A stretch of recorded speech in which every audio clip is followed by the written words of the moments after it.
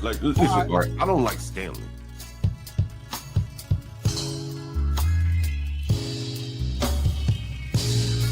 I think the only person I have been was Stanley. And Nate, Stanley doesn't state the obvious, like what the F. He's used talking points. Yes, he does. Yes, he does.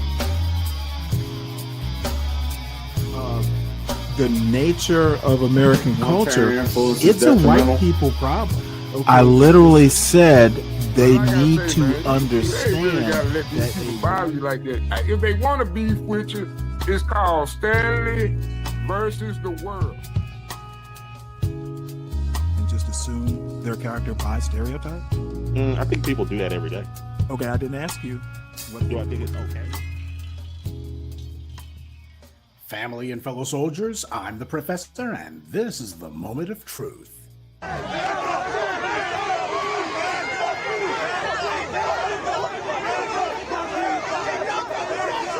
Here we're in Brighton Park in Chicago on 39th and Kedzie. Was a shooting earlier, a nice involved shooting. We want to demand an investigation. They are escalating violence. They are escalating violence in the city. This is not making anyone safer. These raids, you saw that the raids that just did a few days ago, they were innocent people.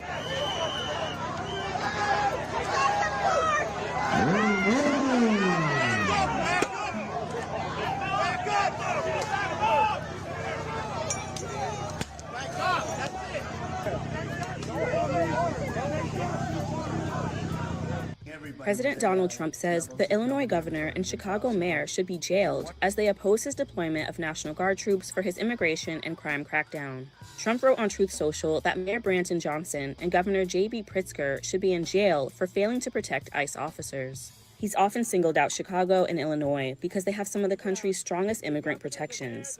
He's also said that the nation's third largest city is a hellhole of crime, even though police statistics show significant drops in most crimes, including homicides. National Guard troops from Texas are positioned outside Chicago, despite a lawsuit by the state and city to block the deployment. The state's governor, one of Trump's fiercest critics, has called the president a wannabe dictator. Let me be clear. Donald Trump is using our service members as political props and as pawns in his illegal effort to militarize our nation's cities. Chicago will not be used as a political prop. Chicago will not be intimidated, and we will not be silent.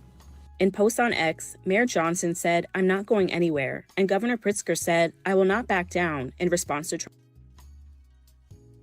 Yeah, there's no denying that the dream has turned into a nightmare, not just for the illegal aliens, but for a number of their backers and supporters.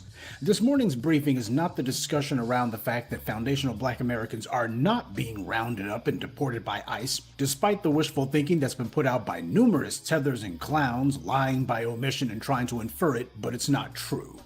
There are no massive protests in the street. All you got are the usual comparative handful of attention seekers pulling stunts at ICE facilities, which are being repelled very easily. Clout chasers are out here trying to get a following, but it's just not working. And speaking of not working, Chicago's mayor, Brandon Johnson's been breaking his neck and twisting himself into knots from the moment that he became mayor to protect illegal aliens, shifting all the city's resources to it and basically telling the Black residents that they don't matter. After all, he feels as if he can hold on to office and indeed make it to higher office without them. Clearly, the end game for people like Brandon Johnson and others has been the expectation that at some point there was going to have to be some sort of mass amnesty that would be granted. That way, all of these illegal aliens that they were trying to cater to and curry the favor of would be converted into a solid voting bloc. At least, that was the expectation, but the orange man's thrown a monkey wrench in the works on that one. But for Brandon Johnson, this has been his constituency, and he hasn't even had the decency to make a secret out of it. Okay, then, I say, since those are the people that he's trying to get the support of, and he thinks that those are the people who matter, let them bail him out. They should be the ones who stick up for him. Yeah, the orange man is already threatening that he's going to be going after Brandon Johnson and Governor Pritzker. And since these guys made it obvious that they were going to be using the illegal aliens basically as their protection, let them do it now. Let's see if these people will lift a finger to protect Brandon Johnson. Will the Hispanic or Asian or African Caribbean immigrants that he thought he was the mayor of do anything to protect him now or stick up for him? Or will they do as they've always done in their home countries and go to the political strongman and try to make a deal with him? See, that's what actually happens in the real world. The black media has been telling you this for 17 plus years now. The reason that the Hispanics in particular broke for Trump was because of their history. Historically, Latin America has had one dictator after the next, one corrupt ruling family after the next, one junta, one coup, one authoritarian regime after the next. They're used to it. And it's the same in Asia and Africa and the Caribbean. They couldn't make the adjustment to a place where we had made it easy and where they had some breathing room so that they could actually join with us to expand that breathing room. They simply couldn't make that transition. Instead, when they came to the U.S., where foundational black Americans had been undermining the kind of authoritarian influences that forced them to flee their home countries, they didn't band together with us because they had never fought the fascists in their own home countries. Instead, they reverted to type and did what they did back home, kowtow to power. As the old saying goes, practice doesn't make perfect. Practice makes permanent. And that's the reason why all of this nonsense that we see people out here performing for the cameras, it's not going to go anywhere, especially not with the very illegal aliens that they think they're doing favors for. The illegals who Brandon Johnson's been trying to do the most for are far more likely to go to Trump and try to cut a deal with him.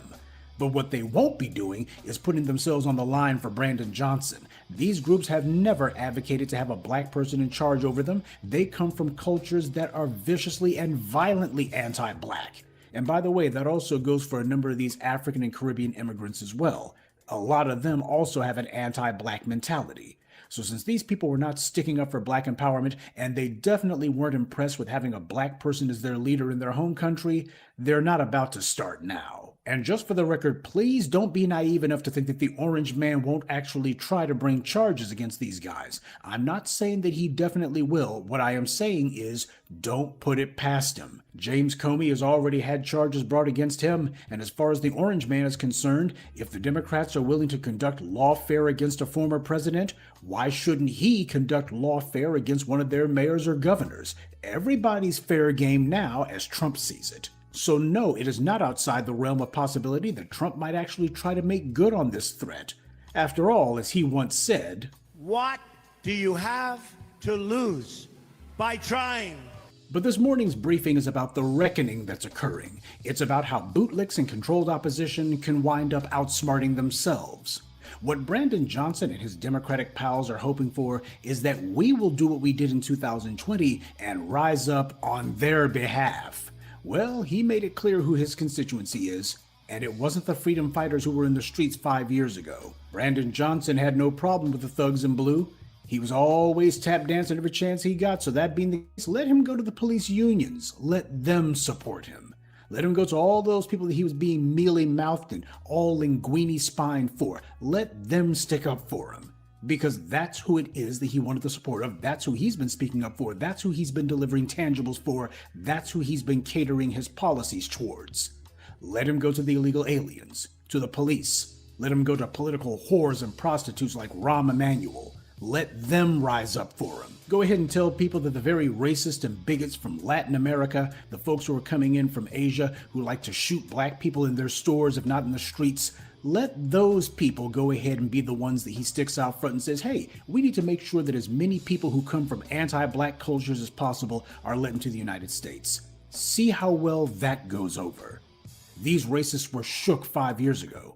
They were so scared the bastards were under siege. Even Donald Trump was surrounded in the White House and scared to come out.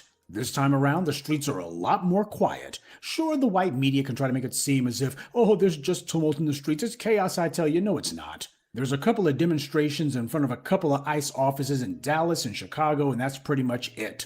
And these so-called demonstrations are not being led by freedom fighters in the streets. It's being led by the usual suspects, the Democrats' would-be insiders, their handful of corrupt preachers and social activists and such, the clowns they got on the payroll, individuals who depend on the DNC for every crumb of their daily bread. That's who they got. A far cry from the masses who had taken to the streets 5 years ago. And you better believe Trump knows it. What's happening right now, this is nothing compared to what was going down in 2020. And the orange man is taking full advantage of this fact. Where was Brandon Johnson at 5 years ago, by the way? Was he siding with the uprising, or was he kissing the hairy racist rump of the Rahm Emanuels and other Democratic influence peddlers that he was trying to get money and support from? We all know the answer, and this is the result. Rahm Emanuel ain't riding to the rescue. Far as Rahm Emanuel's concerned, that's one less Negro that he has to contend with in the future, just in case Brandon Johnson had any delusions that he was going to run for higher office. Rahm Emanuel is only trying to make more room for himself and his psychopathic siblings. He could care less about Brandon Johnson, unless Brandon Johnson's on his knees doing God knows what. The Democrats have no one to blame for their current position but themselves. See, the problem for controlled opposition is not if they lose power. The true danger for them is if they keep it. The entire mission of controlled opposition is to disempower the segment of the population who threaten the dominant society. Controlled opposition are not really in charge, so whether or not they hold office or not is irrelevant. But if they do hold on to office, and the people wise up to the scam, then they're in trouble. Controlled opposition serve the interests of the dominant society, not by enforcing the dominant society's rule, but by making sure that the freedom fighters, the agitators, the downtrodden never organize to the point that they can challenge it. Their job is to tell the oppressed that they need to get behind the controlled opposition, and those guys will make change. Just trust them. Of course, their actual job is to get you to sit on your hands year after year, which inevitably turns into decade after decade and eventually generation after generation, while nothing changes. Even if the controlled opposition are in office, if they accomplish their job of stymieing the forces of justice, then at some point the dominant society no longer needs them anymore. That's what you're seeing. Push comes to shove. The people who the controlled opposition were told you got to keep them in line, well, you sure you can't keep them in line? Well, hell, why do we have to keep you on the payroll anymore?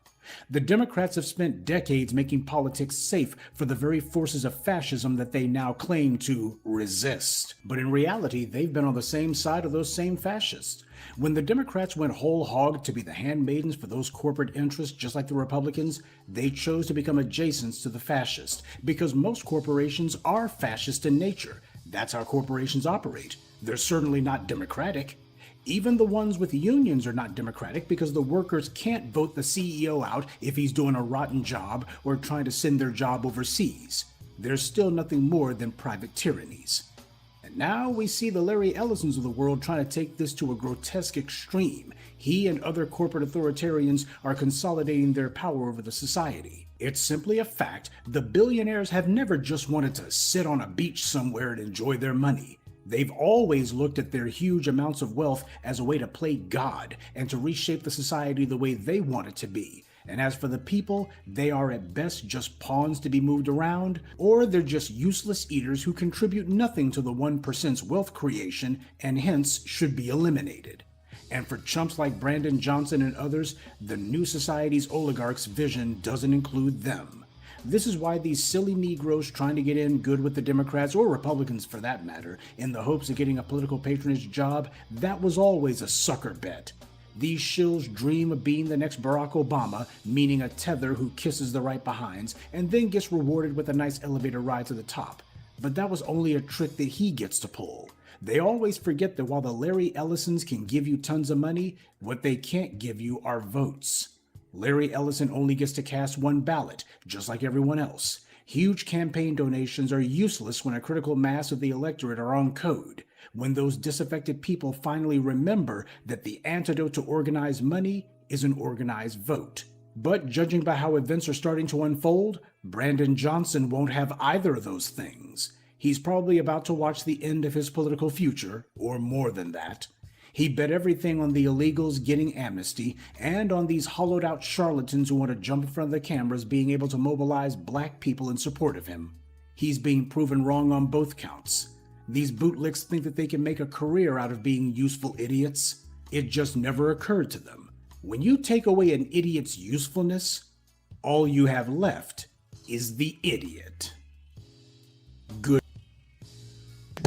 Yeah, good morning, everybody. Welcome to Stanley versus the World. Please make sure you hit the like button. And if you're new to the channel, you're wandering, please make sure that you subscribe to the channel. And if you like it, recommend it out. Also, if you happen to catch the stream after the live, I'm sorry, if you catch the show, a replay of the show after the live, feel free to leave comments. Don't get many of them, but therefore I respond to any I get. This is actually a fascinating video, and every now and again, Professor Black Truth actually presents a complicated argument that's actually worth dissecting. Essentially, what he's saying here is there is no good guy in this scenario. The Democrats, he's absolutely right. The Democrats created this problem. And for some reason or another, Republicans have been shitting on Chicago for decades now. And the people who wind up being mayor of Chicago literally have ignored it. Democrats get into this weird self-righteous mode where they just basically go, Republicans bad, what we're doing is good, and they don't think about what they're doing. Immigration has been a problem for the Democrats ever since Joe Biden first got in office back in 2020, and they had ample opportunities to deal with the problem head on, and they just, for some reason or another, ignored it. I don't know whether they were banking on, hey, MAGA is so bad, nobody's ever going to vote for them, or whether they thought that maybe there'd be some sort of comprehensive immigration reform where everybody got amnesty. When Joe Biden appointed Kamala Harris to be border czar, and she just blew it off for years. She should have taken that bull by the horns, even if she pissed off Democrats. Democrats, Kamala Harris specifically, and Joe Biden as president had ample opportunity to take care of the immigration problem, and they blew it off. I don't know whether they thought they had the moral high ground or just whatever it was, but they just miscalculated by monumental proportions. And the result is basically a wannabe dictator. Donald Trump, I don't even think Donald Trump is a necessary evil, but he took advantage of the Democrats' just devil-may-care attitude and some weak candidates. Democrats made their beds hard for them.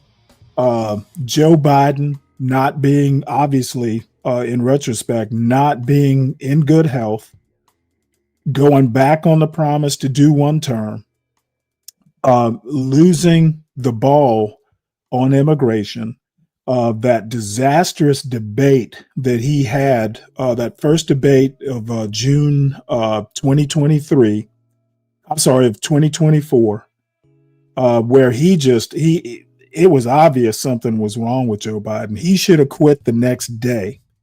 Kamala Harris not being willing to break with some bad policies on Joe Biden's part. They basically allowed MAGA, and MAGA is literally like the worst thing to happen to America in quite some time. But they stepped through the big gaping hole that the Democrats left for them. They're here now. And bottom line, I don't necessarily have I don't necessarily disagree with a lot of Trump's goals. It's his method that sucks. There really is no need for the National Guard. But who's going to stop him? Certainly not the Supreme Court. So it is what it is. And MAGA being what it is and what it's doing to this country, Democrats simply allowed it to happen. They were too soft. They thought they relied on democratic norms, And it was obvious that Democratic norms went out the window in the first Trump administration. And whether this, well, one thing's for sure, we won't be going back to how it was. There's some things I feel that MAGA has broken that can't be put back together again. You know, the silver lining might be what they broke. If Democrats or whoever get back into power, maybe some new stuff can be resurrected or built in place of some of the old stuff that wasn't working. But the bottom line is Chicago in particular has been on the Republicans' hit list for decades, and Democrats just thought, oh, those evil Republicans, they'll never get in power. And surprise, surprise, surprise. Donald Trump is basically finding new and creative ways to get what he wants. And I'm not sure that I disagree with what he's doing in Washington. I think it's overkill. But you know what? Democrats had their chance to deal with this crime for decades. And finally, someone is willing to bend, if not break the law to deal with it. I'm not sure that I'm that upset about it. Now, my only concern is what's happening in Washington, D.C., how do you sustain it? I don't think Donald Trump has thought about the end game. How do you maintain this once the dust settles and you send the guard back home?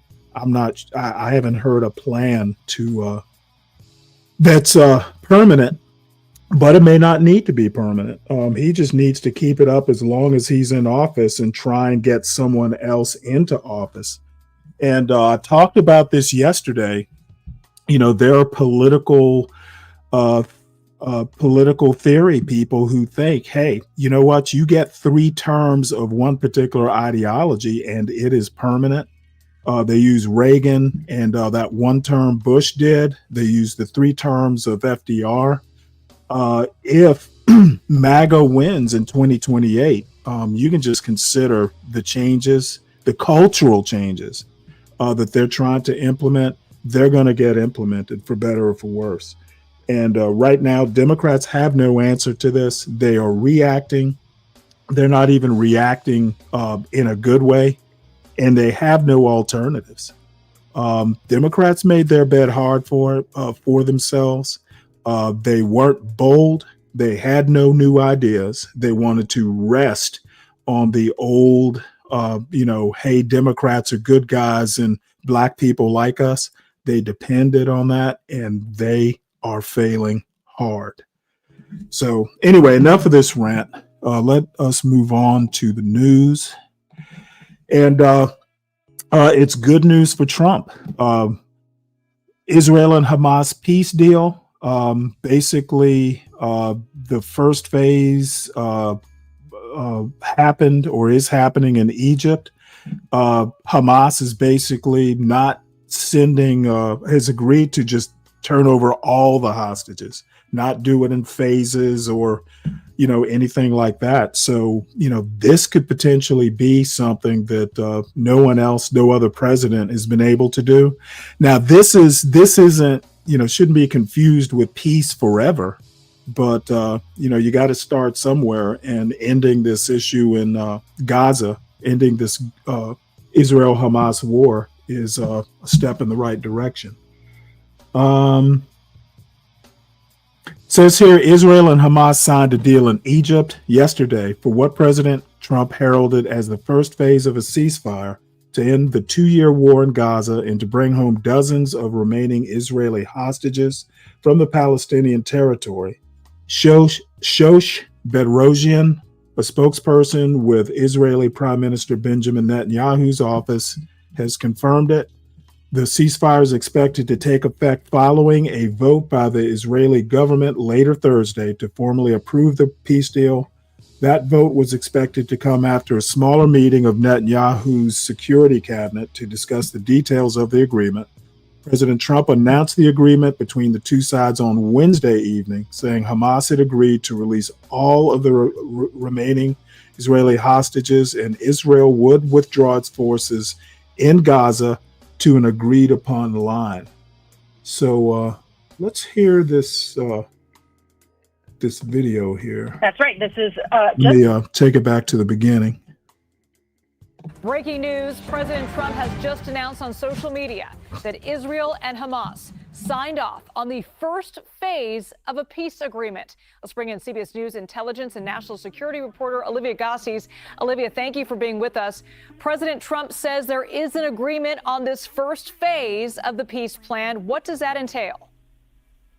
That's right. This was as much of a nail-biter as there ever was. There had been expressions of cautious optimism throughout the day, but it really came together this evening with the president's announcement. I mean, even as of this morning, Secretary of State Marco Rubio was slated to travel for a day to Paris to meet with foreign ministers from the region about governance in post-war Gaza. He told lawmakers instead that he called off that travel because this deal was close and it would require him possibly to travel to the region instead.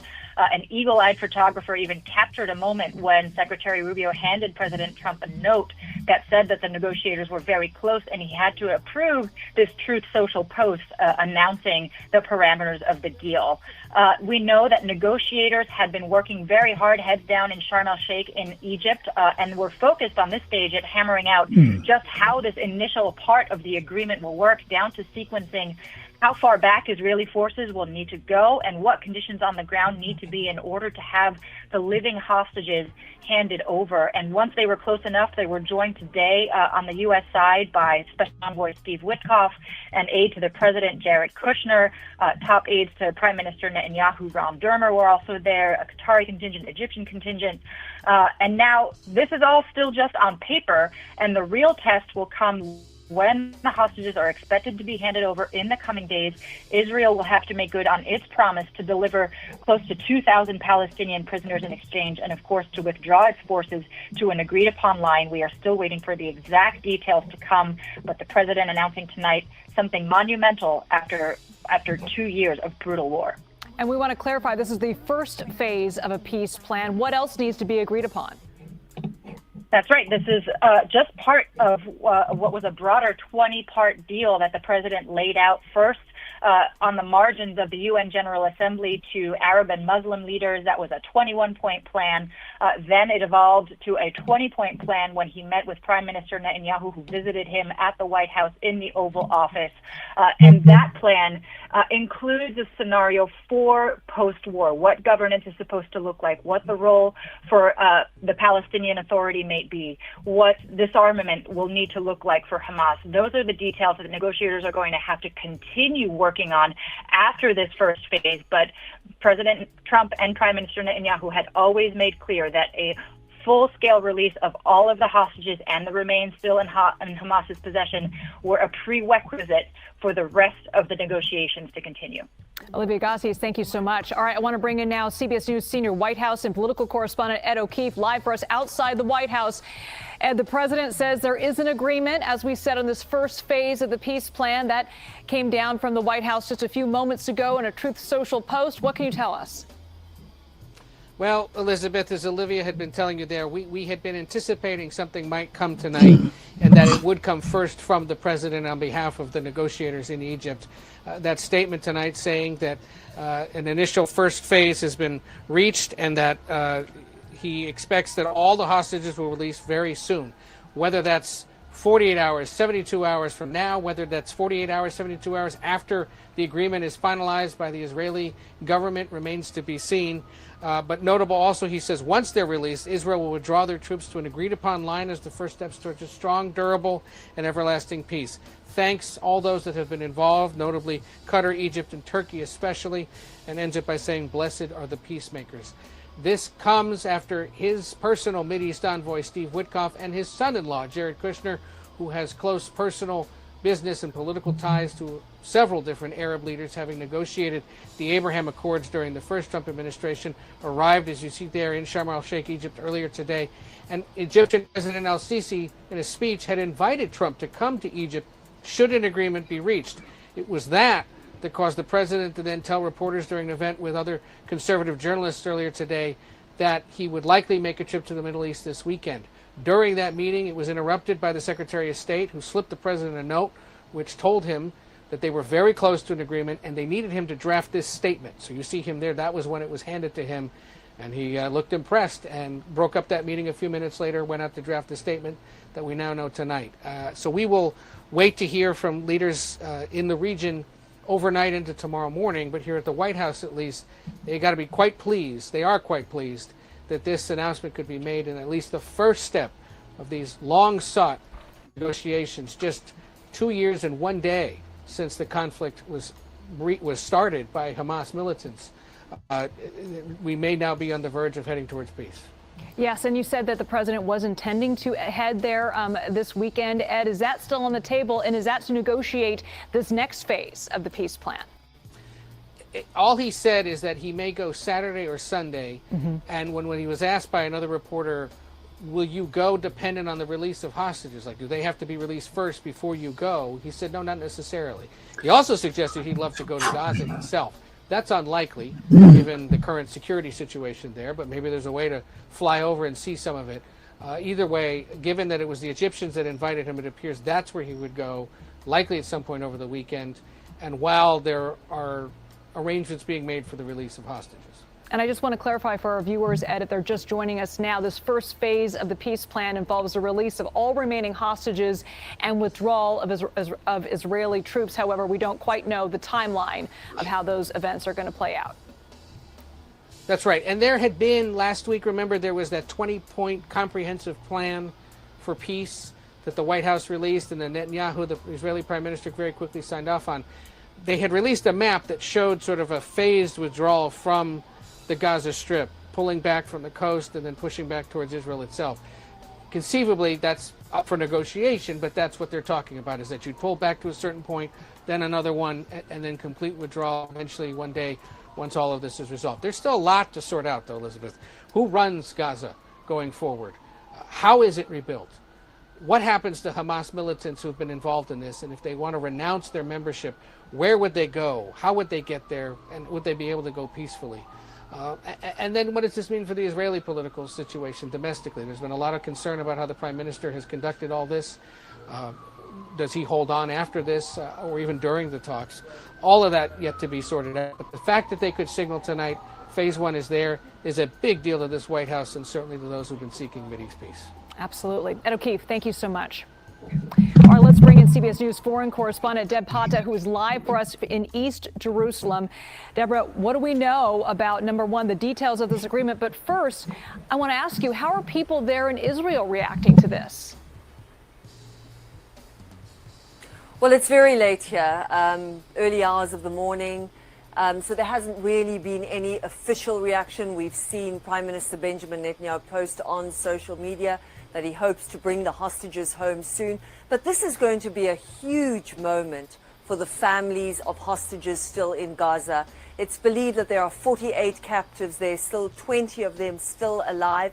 This is the moment they have been longing for. They've been waiting for over 2 years, campaigning day in and day out.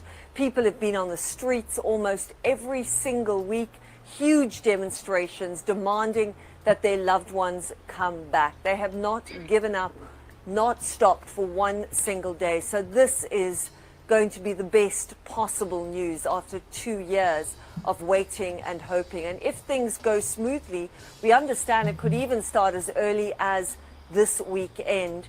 In terms of that original 20-point plan, it seemed that they would come out possibly over 1, 2, or 3 days. But exactly what those details are, those have not been released yet. We do know that Prime Minister Benjamin Netanyahu will convene a security meeting of his cabinet to discuss and approve this plan and to make sure it goes forward. So that's certainly from the Israeli side. This will be good news. And obviously in Gaza, people have been waiting for this war to end. It's a punishing war.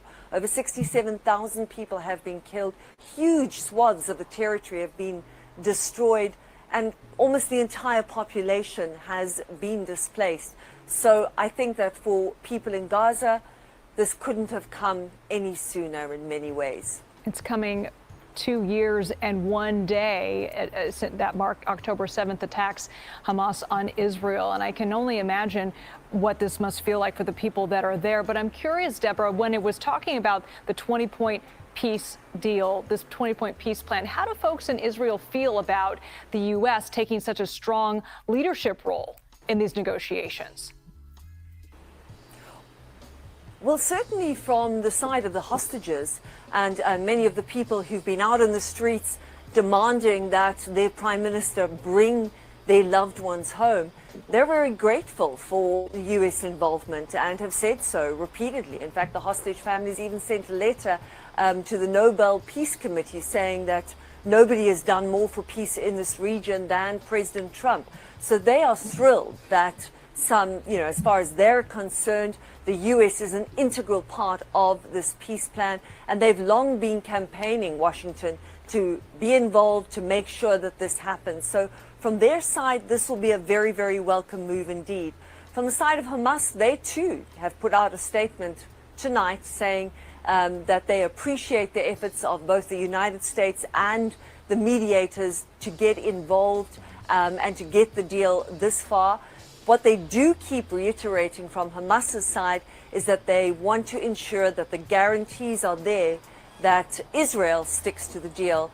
For Hamas, this means that Palestinian prisoners will be released, that there'll be a staged Israeli withdrawal. What that will look like, we don't actually know, but we know at one point they were demanding that that withdrawal should happen as the prisoners are being released. Whether that's the case, we don't know. And of course, then there's those sticking points: disarmament, their potential exile from Gaza. Is that going to happen? And have those details been worked out? That is not clear. So there's still a long way to go.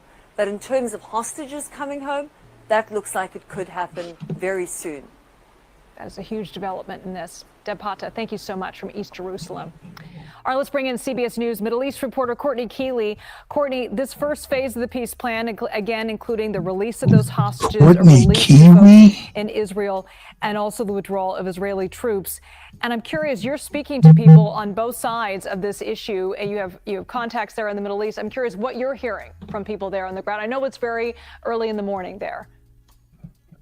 Yes, it's very early in Gaza, it's very early in Israel and Jerusalem, but this is a peace deal that people almost dared not believe could happen. Now, we were commemorating October 7th yesterday, and the first thing that I got on October 7th was a message from a family in Gaza that said, "We're entering the third year of war. God help us." And now we're seeing President Trump say, "Blessed are the peacemakers." And the peacemakers, the negotiators in Egypt gave him his due.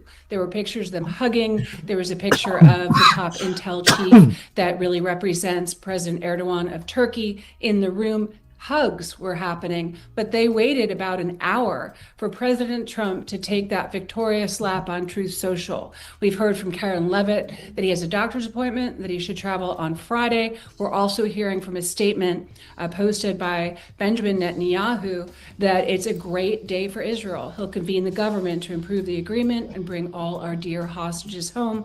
He thanked the historic soldiers of the IDF and those whose courage and sacrifice had gotten them to this day. Now, Hamas was decimated. All their top leaders were taken out. The more of the external forces in Qatar were at Khalil al-Hayya, the top negotiator, was in Egypt. But we saw the Qatari prime minister. We saw the top spokesperson and the person closest to President Erdogan. We saw all these people in the room coming together. And when President Trump thanks Arab and Muslim leaders, it's sincere. He started this in his administration by making that trip to Saudi and the UAE and Qatar. It continued recently with that security agreement with Qatar. The Arab and Muslim populations and the Arab and Muslim leaders want the Palestinians to see relief. They want to see this peace. It works for everyone. It's in their self-interest. And now that Hamas really is just a small group of militants left on the ground, young men taking up arms, we'll have to see how they disarm all of these people in Gaza. There's a complete breakdown of rule of law. That will be important. Every step will be important. but you see agreement.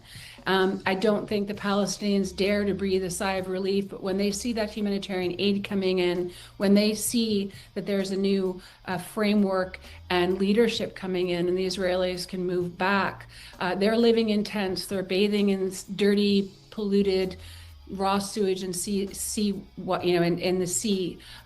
They're having all sorts of medical issues. So it's going to have to be almost triage going in there with humanitarian groups. And there was mention that President Trump wants to go to Gaza.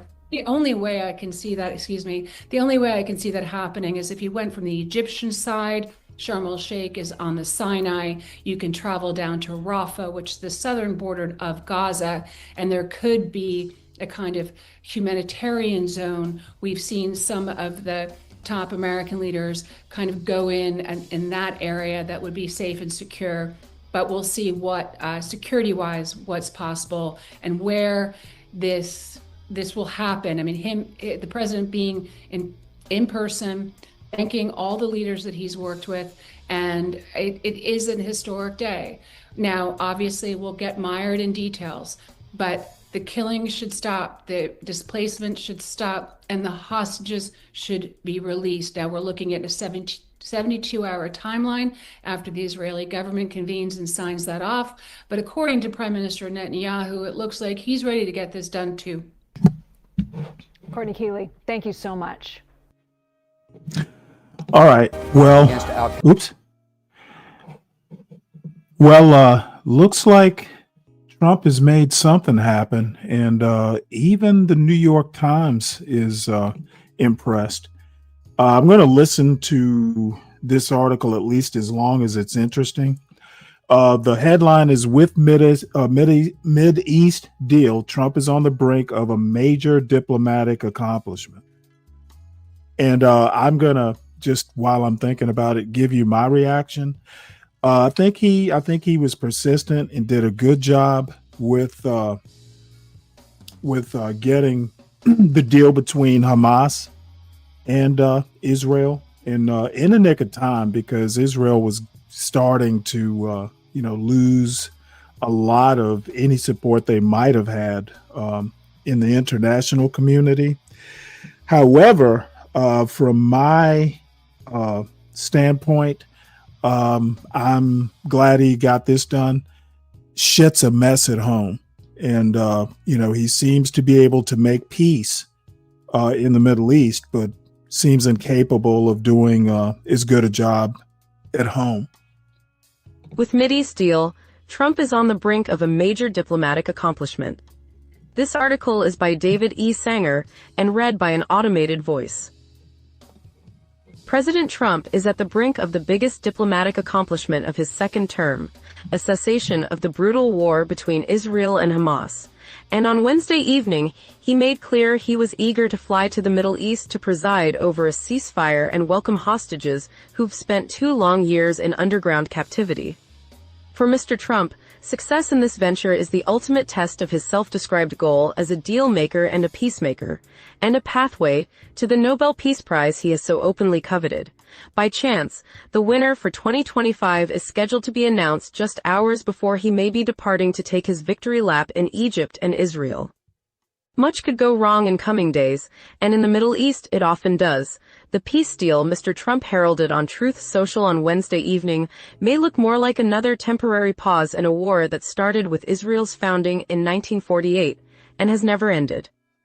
But if Mr. Trump can hold this deal together, if Hamas gives up its last 20 living hostages this weekend, and with them its negotiating leverage, that would be an extraordinary step toward the kind of peace plan Mr. Trump and his predecessor, Joseph R. Biden Jr., have pressed to accomplish, despite many diversions down dark holes.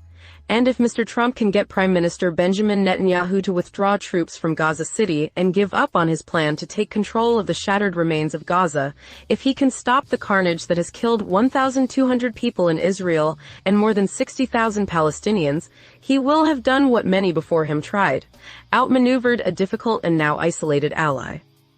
The ceasefire and hostage release, if it happens, only came to fruition because of Trump's willingness to pressure Prime Minister Netanyahu. said Aaron David Miller of the Carnegie Endowment for International Peace, who has often been critical of Mr. Trump's starts and stops in the Mideast. No president, Republican or Democrat, has ever come down harder on an Israeli prime minister on issues so critically important to his politics or his country's security interests. Mr. Trump knows that by far the best international accomplishment of his first term was the Abraham Accords, which normalized relations between Israel and the United Arab Emirates and Bahrain, the first Arab states to recognize Israel in a quarter of a century. Sudan and Morocco joined later. It was the fear that Saudi Arabia, home to many of the holiest sites in the Muslim faith, was on the verge of joining those accords that helped drive Hamas to the horror of the October 7, 2023 attack. But in many ways, stopping the carnage of this war, which destroyed Hamas's leadership, 90% of the homes in Gaza, and ultimately tore at Israel's global standing, is an even bigger accomplishment. Israel's ferocious reaction to the attack, the worst against Jews since the Holocaust, left the country in an unusual place, more powerful than ever, and also more isolated.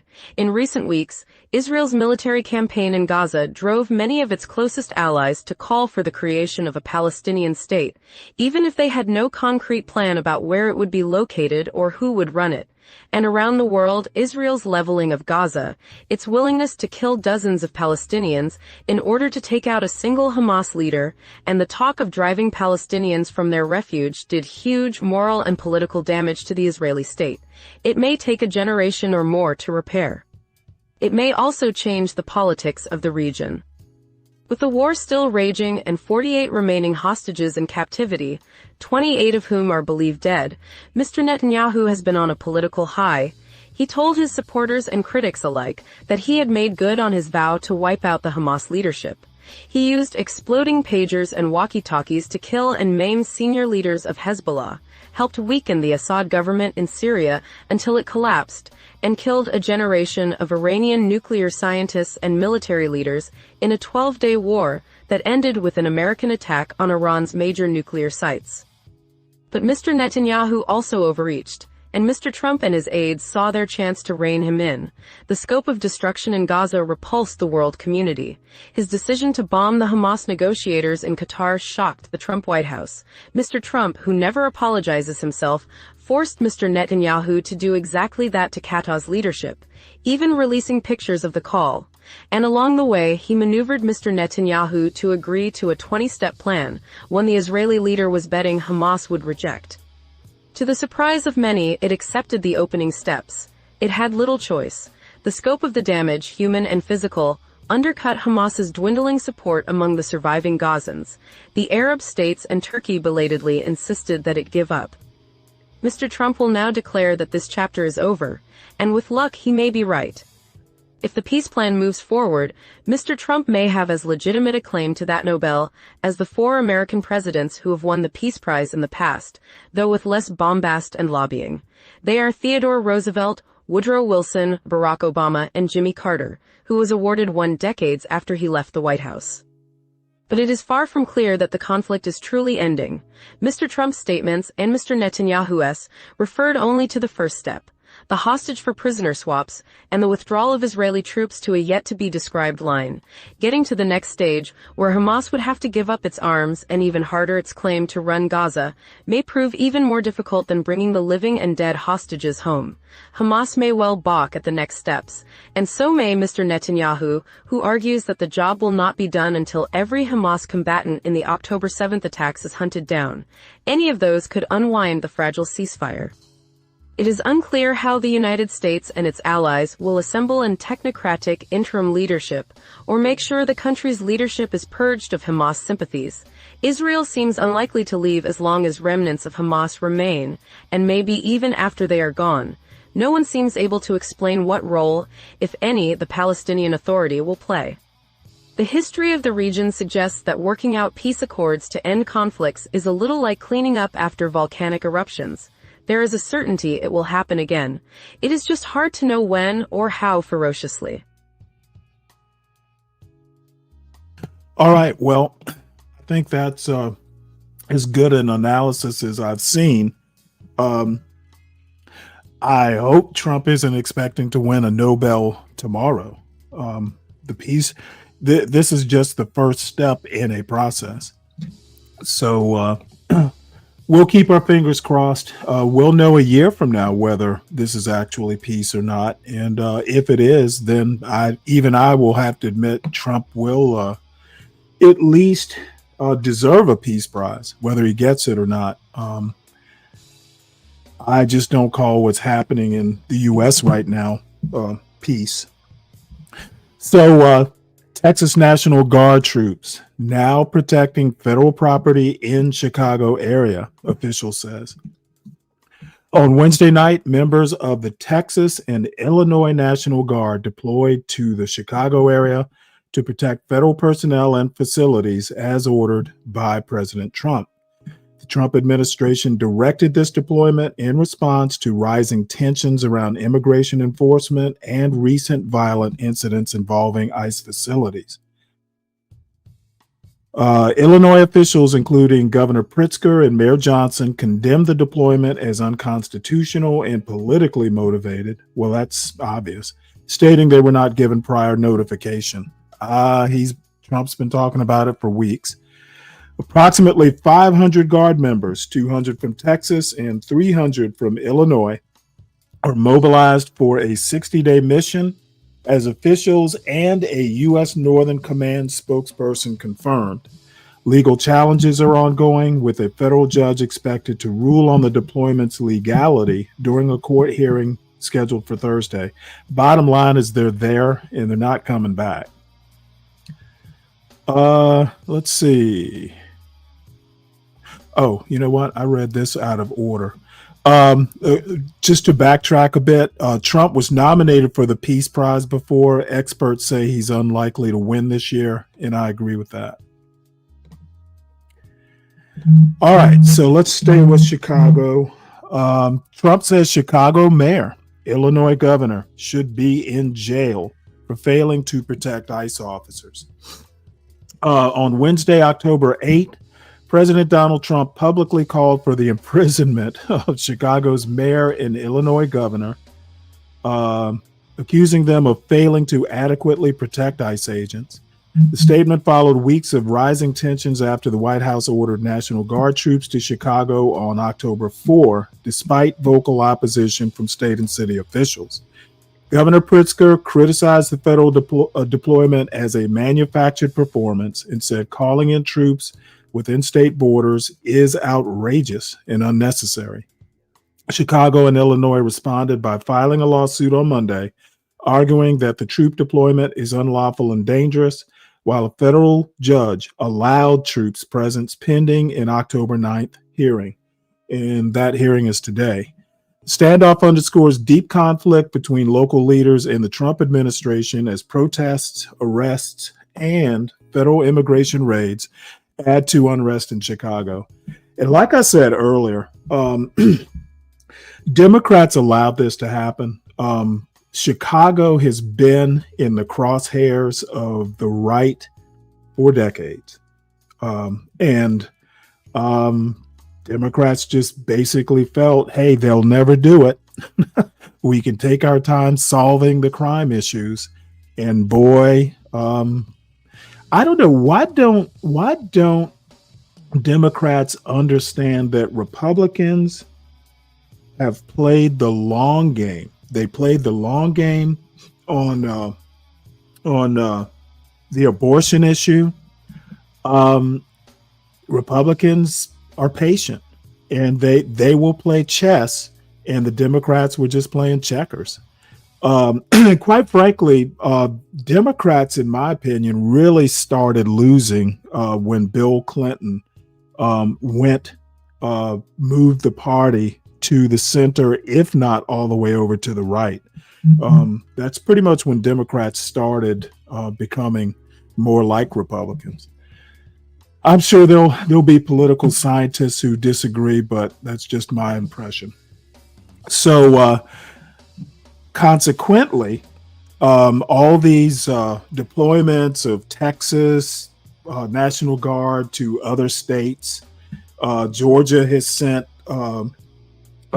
guardsmen to DC, basically the Republican states are joining President Trump in basically tweaking the nose of the libs. And Texas blue state deployments shred relations between governors. State leaders have prided themselves on finding bipartisan consensus, but President Trump's deployment of National Guard troops from Texas to Illinois has ripped the veneer off that image. Yeah, Donald Trump is just sowing seeds of discord. He's sowing the seeds deep. Texas's blue state deployments shred relations between governors. This article is by J. David Goodman and read by an automated voice.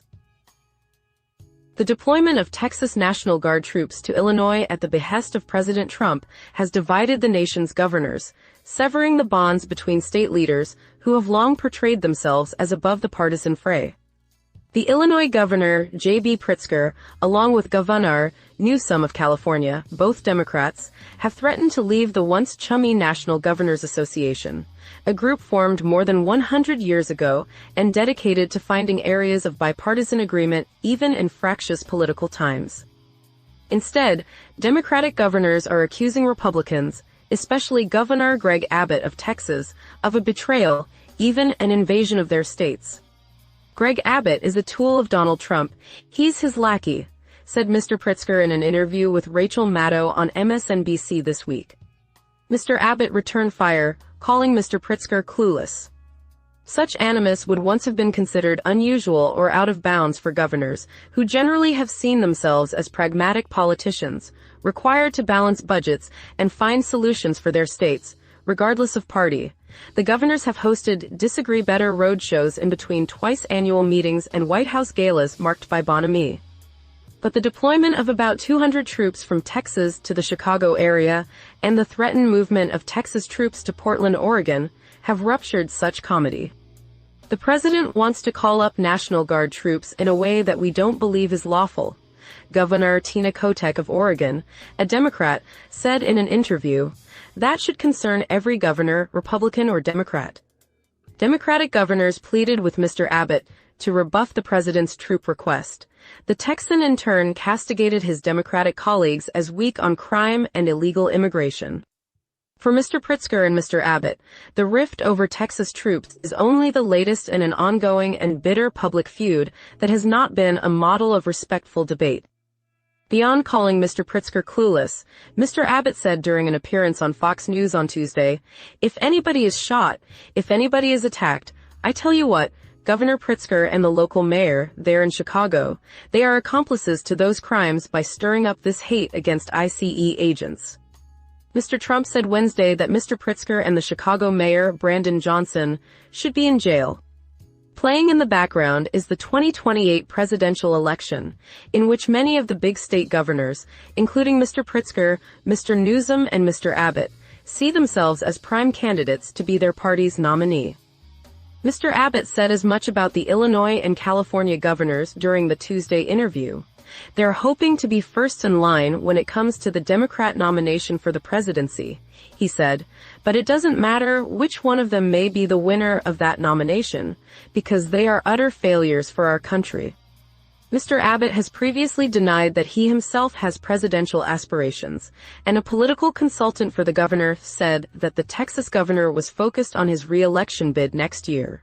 But politics are always present. Mr. Abbott's campaign sent an email on Wednesday soliciting support and an email and phone number for the deployment. While other states turn their backs on President Trump, elite members of the Texas National Guard are stepping in, the email read. Some bipartisanship still exists, with former governors. More than 24 of them filed a motion on Wednesday afternoon requesting permission to enter a legal brief objecting to the Texas Guard mobilization in Illinois. Among the Republicans were William Weld of Massachusetts, Bill Graves of Kansas, Arne Carlson of Minnesota, Mark Rassicot of Montana, and Christy Whitman of New Jersey. The president's assertion of authority to deploy military troops on domestic soil based on his unreviewable discretion, and without the cooperation and coordination of state authorities, threatens to upset the delicate balance of state and federal authority that underlies our constitutional order, more than 24 former governors wrote. All of this has put severe strains on the National Governors Association, which since 1908 has sought to create a space for socializing and negotiations between Republican and Democratic states. The association has so far been silent on the brewing clash between governors and the threats by Mr. Pritzker and Mr. Newsom to quit. Messages and emails to several representatives of the association were not returned. Government Laura Kelly of Kansas, the chairwoman of the Democratic Governors Association, called the National Guard deployments across state lines ordered by the president a blatant abuse of power and an attack on state sovereignty. But the current chairman of the National Governors Association, Governor Kevin Stitt of Oklahoma, a Republican, has not commented publicly.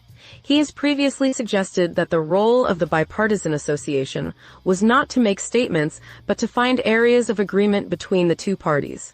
The Republican Governors Association has also not weighed in. The NGA is to bring people together, and I don't think America wants people to take their ball and go home, Mr. Stitt said last month, referring to the departure from the association of Governor Gretchen Whitmer of Michigan, a Democrat, earlier this year. She cited a lack of bipartisanship as her reason for leaving the group.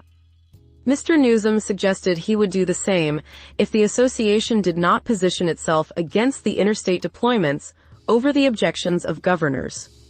If the National Governors Association cannot stand against states literally invading one another, count me out, he wrote on social media. The California Governor's Office later responded to a social media posting from Mr. Abbott, which suggested Democratic governors were mad at Mr. Trump for trying to do something about crime in their cities, with a litany of statistics about the high crime in Texas cities. In recent years, the group has tried to show the country how to disagree better, putting out videos in which governors of different parties demonstrate to voters how to air political conflicts face to face, rather than to retreat to separate partisan corners. Instead, this week, the disagreements got worse, after Mr. Abbott agreed to send his troops north. The idea of disagree better, spearheaded by Governor Spencer Cox of Utah, a Republican, when he was chair of the organization, was to have governors model productive debate for people around the county in order to try to turn down the political temperature and lessen the nation's polarization. The effort appeared to be effective, said Rob Willer, a Stanford University professor and advisor to the initiative who studied its impact. We found that when we showed that to even far left and far right Democrats and Republicans, that they were impressed, he said, and on average tended to view the governors more positively. Now, Dr. Willer said, by fighting aggressively in public, the governors may be worsening already heightened political tension. Cues from party leaders are a major factor that influences Americans' levels of toxic polarization, he said. A spokesman for Mr. Cox did not respond to a request for an interview with the governor. Tension between Mr. Abbott and Mr. Pritzker has been growing over the last few years as each has found ways to insert himself into the affairs of the other state. From 2022 to 2024, the Texas governor sent more than 36,000 migrants from the border to Chicago, part of his aggressive effort to target Democratic cities that had held themselves out as sanctuaries for undocumented immigrants. Then this summer, Mr. Pritzker welcomed dozens of Democratic lawmakers from Texas who left the state in order to thwart a Republican effort to redraw the state's congressional districts, which was pushed by Mr. Trump and enthusiastically supported by Mr. Abbott. The two state leaders traded frequent barbs during the 2 weeks that the Texas Democrats were holed up in a hotel outside of Chicago. Anna Griffin contributed reporting. Yeah, well, just a quick note. Both deployments into Portland and Chicago are currently in two different courtrooms. So there's still litigation ongoing. Specifically, the Texas National Guard deployment to Chicago, and then the overall deployment of troops to Portland, Oregon. So stay tuned, folks. It's not over yet. So we're going to shift gears, and I find this actually, I wonder, basically, because of the government shutdown, we're not going to get unemployment numbers or employment numbers or any of the usual economic data from the government that we get monthly and or quarterly. So this article, the government isn't releasing economic data. Private firms are stepping in. I kind of wonder if this might not be fortuitous. All of a sudden, specifically because of Trump, economic data that doesn't agree with his personal assessment of the economy, kind of like voting. Donald Trump is really good at sowing seeds of doubt in numbers or voting or several different things that traditionally were above critique or criticism. I wonder if it might not be a good thing to have private firms assessing the economy or putting more emphasis instead of the government data. You would think government data would be nonpartisan, but I don't think that's even possible anymore. So we'll listen to a little bit of this, but this might not be a bad idea just to have private firms do it. Now, the problem with that is obvious. Information can be bought, companies can be bribed. Having the private sector do it, presents problems of its own, but why not? Welcome to the Unreliable AI Hotline. We've got IT on the line with their thought AI. they'd stop with The these tools from ads. Red Hat give you control over how your Listening to the government isn't releasing economic data. Private firms are stepping in. A news story written by Abha Patarai and David J. Lynch and read by an AI-generated voice. With the government closed and official data collection on hold, economists on Wall Street and beyond are scrambling to find new sources of information, or any clues really, on what might be happening in the economy. They're looking at paychecks, credit card expenditures, restaurant reservations, Broadway show bookings, and even Statue of Liberty visitor numbers. With so much of the economy in flux, anything might help, said Torsten Slock, chief economist at Apollo Global Management. We're suddenly opening up new spreadsheets, looking at data we don't usually turn to, Slock said. Some of these indicators are really on the fringe, so we're having to do different translations. What does this data mean? What might it tell us about the economy? The government shutdown, now in its second week, comes at a critical time for the economy. Although most measures point to steady growth, the job market appears to be slowing. Hiring has stalled, and more Americans are unemployed for longer. There's growing concern that further declines could quickly drag down spending and investments, leading to broader economic trouble. But without key federal figures, including data on job creation and inflation, it's become increasingly difficult to gauge the state of the economy. The Federal Reserve is in a particularly tough spot as it tries to suss out any slowdown in the job market and tariff-driven inflation, so it can adjust interest rates accordingly at its meeting in late October. Even before the shutdown, government data had been under fire. President Donald Trump ousted the head of the Bureau of Labor Statistics, which assembles many key government indicators, in early August over what he called data manipulation in a weak jobs report, without offering evidence.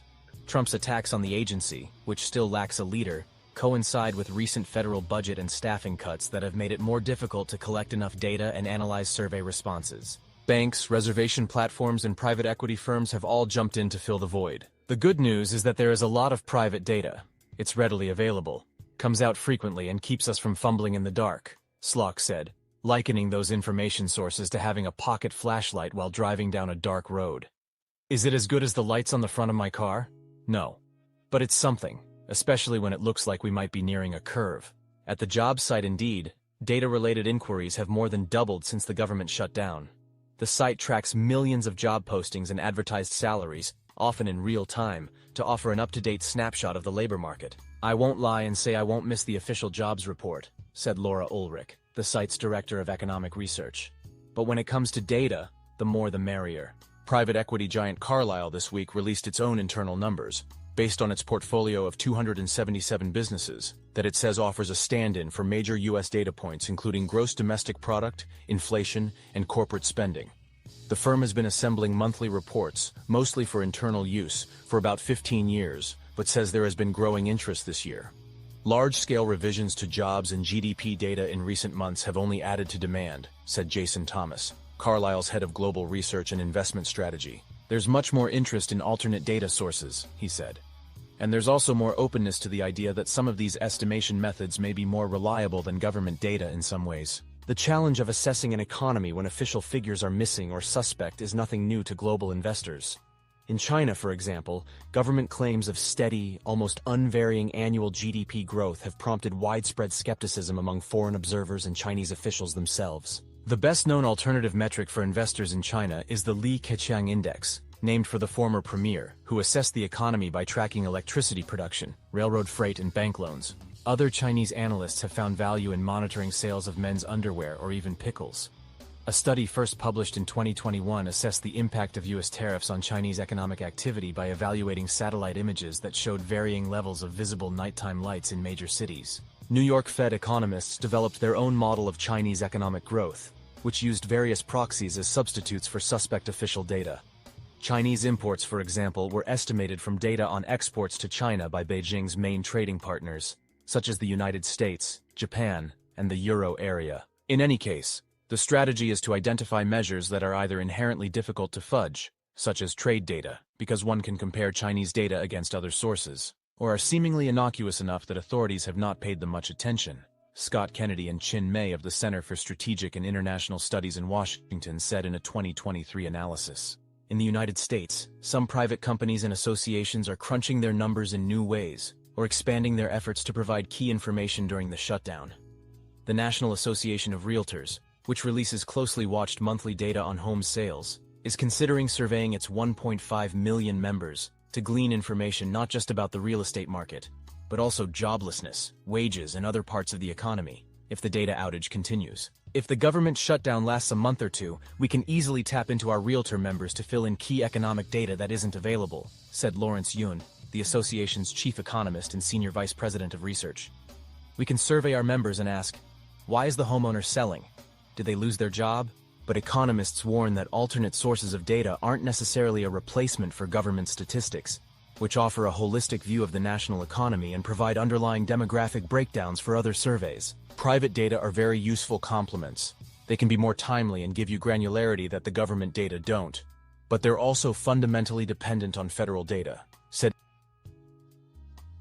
You know, I wonder, CK, if you're still out there, we have so many people who do different types of trading. I'm curious to know if any folks out there like CK who trade occasionally or daily, do any of you all ever look at any of these other sources of economic data? Went through looking through the article, and other than Indeed.com, they didn't really list any of the other sources, but I would definitely be interested to know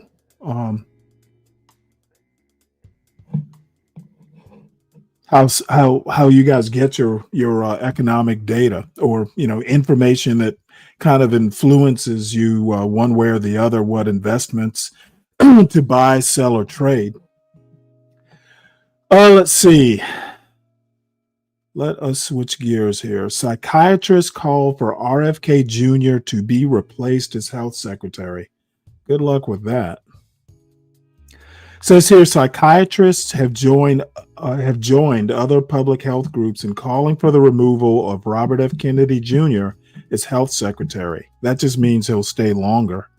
Two psychiatry organizations, the Southern California Psychiatry Society and the recently formed Grassroots Committee to Protect Public Mental Health, have released statements saying that the actions of the leader of the Department of Health and Human Services have increased stigma, instilled fear, and hurt access to mental health and addiction care. As physicians committed to evidence-based care, we are alarmed by the direction of HHS Undersecretary Robert F. Kennedy Jr., the Committee to Protect Public Mental Health said in a statement. The HHS, Health and Human Services, responds. Secretary Kennedy remains firmly committed to delivering on President Trump's promise to make America healthy again by dismantling the failed status quo, restoring public trust in health institutions, and ensuring the transparency, accountability, and decision-making power the American people voted for. Emily Hilliard, a spokesperson for the Federal Health Department, wrote to NPR in an email. Yeah, we definitely do not want to give MAGA a third term. Let's see, what are you saying here? Forex? Let's see. All I do is look at this for news, calendar, and red folders are the important. This is interesting. Let's have a look at it. Thanks, CK. Forex Factory. Okay. Yeah, okay. Thanks, CK. I'm gonna take this and at some point today or tomorrow, shit, I might even do a show on it Saturday. This might be we'll dissect this and see what we got here. See, folks, when you ask your folks, your producers, your bedrock friends will help you out. So salute to CKJ3. Let me save this link and we'll get back to the news. All right. So let's see what else we got here. I think I talked about this yesterday. More FBI agents fired. Apparently, a while back, the FBI wiretapped or got access to the phones of 8 GOP senators. Pam Bondi. It was brought up in that Pam Bondi hearing day before yesterday.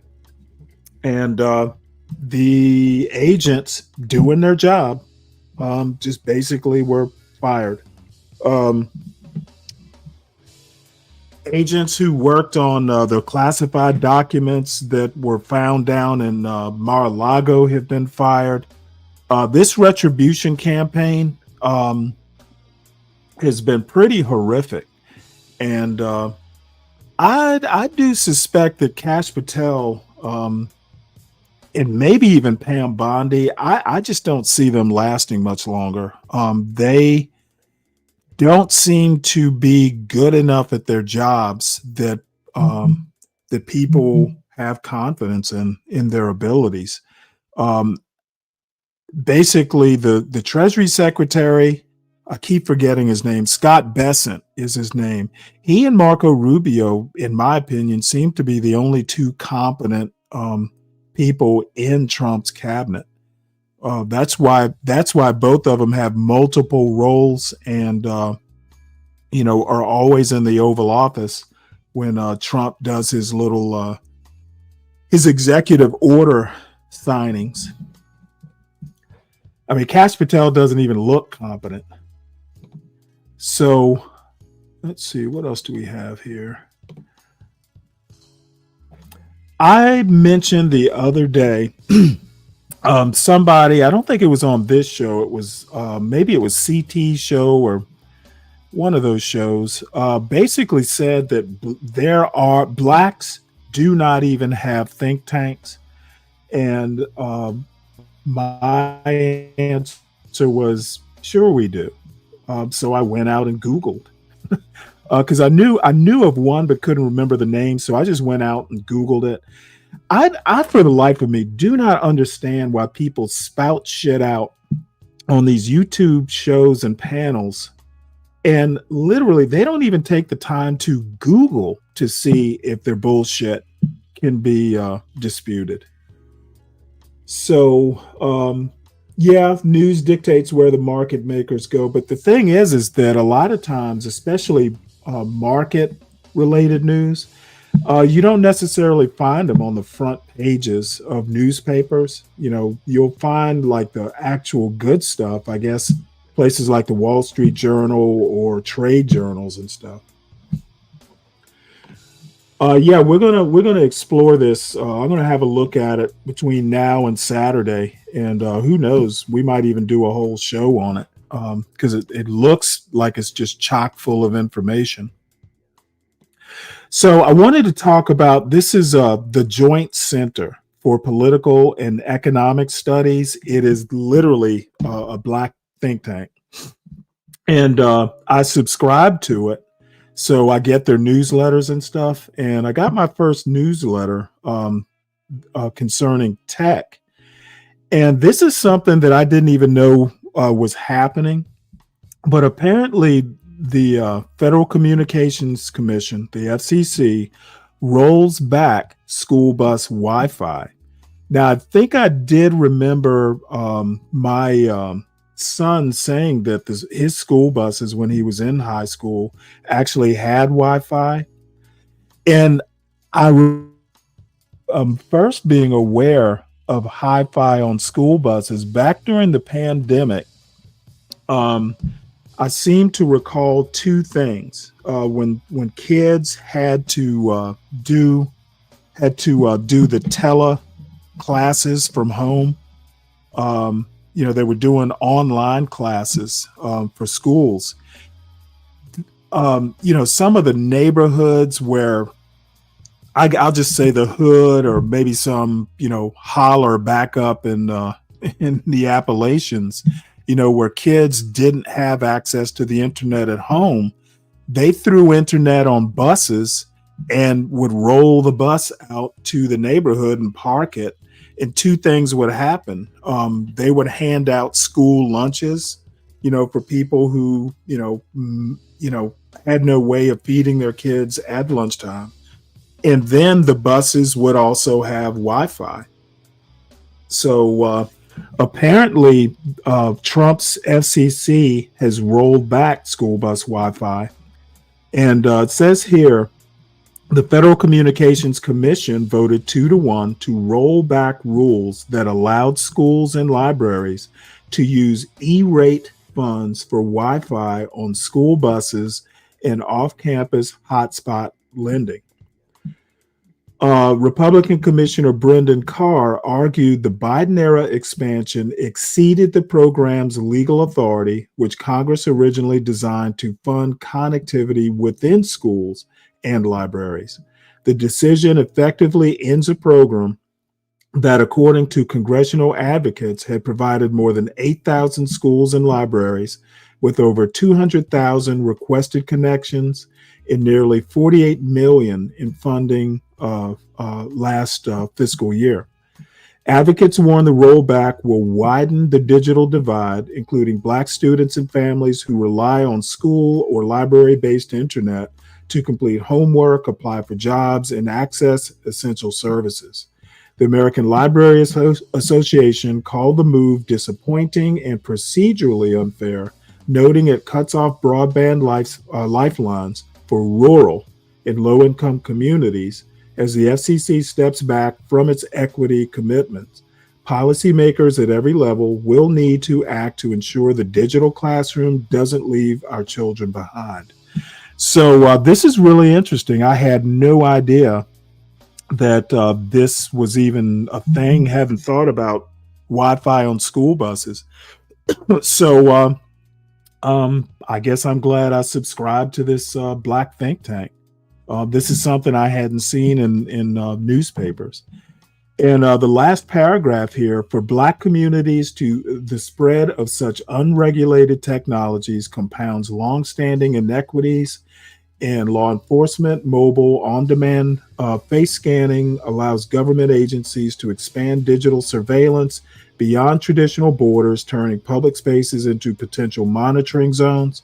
Without transparency, accuracy standards, or accountability measures, these systems risk normalizing the constant tracking of Black bodies under the guise of security. The senator's demand to end mobile fortify represents a broader call for oversight and restraint, before new technologies reinforce some racial biases they claim to make more efficient. So that was kind of the negative argument against having Wi-Fi on school buses. There's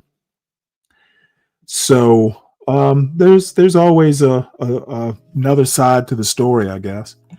You know, on one hand, it gives low-income areas access to internet. On the other side, hey, having the internet just invades privacy. So I thought that was pretty interesting. And let's see, what do we have here? This is an article from The Atlantic talking about Trump. And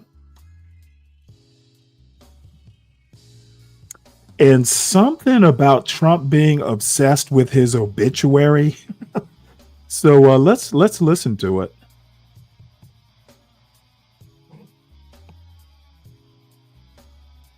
If the secret to understanding a strong man is to identify his greatest weakness, one place to start with Donald Trump is his obsession with his own eventual obituaries. Trump knows that they will mention his history-making presidencies, his ostentatious wealth, and his unusual charisma, but he also is aware that when he dies, people will remember his conviction on 34 felony counts, and that there is nothing he can do about it. Even now, White House officials have told me Trump rages about how his guilty verdict is sure to be mentioned way up high in his obituaries. Trump's fixation on all of this leapt to mind today when I heard that he'd called for the arrests of the governor of Illinois and the mayor of Chicago, not just because it explains Trump's psychology, but also because this obsession is one of the driving motivations of his revenge crusade, which is now escalating dramatically. It bears pausing on the starkness of these facts. The President of the United States today demanded the jailing of 2 elected officials who belong to the opposing political party. Trump did not offer evidence that Governor J.B. Pritzker and Mayor Brandon Johnson had committed a crime, nor did he even suggest what charge either man would face, though the outburst presumably stemmed from their opposition to Trump sending the National Guard to Chicago to protect IC officers. Read, Portland's war zone is like Burning Man for the terminally online. This, of course, is hardly the first time Trump has urged the incarceration of his political foes. This is the man who led lock her up chants at his rallies, after all. But what makes this moment so significant is what happened a short time later in a courtroom just outside Washington, D.C. There, former FBI Director James Comey was arraigned on charges of making false statements to Congress. Trump's threats are no longer bluster. The guardrails of his first term are gone. He is instead surrounded by enablers, including a pliant attorney general. The federal government is taking legal action against those whom Trump wants punished. Retribution is here. White House aides scoffed to reporters in the first months of this administration that the talk of vengeance was an overblown media creation, and that Trump was instead focusing on matters such as tariffs and resolving global conflicts. They acknowledged that during a signature campaign speech, Trump had flat out declared, "I am your retribution," promising his supporters that he'd strike back at those in power who they believed had oppressed them or curtailed their freedoms.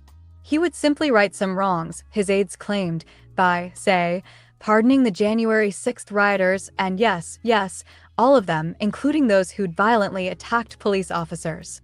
Even as those around him, led by his aide Stephen Miller and others using Project 2025 as a playbook, began to challenge powerful institutions, such as law firms and universities, that they believed had long worked against conservatives.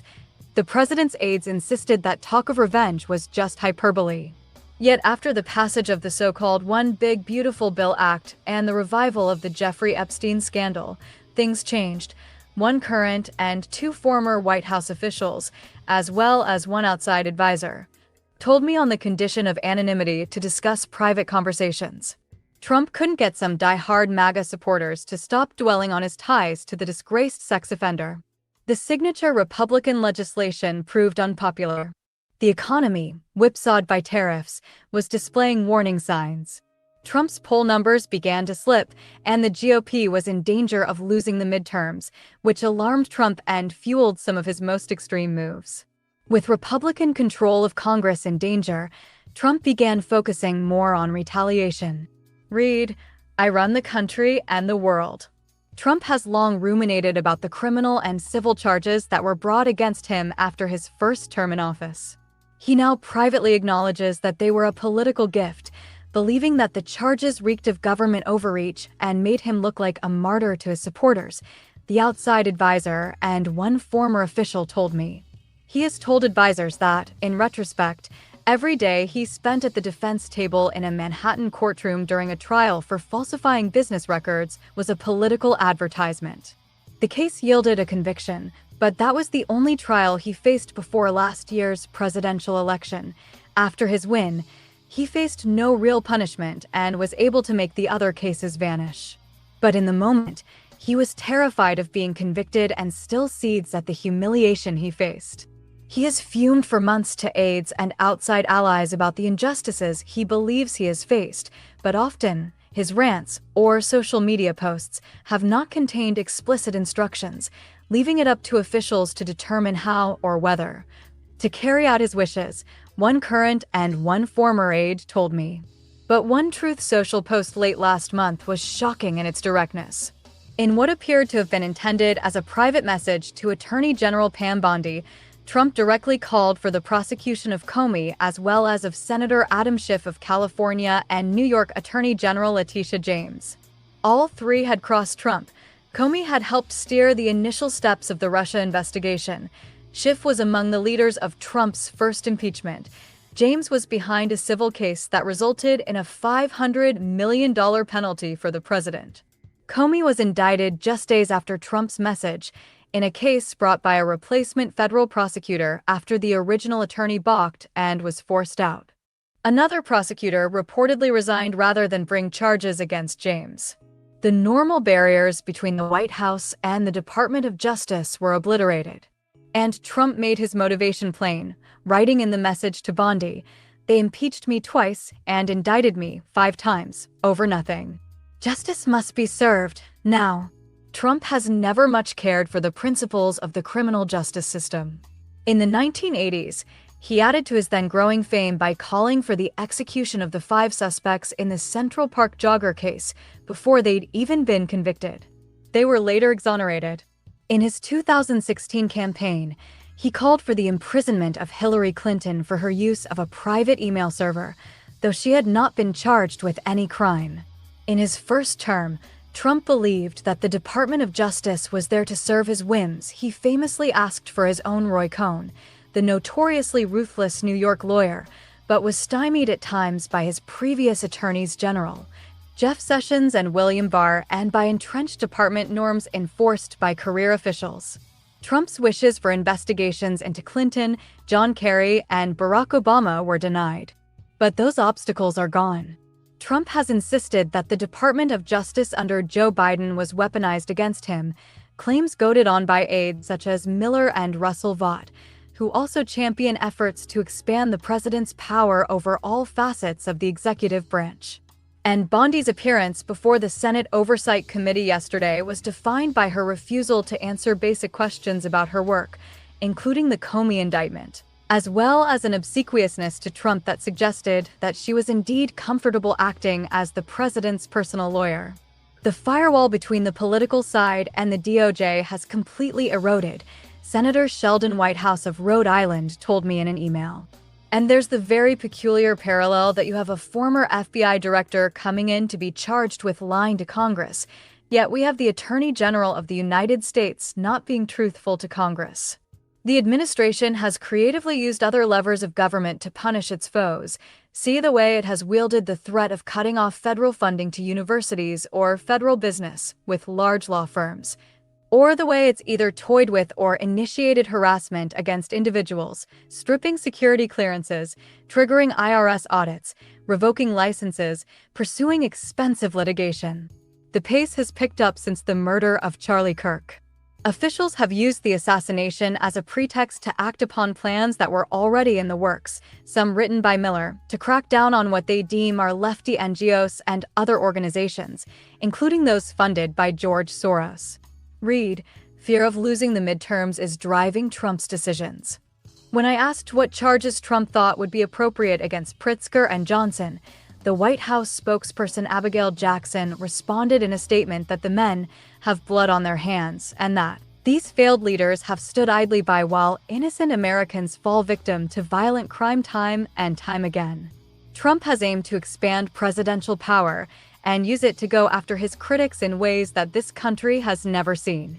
He stripped away Kamala Harris's security detail. The Department of Justice is investigating the former CIA director turned Trump critic John Brennan, and the Federal Communications Commission threatened Jimmy Kimmel. In some cases, he wants to inflict on others the charges he himself faced. John Bolton, the president's former national security advisor, had his home raided by FBI agents as part of a classified materials probe, and Lisa Cook, a Federal Reserve governor, has been accused of mortgage fraud. Trump was previously accused of mishandling classified materials and falsifying property records. Those close to Trump no longer downplay the possibility of the retribution campaign widening further. And the president himself, following Comey's indictment, indicated that his personal vengeance tour is only getting started. They weaponized the Justice Department like nobody in history, Trump said. What they've done is terrible, and so I hope, frankly, I hope there are others. You can't let this happen to a country.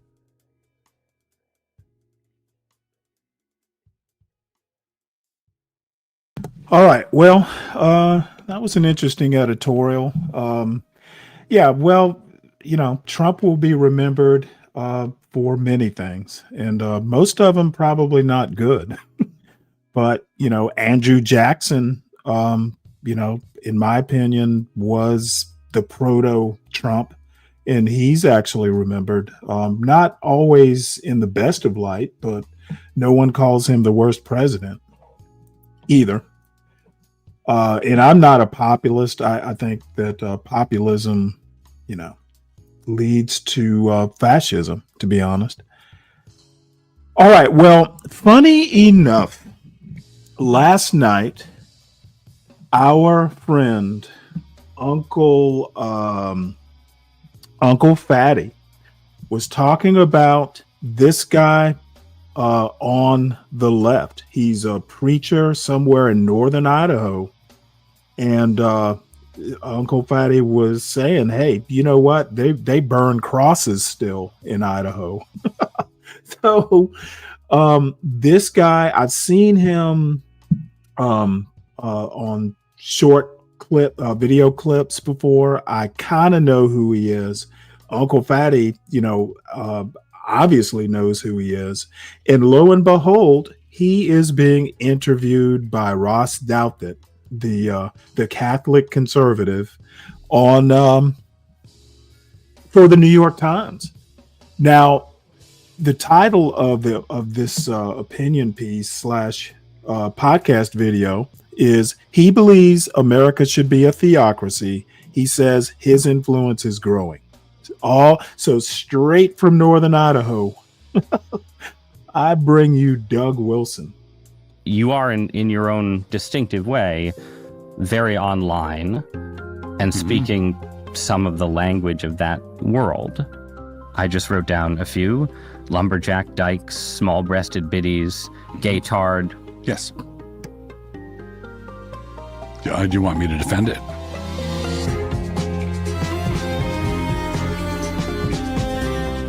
Evangelical pastor Douglas Wilson doesn't seem to mind if you call him a theocrat. I like to see the nation be a Christian nation. I like to see the world be a Christian world. He wants a society that acknowledges Jesus' authority.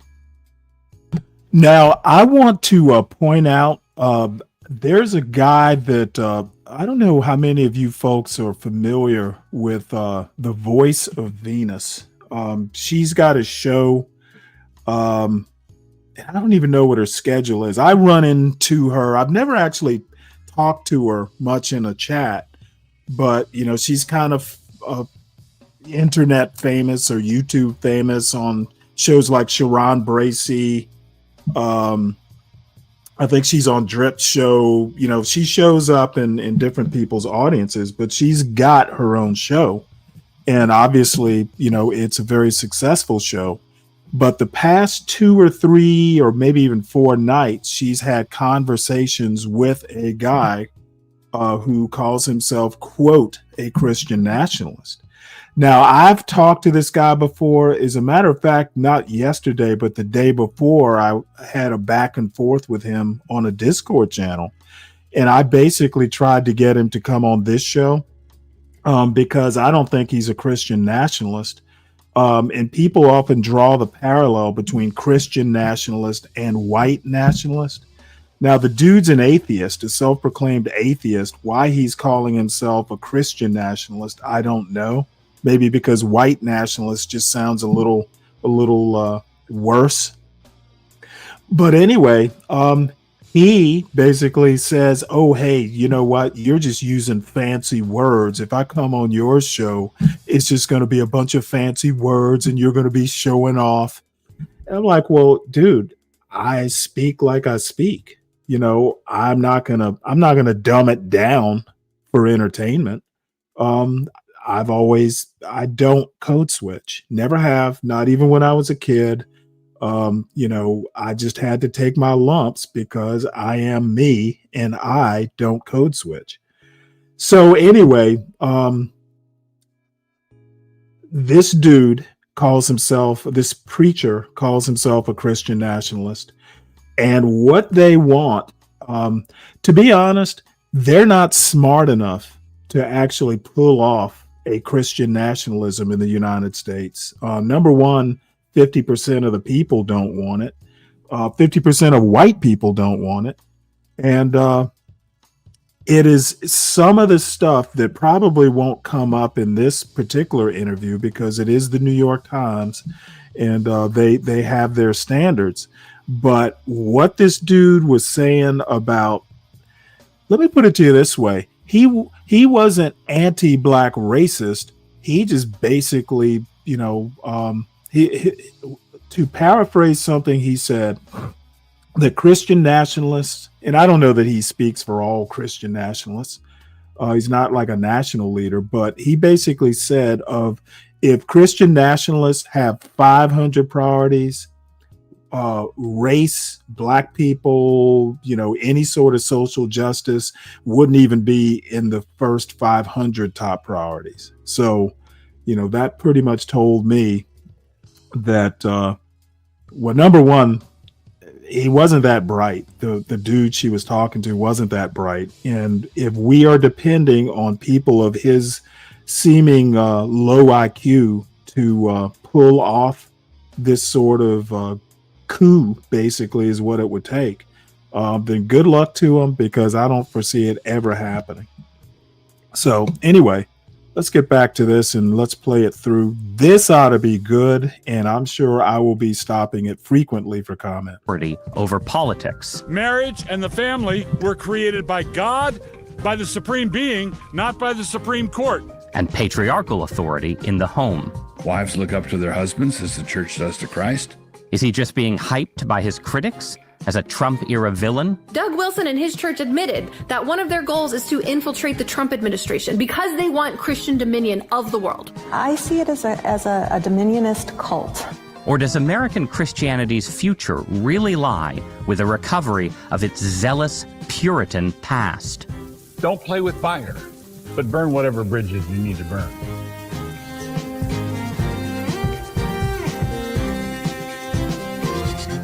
Doug Wilson, welcome to Interesting Times. Thanks for having me. So we're going to try and talk about some pretty meaty things. Okay. Obviously, your vision for America as a Christian nation. But I wanted to start with a conversation about some of your theological beliefs. Okay. Because I thought it would be helpful to ground the audience. Frame the whole thing. Frame the conversation for when we turn to politics. And also, I'm just interested. Okay. So let's start off with a pretty basic question. All right. We are both Christians. Right. I'm a Roman Catholic. You are a evangelical Protestant, but specifically a Reformed evangelical. Right. Presbyterian. Calvinist. Yeah. Calvinist would be all that. Right? So our traditions have had some pretty sharp differences Yes. in the past, like wars of religion. Right. That's happened. That's happened. And, the people involved in those conflicts thought that there were really serious eternal stakes involved, right? That respectively Catholics and Protestants were leading people into serious error, putting people at risk of damnation. Right. So, simple question. Do you think I'm going to hell? That's not my job. I know. It's not your job to know. That's true. So let me put reframe the question and then answer it straight up. I believe that there are many Roman Catholics who are saved and going to heaven. So I also believe there are many Presbyterians who aren't. So the last day where the Lord separates wheat from tares, sheep from goats, is not going to be, there's not going to be denominational lines. Right. So I believe that salvation is the gift of God, and as the gift of God, he bestows it on whom he will. And when he does that, the fruit of the Spirit is the result. So there are Roman Catholics with whom I can fellowship with as brothers in Christ, and there are people who are just in an alien world from me. So that doesn't answer the question about you and me, because we just met, right? But that's fair. But there's we'll see. Well, I'll ask it again at the end of the interview. Oh yeah, definitely you're going to heaven. Yeah. So really, God is the one who makes that determination. If we're to be saved, he's going to have to do all the saving. So the illustration I like to give is if you died and went up to heaven and St. Peter had a desk there with a justification by faith alone test, gave you a pencil and said, here, take the test, and you need to get 100 on the test and we'll let you into heaven. If the way you pass the test is you look at the test and you look at the pencil and then you give the pencil back. And he says, very good. It's not test taking, it's not works of the law, and it's not doctrinal works of the law. Right. Either. So what is it? It's Christ. Christ is our salvation. Abandon yourself, drop it, let go of yourself, turn away from sin and self and all the me, right, and look to Christ. But when you do that, what you're really saying, I think, right, is that all you can advise people to do is to try and come to a deeper awareness of something that God has decided for them. Correct. Now, but when God decides things like that, God is not a muscle-bound Zeus, like a Calvinist Zeus in the upper reaches of the cosmos, making people do stuff. A Calvinist Zeus would be problematic. He'd be a bully. And so when God determines who's saved and who not, and God determines who turns left and who turns right, in him we live and move and have our being. And so God can do that without turning us into puppets. And that's the charge against Calvinists, is that they have a muscle-bound Zeus who's pulling the puppet strings. But I don't think of that way at all. Well, that's one charge against Calvinists, right? But a different one would be that, that you have a God who is creating human beings as characters in a larger story that he's telling, which is something that I personally believe. Yeah. Right. But who is also creating people who will do terrible things, creating people who will be damned. Yes. Right. And so the common critique against Calvinism is, doesn't this God, whether or not he's a nightclub bouncer or Zeus or anything like that, right? But isn't this a pretty harsh thing to do, to sit down and create characters in a story who are going to go to hell? Correct. I would say not harsh, but it's certainly hard, right? It's Paul says in Romans, behold the kindness and severity of God. God as the God of the Bible is no buttercup. So when God creates the story in which villains are villains and bad people are bad people, he can do that without sullying his hands. The way I preach it is that God draws straight with crooked lines. God is so powerful that he can create a narrative, a story, in which creatures rebel against him, and they are responsible for that rebellion, and God is in complete control of the whole thing. But why not pull them back? Like just to take an alternative theory, right? Okay, An alternative Christian theory would say there are still going to be opportunities for repentance and moments when grace is offered. Right. And if they refuse grace, then yes, God is, as you say, severe and allows them to make that refusal and maybe be damned eternally because of it. But there is an opportunity, a path that is open for every human being, even the people who might end up in hell. So we live in one hell of a screwed up world. Right? There are horrendous things going on right this second, right this minute, all over the globe. There are kids being abused. There are people being trafficked. There are wars erupting. There are rapes. There are murders. You know, this world is a screwed up planet. And a reasonable sophomore would say, and who put it here? Who's responsible for all this? I mean, ultimately, fundamentally, who did this? Well, the answer is God. Basically, there's no slipping off the point. All Orthodox Christians are stuck with the problem of evil. And the only people who feel the force of that and try to get out of it are the openness process theologians, the openness of God people, where they say God's not in control, really. So that's how we justify him. He's not in control. But every Orthodox Christian believes that God's in control and decided to create the world with all of its gunk anyway. And so at some level, God's responsible. The thing that distinguishes the Calvinist is that the Calvinist acknowledges that and speaks right into the microphone and says, yes, God is involved. So talk about the political project that comes out of this. And you have, the phrase Christian nationalism gets thrown around a lot these days. And you have been willing to take full ownership of the phrase. Correct. So I prefer that phrase to what I usually get called, which is a theocrat. Yeah. And we'll get to that. Yeah. But first, give me just your definition of Christian nationalism. Christian nationalism is the conviction that secularism is a failed experiment, that societies require a transcendent grounding in order to be able to function at all. And as a Christian, I believe that transcendent ground should be the living God and not an idol. That would be my short form definition of Christian nationalism. Even shorter would be Christian nationalism is the conviction that we should stop making God angry. And so that's the first purpose of your political project, for America to stop making God angry. Yes. And most people think that when they are confronted with that project that we have, is they think that we want to get our tentacles into everything and start controlling everything. I actually think we need limited government. The government should be significantly smaller than it is, and we need to curtail a lot of the busybodiness that we have. And so that's why I would call myself a theocratic libertarian.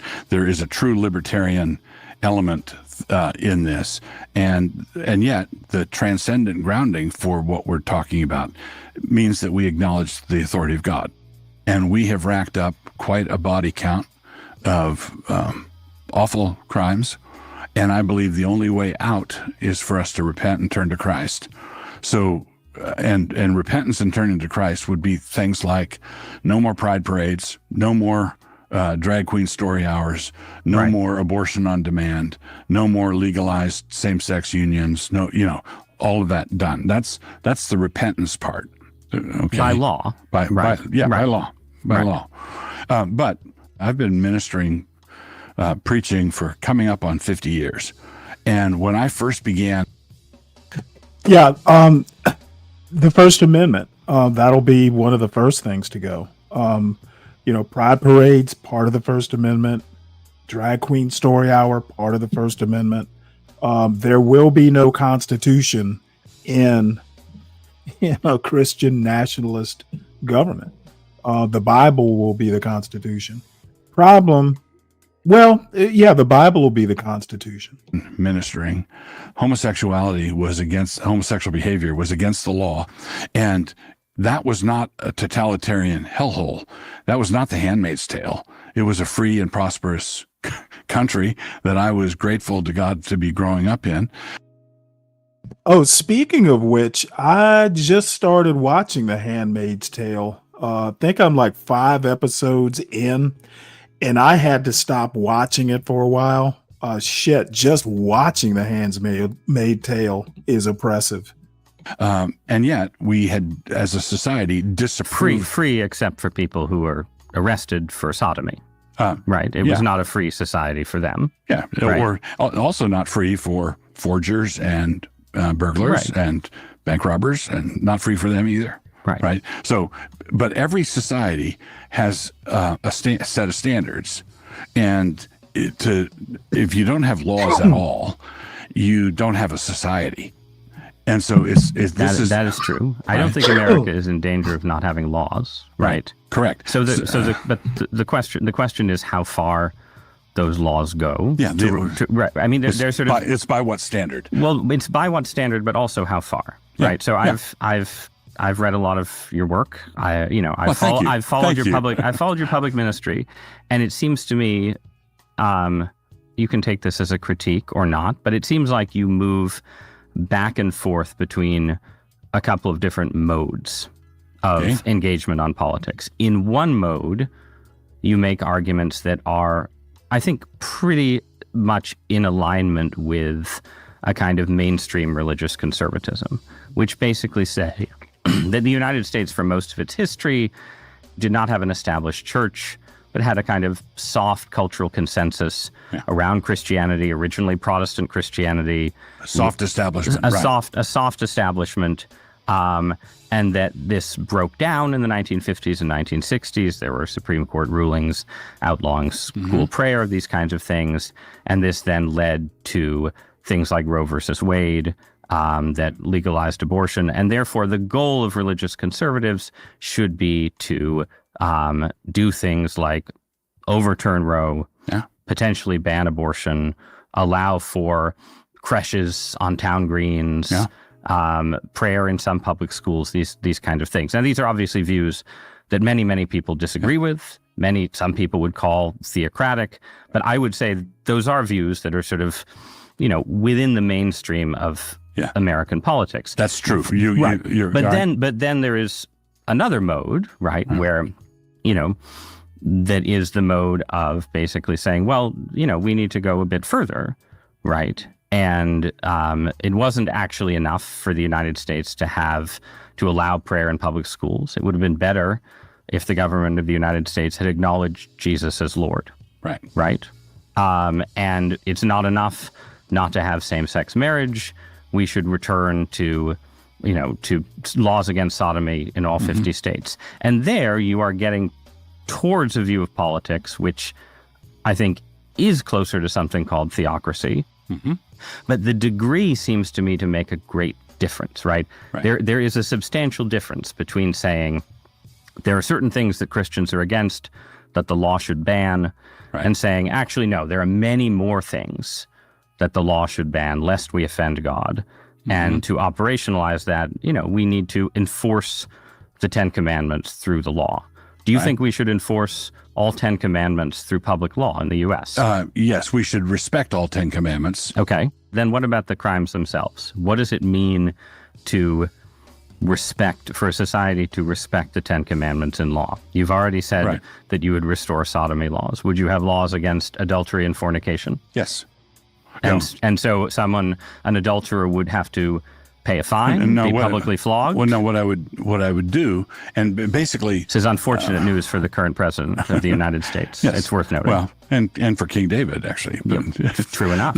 So one of the things that is important to note here is the nature of the value of prudence and wise judgment as you seek to implement. You don't find the magic breaker and flip a switch and all of a sudden, ta-da, Christian Republic. It just doesn't happen that way.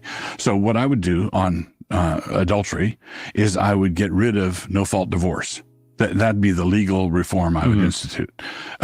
So no-fault divorce has been a disaster, and I think was upstream from the sexual revolution. But there are many things that we could do that would simply go upstream and deal with sort of root issues. Right. So, But that works because a married couple has shared assets, and you can, require payments of alimony and these kind of things. What about fornication, or as the kids call it, premarital sex, right? You have two college students who commit the sin of fornication. You're not going to have one, pay alimony to the other. What does the law do about that? Actually, earlier when you asked me adultery and fornication, what I wanted to do is split the two, because adultery, they're not in, adultery is worse than fornication. Adultery is far, far worse than fornication. And in the Mosaic law, there wasn't... I know many people who will be relieved to hear that as well.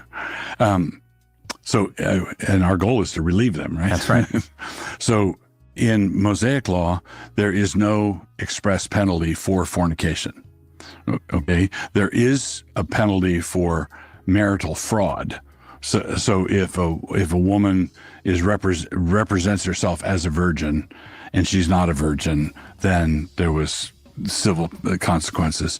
But that had to do with things like inheritance and who the father of the baby was, and all of that. So we're going easy on fornication. Well, we're following the Bible, right? Okay. So what I want to do is I want to be a biblical. But we're not completely. I mean, at least in the discussion we just had, you did not advocate stoning adulterers, right? So there is some. You're deciding which particular aspects of the Bible should apply. Well, yeah, right. There are biblical precepts that allow for the stoning of adulterers in the Old Testament, correct. And you're not in favor of stoning adulterers. Well, I'm not against it either. You're open to it. No. This is the thing. Politics is the art of the possible. So all right. So one of the things that people do is they, and this is what the nice lady from CNN did with asking me about women voting. We're going to get to some of those questions in a moment. But go on. Yeah. But that's way down the road. I've got bigger fish to fry than things like that. So if you ask me for my ideal theocratic republic, I would say I'm willing to tell you how I envision this, but I do it remembering our discussion starting with depravity, where I believe that people who think they're doing the will of God need to check themselves, and ideologues who build utopias are a great manufacturer of hellholes. I don't want that. I want us to grow into it the way Alfred did. So what King Alfred brought the laws of Deuteronomy, made them the laws of England, and that was the basis of common law.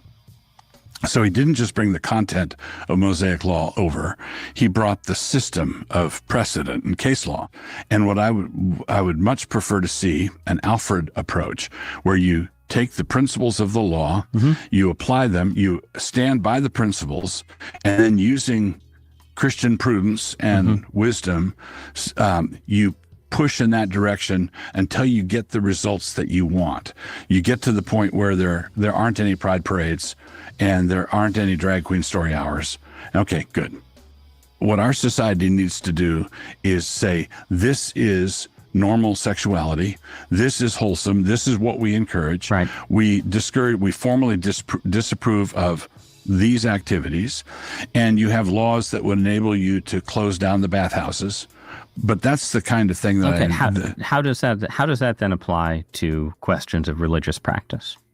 Because they're too. So you've said and argued, I think, that you think that the First Amendment of the U.S. Constitution would allow for the U.S. Congress to make a generic profession of Christian belief. It just wouldn't allow for them to establish a Reformed Christianity or Catholic Christianity as the established church of the U.S. Okay, right. So you're in a world where Congress has made that kind of profession. They've said Christ is king. The Ten Commandments are up in courthouses, but you still have obviously a range of Christian belief. Right. You have plenty of non-Christian belief. You have Jewish belief. You have Muslim belief. You have Hindu belief, you have Buddhist belief, and then you have non-belief, right? And out of these categories, some of them certainly, from your perspective, fall afoul of some of the first few commandments in the Ten Commandments. Yeah. Right? So how does the law of a moderate Christian theocracy approach non-Christians? This is a horse and cart thing, okay? Because there's no way that we're going to get a Christian republic and Congress affirming the Ten Commandments and and confessing that it is the Senate and House released a statement saying we believe Jesus rose from the dead, and the president signed it. There's no way we're going to get to that that end result without a massive reformation and revival among the people already. Right. So if I just tried to superimpose that Christian theocracy on the United States as it is now, then I've got a monster problem in Dearborn, Michigan, with all the Muslims. I've got a monster problem there, and it would be a problem that I could not solve, because you can't jam these things down in a top-down way. It's got to be church planting, evangelism, persuasion, and when you've done all that, and 87% of the United States are solid, Westminster Confession Calvinists. 87%. Just imagine how wonderful that would be. You've done it, right? But there is still that unregenerate 13% of the United States, some of whom, are papists, Catholics, and a lot of whom are atheists, Muslims, Jews, Hindus, and so on, right? And all along the way through this process of conversion, it seems perfectly reasonable for people who hold those beliefs to look at what's going on and say to you, once we hit 87%, what happens to my liberties? Yes. So I would say, because I'm a Burkean conservative, right? I'm skeptical, but go on. Yeah. Really am. Burkean conservative. That means that you play with the hand that you're dealt. Okay, what are you working with? One of the things that America was founded as a Protestant Christian country. Wrong. Number one, play with the hand you're dealt is not what you're doing right now, Reverend. And number two, America was not founded as any sort of Christian nation. Okay, Thomas Jefferson, one of the founders himself, was the one who came up with the term the wall between religion and government. Too many people do not push back against the notion that this country was founded as a Christian nation. There is zero evidence of that. There is evidence of the opposite. At the founding, we were 98% Protestant, every direction. There were a lot of people who didn't go to church. Yeah, a lot of unregenerate people, including some people writing our founding documents. Yeah, rightly put. Have you ever heard of the Jefferson Bible? Jefferson didn't even believe in Jesus. But baptized Protestant, yes. Okay, the Pilgrims didn't found the country. Is that there were periods of Reformation. They came in 1620, not 1776. The Great Awakening, and there was a great expansion of the church in the 19th century. When it came to Protestant, America kept her Protestant ethos and incorporated successfully does not. Catholics so it's an Jews. Ethos. Right. That's something that we know how to do. We've done it before. It's been done, right? And so I'm grateful for that. So I'm not trying to reinvent everything. Okay, listen to this guy. What does having a Protestant ethos have to do with much of anything? Okay, so a lot of people were Christians. It's still a secular nation. And the reason it was a secular nation, and Virginia led the way on this, what these fools will not talk about, and I actually, excuse me, and I actually Oh, excuse me. Let me get some water here. And this actually doesn't get brought up enough. What if these Christian dogs catch the car? Then you're gonna have I want to say secular fights. You're gonna have sectarianism. Okay, you're gonna have the Catholics fighting the Presbyterians, and dude, the last thing we want is this nation to become a Christian nation. Okay, there are so many different variations on Christianity. It's not worth it. Anything I'm trying to say, I want to go back to where we were getting a C+. Mm-hmm. We were doing okay. Right. It wasn't offensive to God that there were these Catholics with their icons and these Jews who didn't acknowledge Jesus' lordship. There's a difference between a sin and a crime. Okay. With that I agree. Okay. Yes. And one of the big problems that budding theocrats have had is an inability to distinguish sins and crimes. And that was something that tripped up the Puritan interregnum in England after the English Civil War. And basically someone says, oh, I've got this system of doctrine and everything that's in the Bible that I think that God doesn't like, we have to make a law, right? So I call myself a theocratic libertarian, and the theocratic means if we outlaw something, I want a Bible verse. I want Bible, ideally 10 Commandments, if we make something against the law. Right. But if it has to do with the manufacture and sale of widgets, or the thoughts a person thinks, or the beliefs that they have, I'm a libertarian.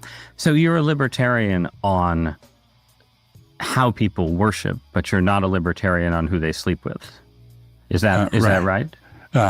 Yes. But couldn't you argue it in reverse, that maybe God cares more about how you worship than whether you've committed a particular sexual sin?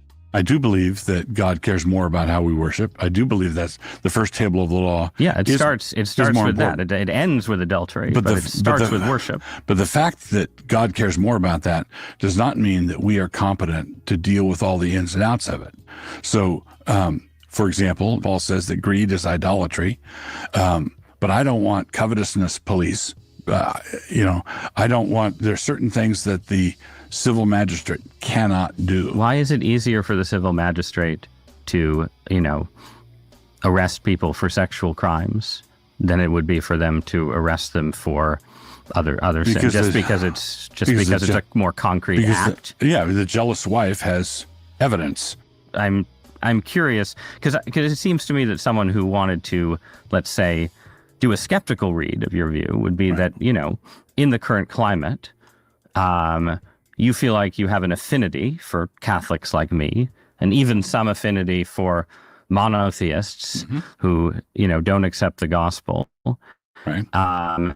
And you want us to like you and feel like we're on the same team. And you don't feel that way about, let's say, feminists, gay people. And so you'll say, well, of course, in the theocratic republic, we'll leave the Catholics alone, but we'll arrest some people committing sodomy. You might want to arrest the Catholics too. No. Okay. I'm just raising that possibility. All right. So let me. This is something that Switzerland did. Okay, and this maybe illustrate what you're getting at here. In my biblical republic, if Muslims were here, not citizens, but residents, they were traveling merchants and whatever, and you had a number of Muslims in the same town, and they wanted to get together and pray together, would that be a problem? No. Would they be allowed to build a minaret? No. Church bells, yes. Yep. Minaret, no. But synagogues, yes. Yes, but they're not trying to own the public space by the. I see. Okay. So the emphasis, right? So basically, the society would acknowledge that Jesus rose from the dead, and again, this is down the road. This is my 500 years from now. We'd acknowledge that Jesus is Lord, And we would say this is a Protestant Christian country, and we have successfully worked out how to relate to Catholics and Jews. We have a long history of that. We do not know how to take 3 million Muslims who want to live under Sharia law and put them in the middle of Michigan. We don't have the mechanism or the wisdom. You think most American Muslims right now want to live under Sharia law? No, the ones in Dearborn do. Okay, we'll table that as a debatable point. I'm going to repeat the question. Do you think most American Muslims right now want to live under Sharia law? I would say the Muslims who come here to assimilate are coming to assimilate to a Christian country. And I have no objection to that. Aren't they coming to assimilate to a country that has fallen away from Christianity and is engaged in all kinds of public debauchery? No, we're talking about my ideal republic. They've... Right. All right. So basically, we've painted ourselves into a bad corner. America is a regular country like other countries, and regular countries have borders. And if you assimilate at too rapid a rate, any kind of alien worldview, you're going to have trouble. I believe that Muslims and Hindus could be assimilated in an ideal republic at decent rates of speed, and that assimilation would be hand in glove with evangelization, and because people would be coming to fit into this Christian society. But if right now they're coming in. Let me tell you one thing that I do know about Hinduism. Hinduism is literally one of the most I think the word is syncretic. You can be a Catholic and still be considered a Hindu. Hinduism is fascinating in that way. There are Muslims who can be considered Hindu. Hinduism is actually very flexible, very syncretic, and India, in that particular regard, is incredible. Hinduism is fascinating. Not that I want to become a Hindu, but this Hinduism is not an evangelical religion. It is very open to idiosyncratic beliefs, and not the same thing. And now I do agree to a certain point. If you are a Muslim and you go to a country that is predominantly population-wise Christian, well, you know what? You don't have to become a Christian, but you need to understand that things like Sharia law, you're not going to be able to import your culture into the United States and have it take root. That's just not going to happen, and you shouldn't expect it to happen. But this notion, this guy wants to basically approach a lot of his political, we'll just call it a political philosophy, from an understanding, a preconceived notion that America is a Christian nation. Okay, that is his step one. That's why this is never going to happen. He can want it all he wants, but just assuming that America is a Christian nation, you lose the game at the outset. And thank God for that. As in a parasitic way, I believe, to devour a rotting empire, and that's because we don't know who we are, we don't know what we stand for, we don't know what we think, and so consequently, you've got that 90-foot tall Hindu statue in Texas, right? And that should be illegal. In your view. Oh, yeah. Right. Well, I think that sort of thing, there shouldn't even have to be a law. Right. Right. There was no law. If you go back to 1945 America. There was no law then against building. And it was unthinkable then. Well. Right. So that's my point. There are a number of things. I think if you look at 19th century American history, honestly, while there were not large numbers of Hindus, I think a lot of very strange religious experiments were quite thinkable, and that America has always had a certain kind of room for whatever the equivalent of building. Yeah, America's always had room for religious weirdos. Yes, and the 19th century present company, and I include myself in this, very much included. But the 19th century America. Here, let me concentrate, and I'm not picking on you, Kimmy. There is everything had an influence on the creation of America. I'm sorry to tell you this, but I would venture to say Anglicans, the Church of England, probably had more influence on the creation of America than the Pilgrims did. Most of the founding fathers didn't even come from New England. The Mid-Atlantic and the South had more influence on the founding of America than New England did, oddly enough. So Pilgrims influenced the creation of America? Nah, not really. Of course there was influence, but a large influence. Like America would not have been founded without the Pilgrims. No, that's simply not true. Was a monkey house of communes and different things. That's all true. But the 90-foot statue, those sorts of things are taunts. It's not, here's our free, we're just trying to worship in our own quiet little way.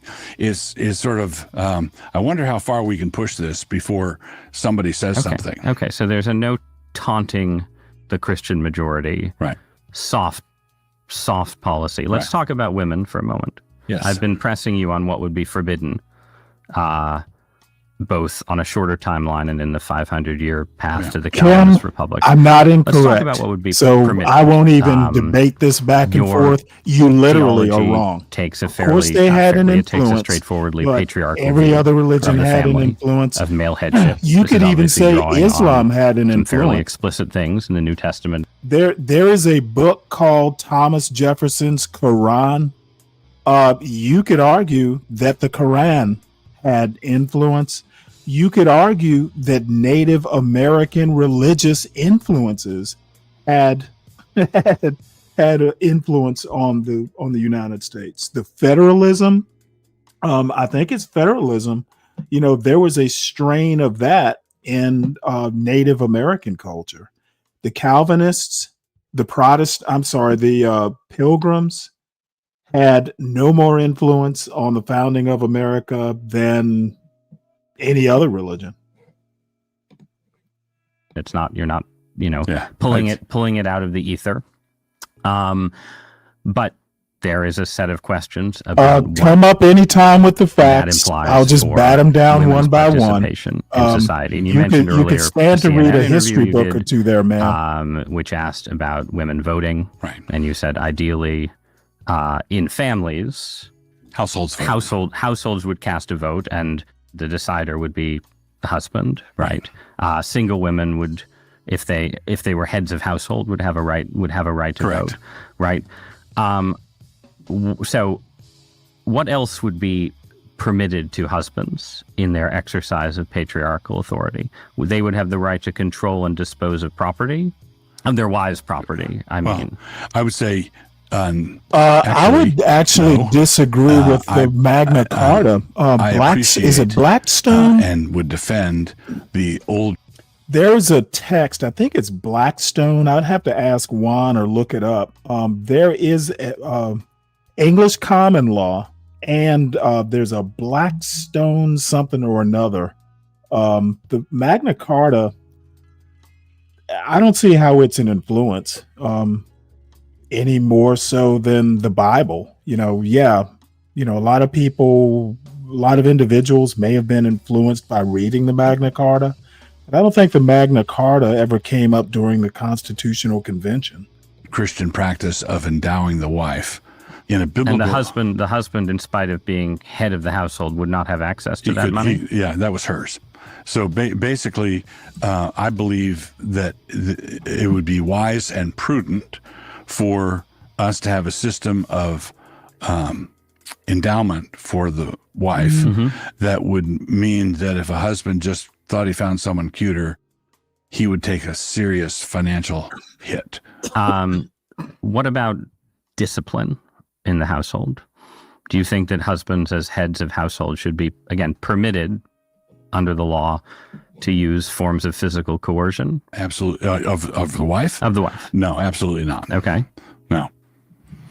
Call the cops. No physical coercion whatsoever. No.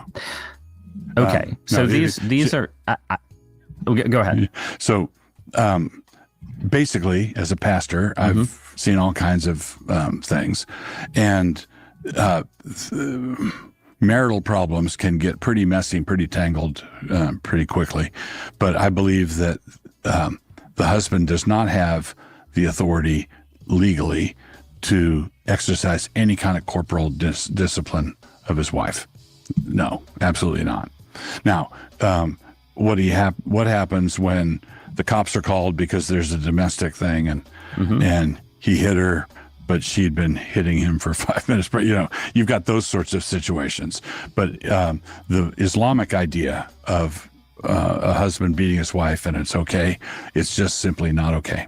But it's not only an Islamic idea, right? Like if you look at the history of the Christian West, you have situations where, one, the law has given the husband pretty much total control over the property of his wife for reasons of headship and patriarchal authority, and at least cultures where it is customary to sort of accept or wink at sort of the use of physical force by husbands against wives. Yeah, I would. So it seems like I can say in our church, basically, if any husband, and we're like you said, we're patriarchal, and I can envision someone moving to Moscow because I think they're patriarchal, and that must line up with my idea of patriarchy.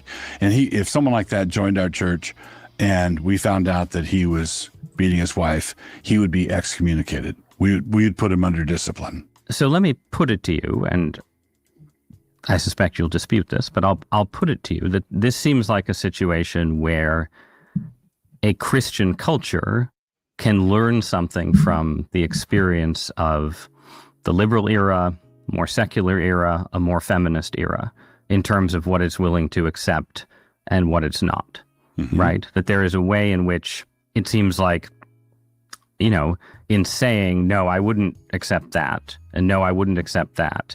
Again, things that many Christians accepted in the past, you are accepting to some degree that if we pass out of this more secular era into a more Christian era, we will look back and say, well, it was bad that we lost the faith and good that we recovered it, but it was also good that in the course of the 20th century, we decided that it was rotten for husbands to beat their wives and maybe a good idea for wives to control some of their own property.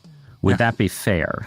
Yeah, I think wives controlling their own property is an ancient custom among Christians, but I'm not arguing that all Christians everywhere supported wife beating or anything remotely like that. I am saying that there is a particular 20th century shift around these issues. Yeah, so that is driven by what are seen as liberal and feminist concerns. Yeah, I wouldn't call them liberal and feminist, but I'd say there are certain Western developments that I like. Okay. Right. And the way I've put this same issue is I've been arguing for a mere Christendom or a Christendom 2.0. Okay. A Christendom 1.0 had some bugs in it. I don't want a rerun of Christendom 1.0. Don't want that. The Christians screwed it up in different areas. So nobody expects the Spanish Inquisition, as Monty Python taught us. And I don't want the Spanish Inquisition again. Okay, I want a Christendom that learns lessons from history. And some of those lessons that you learn from history may be, okay, that the person who wrote that book or influenced this legislation, or they may have been a feminist or liberal or whatever. What's important is whether it's just and prudent and right. And if it is, and it aligns with the Bible, then I'm more than happy to go with it.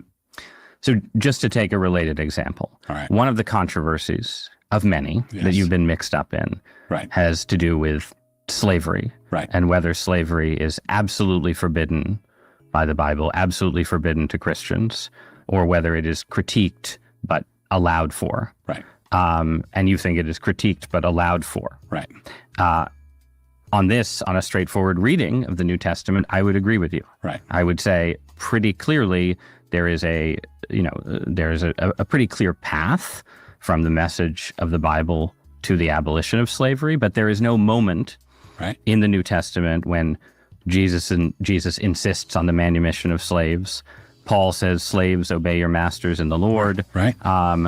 So I think it's true that the Bible alone does not say an absolute no to slavery. Right. But I also think that it is possible for Christians to develop their thinking in ways that are rooted in Scripture that lead to the statement, no, this should be absolutely forbidden. That I would say not only leads to it, but necessarily leads to it.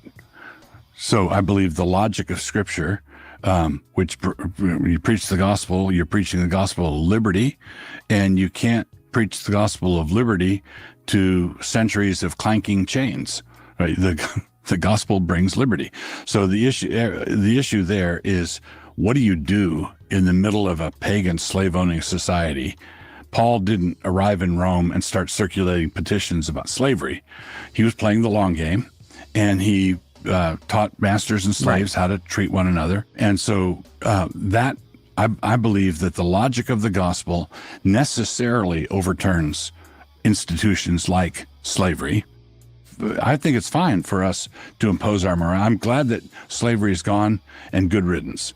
So I'm glad that slavery is, and I'm glad that it's forbidden in the law. But I guess what I'm driving at is that there are things in the experience of history, which, as a Calvinist, you think is a story being written by God, yes, that teach us certain things, right? Yeah, absolutely. And it seems like a lot of people in the 21st century, looking back at those bugs in the software of Christendom, would say is that, one of the lessons that we can learn from the wars of religion or the Spanish Inquisition or anything else, right, is that Christians should be very, very careful about trying to sort of suppress wrong belief and over-criminalize sin. And I guess you would say that's right, but you can go pretty far. Yeah. And I would say, seems like you're going way too far and underlearning the actual lessons. But aren't you wanting to criminalize slavery? I am wanting to criminalize slavery. You're the one wanting to criminalize. No, slavery. that's a fair comeback. Yes, but what I'm arguing is that the reason that Christians now think that we should abolish slavery wherever we find it is not simply based on a straightforward reading of the New Testament. It's based on the experience of being Christians in history. And part of the reason that people, secular liberals and many Christians as well, react so strongly when you say, well, I'm not for or against stoning adulterers, is that independent of what Jesus did when people wanted to stone a woman, independent of that, one of the lessons that most people in 21st century America take from the last 500 years of experience is that there's lots of things that Christian republics have done that God passed judgment on, which is why we have a more secular society. And it seems like you want to bring maybe a few too many of those things that God already judged and found wanting back. Okay. What I want to do is, on slavery, is what I don't want to bring any of that back. No, I'm not accusing you of wanting to bring back slavery, but you do want to bring back certain penalties and restrictions and attempts to, again, to use the distinction you yourself used, to sort of regulate sin through the law. Now, one of the things I want to do is say, I'm really glad that slavery's gone and good riddance.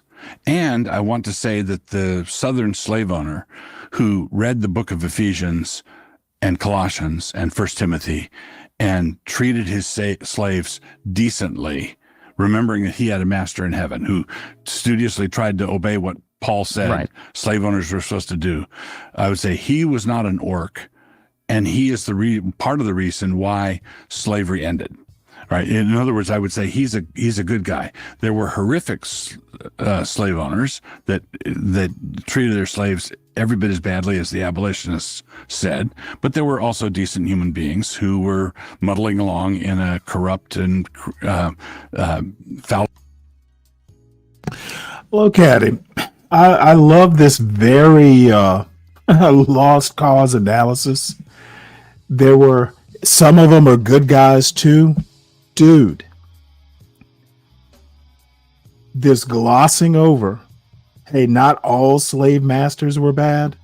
Dude, see, that is literally shifting the focus onto the slave owners and moving away from the focus on the slaves.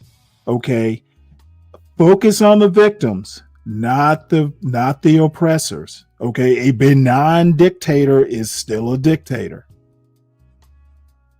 And Ross is just going to let him get away with this bullshit. Focusing on the slave owner instead of focusing on the slave. That's literally very American. Human institution. Basically, what I want to do is agree with you about the part where Ryan, the kingdom of God. I didn't say he said it. I told you what he's doing, not what he's saying. Permeating the whole. So when Paul preached the gospel in Rome, the gladiatorial games didn't end the following week. It took centuries, but the yeast worked through the loaf. Let me help Ryan out here. Say slaves decently, remembering that he had a master in heaven who studiously tried to obey what Paul said slave owners were supposed to do. I would say he was not an orc, and he is the part of the reason why slavery ended.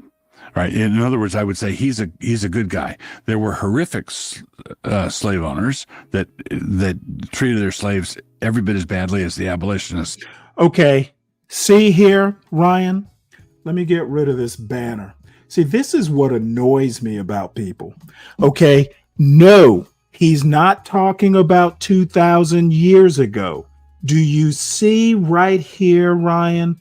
Do you see this part right here?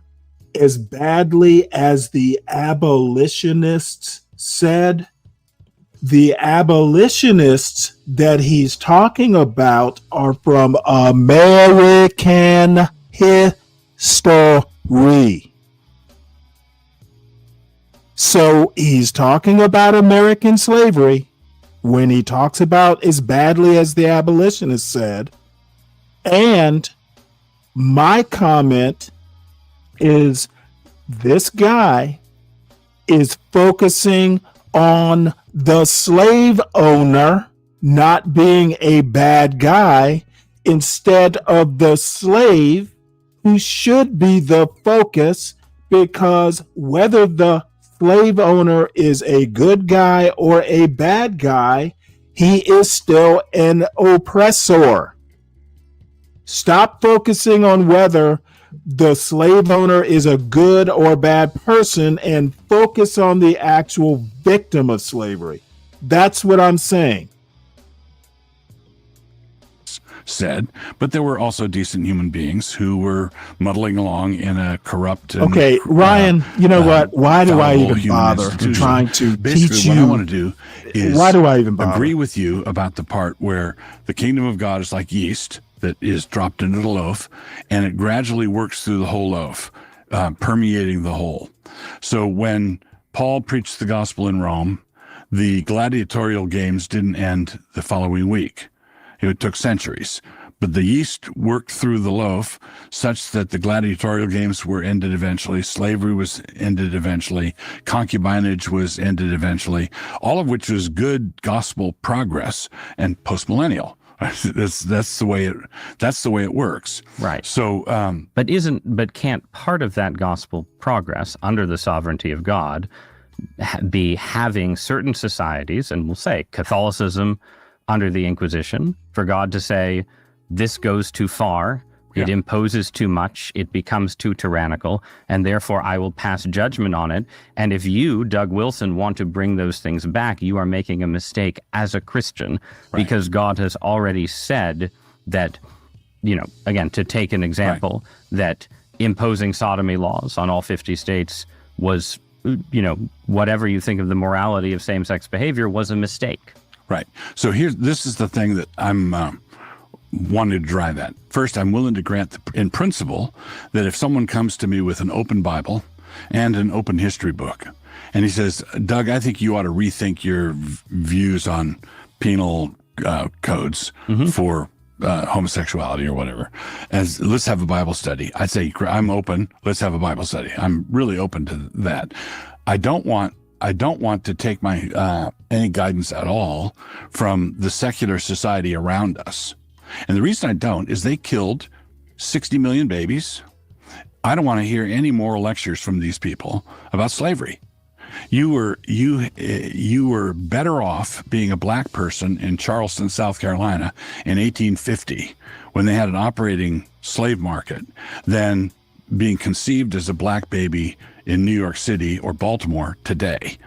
And so consequently, the thing I don't want to admit... Just to clarify what you're saying you were better off being a slave than being aborted in the womb. Correct. Yeah. Better off being allowed to live as a slave than to be chopped up. See, that is so why now they people jump like to this. America. Okay, I need you. I need. Whoa. Right, that is why there should be no Christian nationalists like Doug Wilson in charge. Okay, that's not even an appropriate comparison. This is he literally said it's better to be a slave in Charleston than to be aborted in the womb. Why are you even making... Okay, well, who gives a fuck if you would agree? It's a conflation, but it's a conflation. Dude, it is. But see, the problem is it's an absurdity. Yeah, okay, it's a conflation. Why are you agreeing with an absurdity? All right, I don't agree with the comparison cannot be made, so why agree with an absurdity? Can I just talk once? I'm mainly called in to talk about you came Bible. up and I was in the middle of a rant. I know. So, I came in. I'm done with the rant now. I'm sorry. All right, look. Here's what I'm saying. It's a stupid comparison. There's no discussion. Well, then why? But then, if it's stupid, why even take it up? I don't. It's a dumb thing. I called about something else because I was talking about the writings of the Bible are more about discussing how to treat each other if you happen to be this thing, slaveholder. And that's what I was talking about. I wasn't talking about America. I was talking about in the Bible, it doesn't condemn it, but I think it does if you read what it says, which is love each other and treat each other this way, right? I don't think if you were to take a slave, it would be a moral thing. But it says, like it says, if you happen to be a slave or happen to be a slaveholder, this is how you should treat each other. So, but I don't think it discusses the morality of it at all, right? Like, I don't think it discusses the morality of slavery, whether it's right or wrong or otherwise. Okay, let me put it to you this way. And this is how I think. And I'm not going to even engage with what you said. Okay, trying to justify something. Look, slavery is immoral, period. Okay, so trying to find morality in something that is immoral is not something that I would even acknowledge. I would pretend it's so stupid. I would pretend you didn't even try and talk about something like this. I'm not justifying it. I'm not talking about you specifically. I'm talking about Doug Wilson. Well, it's idiotic what he said. Like, to compare. Okay, then if it's idiotic, why not just say it's idiotic and move on? Why the but? I think it's obvious it's idiotic. Like, it's not even. I mean, it's like he's comparing being dead versus being a slave. Like, it's fucking stupid, right? But well, I mean, I understand why he's doing it. From his perspective, being alive, having a life, a chance to be free. I understand from a religious perspective, but the thing is that, hey, I still It's nobody a dumb else argument. thinks like that. It's a stupid argument. But I will say, Well, that Ross let it go is even worse. He's probably just blown away by the stupidity of the whole conversation. No. Ross Douthat, he might not agree with the severity. It's a little bit extreme, but Ross Douthat is literally of this ilk. He just happens to be Catholic. Ross Douthat, I guarantee you, if I got Imperious on this show with Ross Douthat, they would probably go out for drinks afterwards. I will tell you, he's a very good interviewer typically. I've seen him, and he's supposed to be the New York Times conservative, right? Like, I still don't think he's that conservative. Well, he's not the only conservative. Actually, I do think he's conservative, but he's a Catholic conservative. Who used to be never Trump, but he's a little bit more in the Trump camp. I think the best conservative on the New York Times is Bret Stephens. Bret Stephens is a force unto himself, and Bret Stephens is a true Burkean conservative. Well, I'm a fiscal conservative and a social liberal, so there you have it. Well, when I say Burkean, I mean you've read Burke and agree with a lot. Shit, I'm a Burkean conservative for that matter. Burke believed in social institutions. Yeah, and also like laissez-faire. Generally, laissez-faire. So anyway, I just think, and this is why I just have no tolerance for people who make statements like that. It's better to be a slave. Dude, I bet you if white people had been slaves, he wouldn't say anything like that. This is literally him. Well, I won't say literally, but the impression I'm getting is, hey, black people don't have it so bad. Hey, you were slaves, but it wasn't as bad as X. That's literally the same line of logic that people like Be Brave use. Hey, you're a second-class citizen, but you're still living like a king compared to people in Africa. Dude, it's such a fucking just lazy argument. So basically, the thing that just gets my motor running is the idea that we are some sort of moral exemplars that get to judge other societies. So but can't. I mean, let me agree. Let me agree go with on. you. I want to agree with you here, okay? Because I really do want Christendom 2.0 to have learned the lessons of being. Criminalizing things that were sins, not crimes, being officious, Cromwell's men prowling the streets of London trying to smell who was banning Christmas dinners. Yes, you're against that. That kind of officiousness is not what I want at all. But neither do I want any of our reforms to be based on the universal rights of man.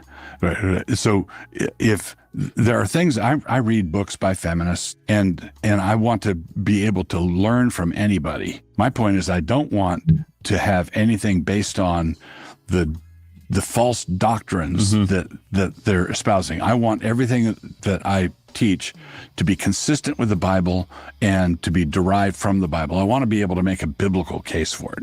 Right, but couldn't you also say that parts of modern liberal ideas about human rights and parts of modern feminist ideas about the equality of men and women are themselves, in a context where liberal society descends from Christian society, connected to Scripture itself, right? Why I don't see why you have to separate it out and say, well, I don't want to just draw on feminist principles. Some feminist principles can be Christian principles, can't they? Yeah. The Venn diagrams can overlap. Okay. Yes. But they can also be wildly divergent. Yes. No, I completely agree. Let's talk about your influence for a moment. You're not going to call me an influencer, are you? I am. Actually, I with apologies. Better than calling you a thought leader, the ultimate insult. Yeah. I think, as you can probably tell, I find this a very, very interesting conversation. I can tell. I had some uncertainty about whether it made sense to invite you to have the conversation. Understandable. Because not because of the extremity of your perspective, but because for as long as I've been writing about American Christianity, there has been a habit for liberal critics of conservative Christianity to elevate figures who seem to have extreme views, who will describe themselves as theocratic, right? And say, this person is influential. This person shows where religious conservatism is going, right? And you've been getting a certain amount of tension, you've been getting a certain amount of attention in the second Trump presidency, but a lot of it has taken that form of people saying, look how bad religious conservatism is. Look at this awful theocrat, Doug Wilson. Right. How influential are you? More influential than I used to be, and at significantly higher levels. But, and this is all... That answer will make my producers very happy about the booking decisions we've made. Go on. So, our community of church, and this is all, you asked me directly, and I don't want to be tooting my own horn, so this is just what's the way I see it. Our church community in Moscow has doubled. We were for a couple of years there, pretty much every Sunday at church. Moscow, I'd meet someone Idaho. now. And they were chased there by blue state governors or by pastors and elders who flaked on them. They didn't have the Christian leadership they thought they had. You know, there's just a lot of things that have contributed to that. And just to give people a sense, describe the community that briefly, you built in Moscow. Moscow, not Moscow. Moscow. In Moscow, Idaho. And I want to reemphasize, this is a guy that Uncle Fatty talked about last night. He was the conversation. You know, he was saying, "Hey, they." What did he say? Is the lunatic? No, he didn't quite say that. He just said that they still burn crosses up there. Who does? Idaho. What this guy does? This guy burns crosses? Not this guy specifically. He's talking about there's some real white nationalists, Christian nationalists, whatever you want to call them. They are just, and I'll leave it. Next time Fatty comes, I'll remember to ask him. He's actually heading out to hunting camp today. But anyway, this guy, he talked about what's happening in Idaho, North Idaho. And I happened to Google pastors in North Idaho, and Doug Wilson came up. So I, put him on screen, and Fatty didn't talk directly about this guy. I just think it's coincidence that we were talking about Christian nationalism, Northern Idaho. This guy came up as like the poster boy. And that's not a criticism because I guess he's fairly famous now. It's just coincidence that Ross Douthat is talking about him today. I had no idea that this particular interview would be shown today, last night. So, irony of ironies. Well, I'm glad that the guy has no political powers. He sounds like a fucking idiot. But he has some attention in the Project 2025 /MAGA /Trump world. So he may not have power, but who knows what influence he has. He has influence. Okay, so let me ask you a question. Because these people are pretty devout on their views, right? Like, we know that for sure. But do you think the progressive left is just as fucking crazy as these people? Because this guy's a lunatic, right? There's no question. Why does it matter? The progressive left has no power. The progressive left is its own religion with their trans who bullshit. cares? Why are we talking about the progressive left when if Mamdani gets elected, that will be the first major foothold that the progressive left has had outside of Congress that I can think of. And because exactly, I think that there aren't too many actual democratic socialist of America type leftists who have had executive power. And arguably, Mayor of New York City is a better, a more high profile job for a leftist than being in Congress. I mean, I would say that like these views are as crazy as the views on the left, and the Democrats. And I know your natural instinct is to do whataboutism. My response is that who cares about the left? They don't have power. They don't even have influence, in my opinion. I would say that we just had a bout of it with Biden and those lunatics. Okay, Biden is no left. So see, you thinking Biden was a leftist is so out to lunch. I don't even know how. No, not himself. Okay, so I'm sorry. Let me. Okay, well then, if it's not Biden, why are you bringing his name up? Biden. I mentioned Biden during the Biden administration. The Democrats had the House, the Senate, etc. Right, like they had political power at the time, and I think that some policies and the views of the Democrats largely were as radical and lunatic. I mean. And you, that's where you and I will depart. That's, you know what, you saying that the Democrats in Congress had radical views, it simply is not so. And I guess I would have to ask you, give me one radical policy that Biden and or the Congress had. Just give me one. For example, the men and women sports thing, I think is fucking crazy. Okay, where was legislation? Where was the legislation that enforced that? Supporting. Okay, I need you to stick to the point. I need you to stick to the point. Where was the legislation?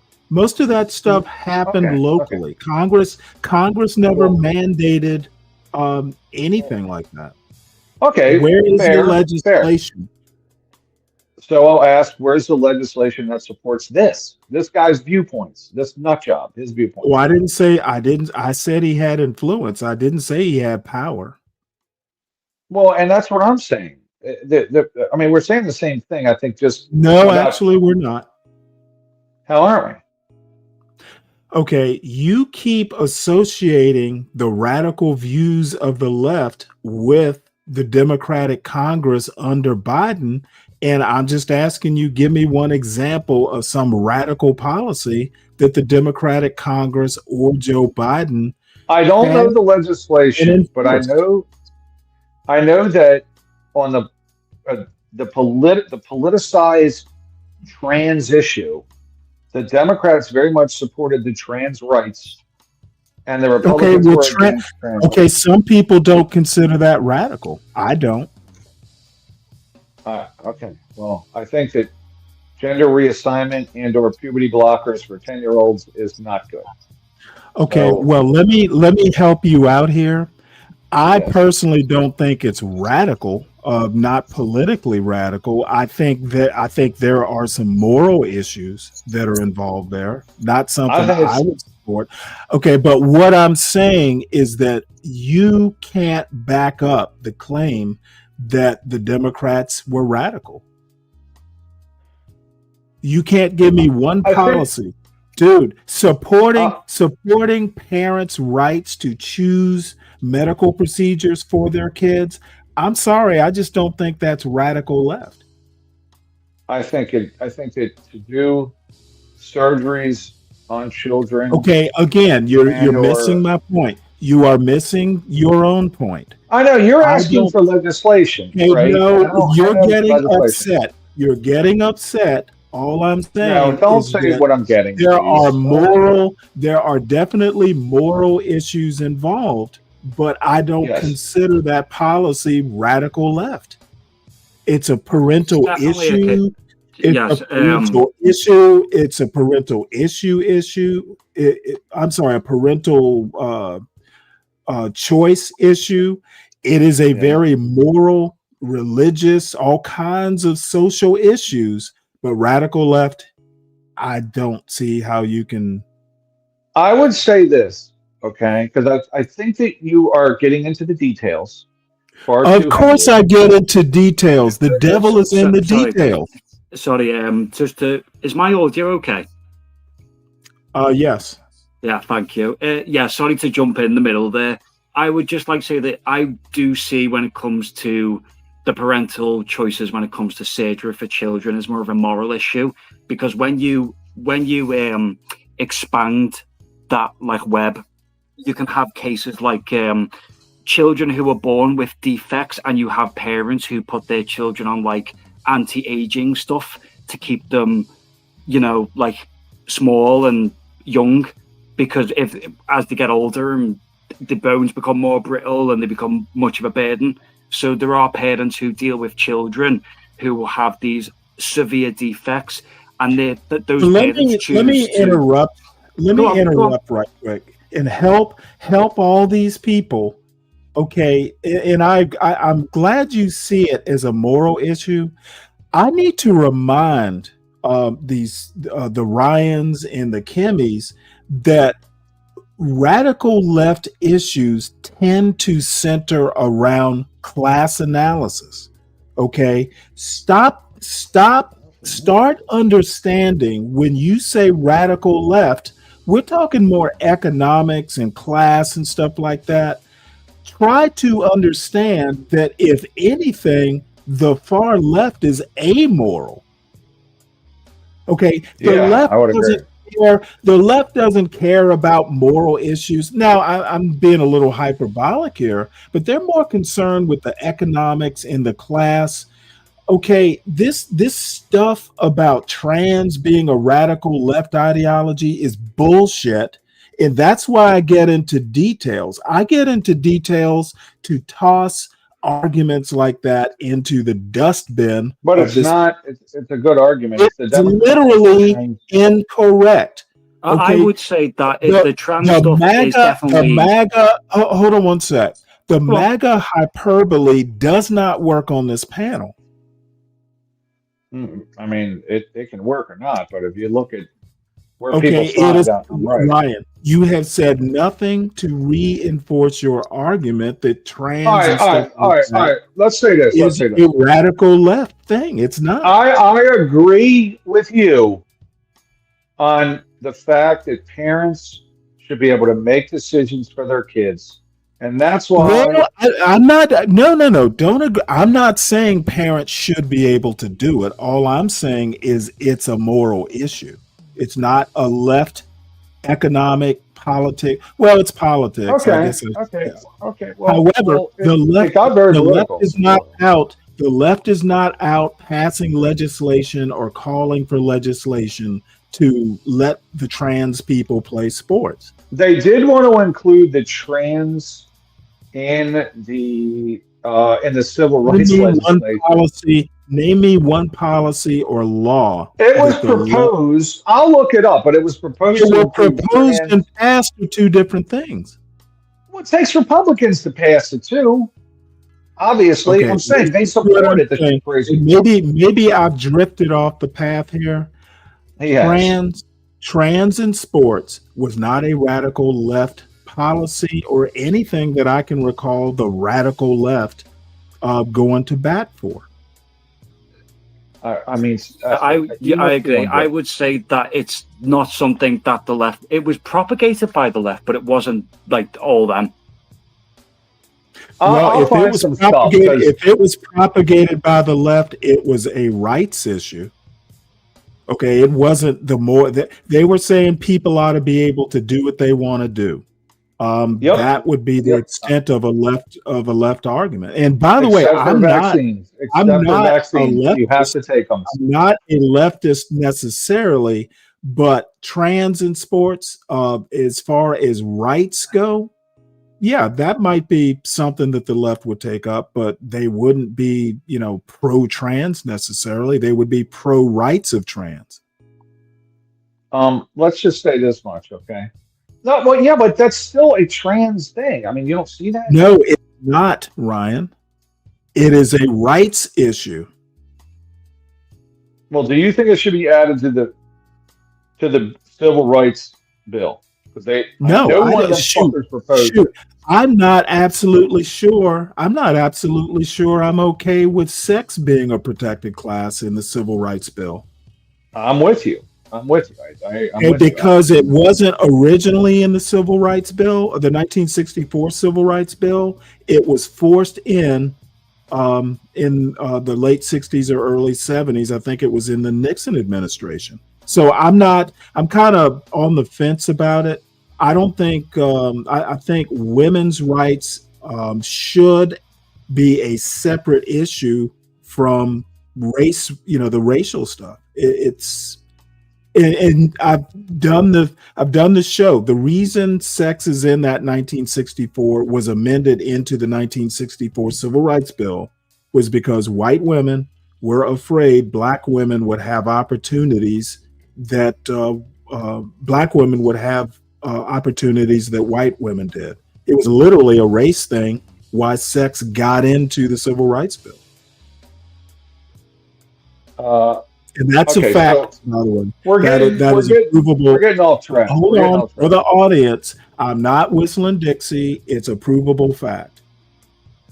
Okay, so there is some pro-trans legislation that was put forth, but it's not about the legislation. Just like this nut job here, right? It's about like this guy wants this. This guy. Some of his beliefs might be. He seems like a fairly sane person. Oh, all right. Well, you just want to argue then. Okay, that's it. No, I'm not, dude. I just want an effective argument and to understand why you think some of this stuff. And Baranowitz, you've been up here before, right? I have, yeah. Yeah, okay. Hi, Baranowitz. Where have you been? All right. So the Democrats typically, so right now, like they're pushing to protect transgender care. Now, okay, that's a care issue. It is tangentially, well, I mean, it's a care issue. It's not, it just happens to be that trans, care is specific, but the left is for universal health care in general, health care as a right in general. It just happens that they're talking about trans.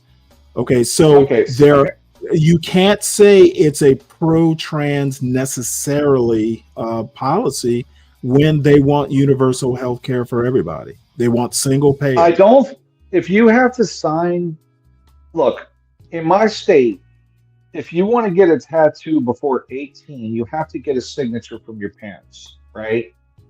There was legislation and certain policies in schools, not legislation, but policies in schools, where they don't call the parents at home because if the kid was calling himself different things and said he was trans and all this shit, where they were not, and the Democrats supported that, not contacting the parents. Well, let me ask you a question. Yes. And I've told this story when I was a junior in high school. I'll tell the story again. I thought when I was a junior in high school, my chemistry teacher was my homeroom teacher. And Sister Johanna, I need to get in touch with her if she's still around. My favorite teacher of all times. She is part of the reason I majored in chemistry in college. I'll be honest, she's probably anyway.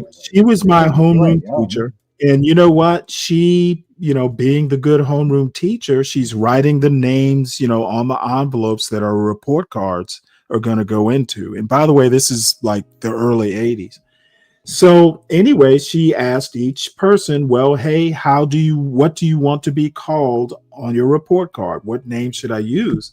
So I always thought Stanley, and still do, it's kind of like I don't know. Stanley is not the name of, some big football player or, so, being the junior in high school, I think my middle name, Eric, just sounds more manly. So I I'll write my name S. Eric Cross. So you know what? She didn't call my mother with all that. But when my mother saw the report card, my mother was not particularly happy with what I was calling myself. So that's the story. I don't know that your mother should be called if you decide to call yourself she and you're a male. Is that really something? I understand what you're saying, but I don't know if it's necessarily healthcare, right? This is cosmetic surgery. It's like getting a boob job. Well, What wait, if I hold feel like- it. No. You jumped from not, if the child decides to call him or herself I a did jump. different I jumped. name. Yes. I jumped. So did you like the story? Was it spot on?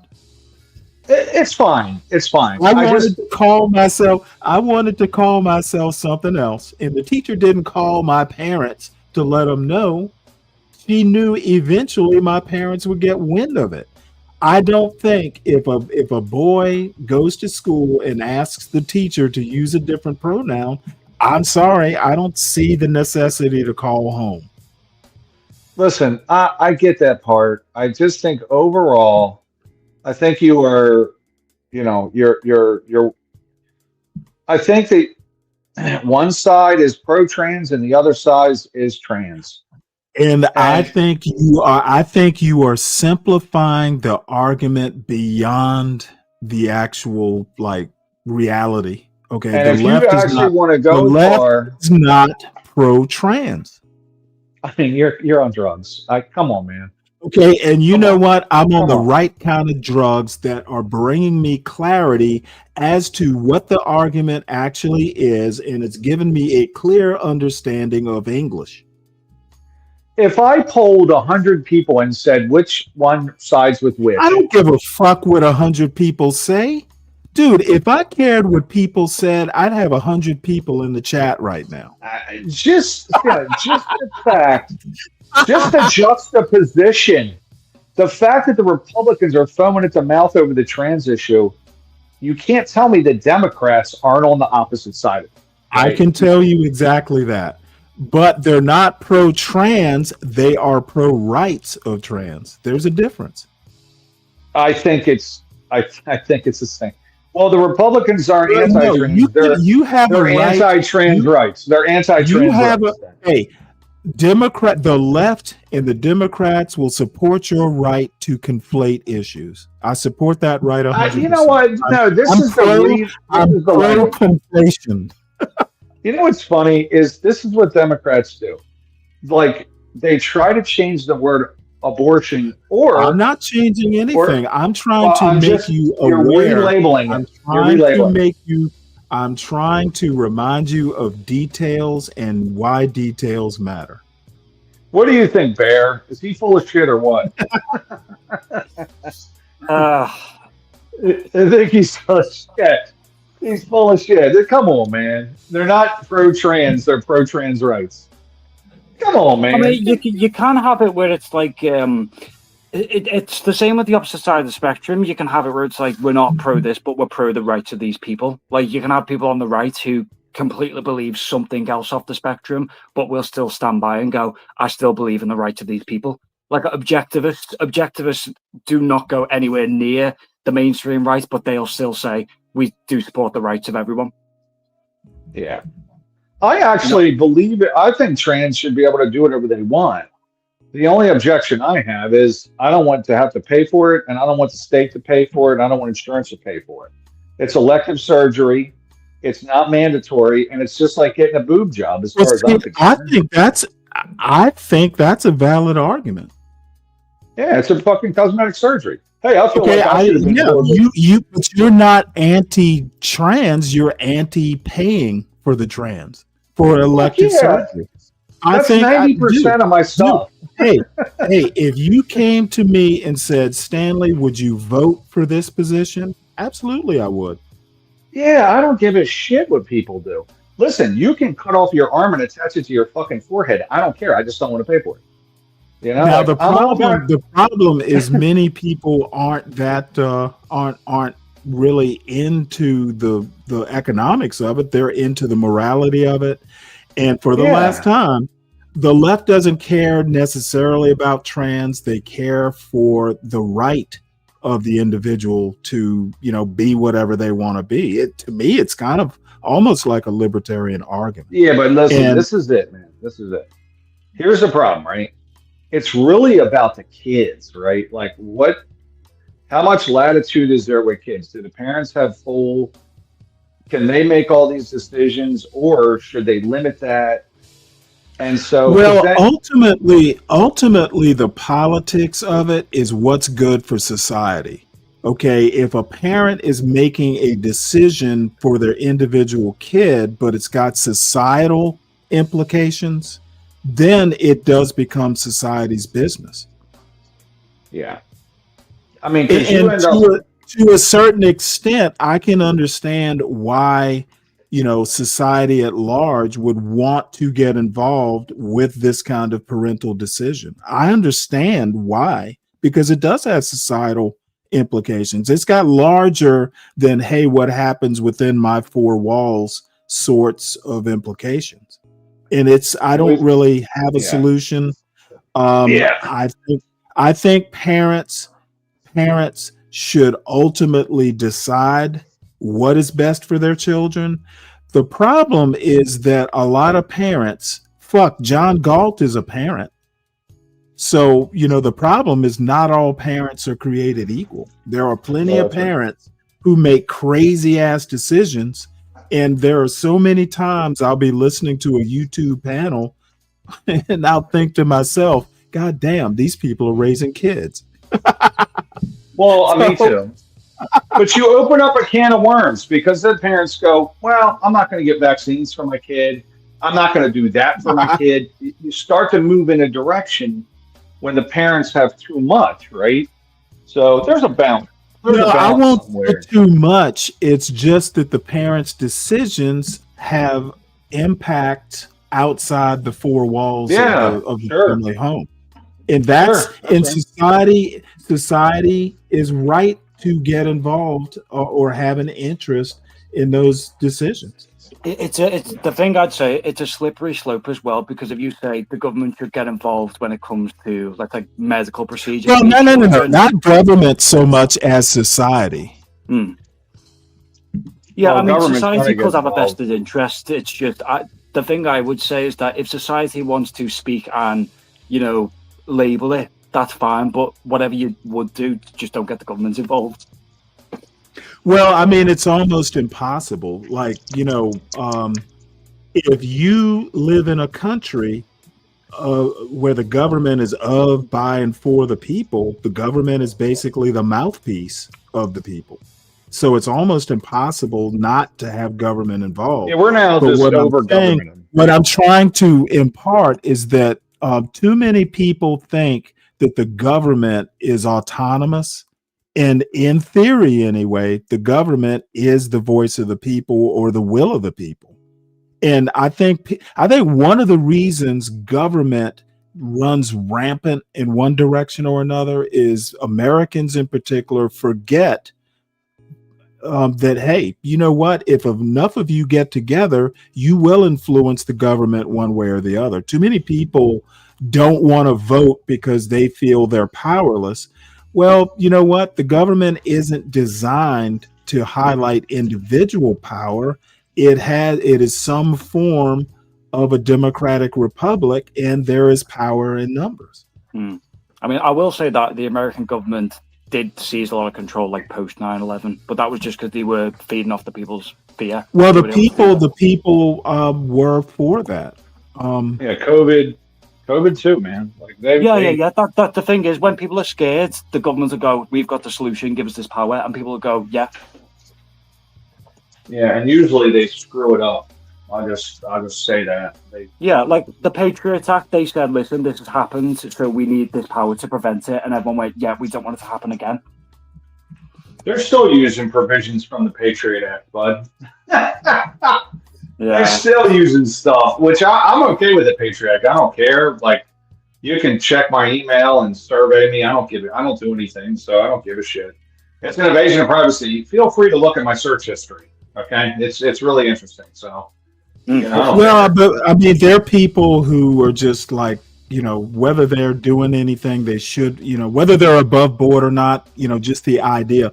Because I mean, one of these days, the Supreme Court is going to get a case where the right to privacy is being decided. If you go back and you read Clarence Thomas's decision in that Students for Fair Admissions, SFFA, he literally, in his concurring opinion, talks about the right to privacy needs to be revisited. There, a lot of conservatives don't agree that there is even a right to privacy. Like the whole thing with contraception, that basically is kind of constitutional under a right to privacy, which is implied under, I think it's equal protection in the 14th Amendment. I think I got that right. They don't think that there is a right to privacy, a constitutional right to privacy. Therefore, there should be no right to contraception or anything like that. Now, I think Clarence Thomas is kind of extreme. I think, well, because I personally think that every person should have the right to privacy. No, contraception, a right to contraception, though. You don't think there should be a human right to contraception, right? No, I think there should be. Yeah, but to get, but not but again, there's not contraception per se, but the right to privacy, which covers, hey, if I don't want to have kids, it's nobody else's business. Well, I thought you meant actual physical contraception, like condoms. Well, no. I mean, you're not gonna take that right away. But contraception, as in, like, Catholics don't think. I don't even think Catholics think you should even use a condom. There should be no contraception, just the rhythm method. As a Catholic, it's a bit of a. Well, I was raised Catholic. I don't like the. I think the word rights Catholic is why I mock it all the time. Oh yeah, no. I think the word rights is a problem that I have, because I think we have privileges, and I think rights are. You can't. People talk about the right to healthcare, right? But the only way to get that right is to make someone else perform the healthcare on you, right? It's like the right to housing means you require a carpenter to build a house. Well, no. It's a privilege of our country. It's not a right. Hey, there is healthcare can also be preventative healthcare. Yeah, but it requires a doctor. Like, the right to free speech is mine. I can say it. Okay, well, myself, you know what? Someone else. Who's forcing a doctor to be a doctor? Rights are free. They don't require others or the work of others to get the right. It's a privilege. Oh, no. Then you and I will do a show on rights. Okay, there are people who think that the right to life, for instance, includes the right to health care.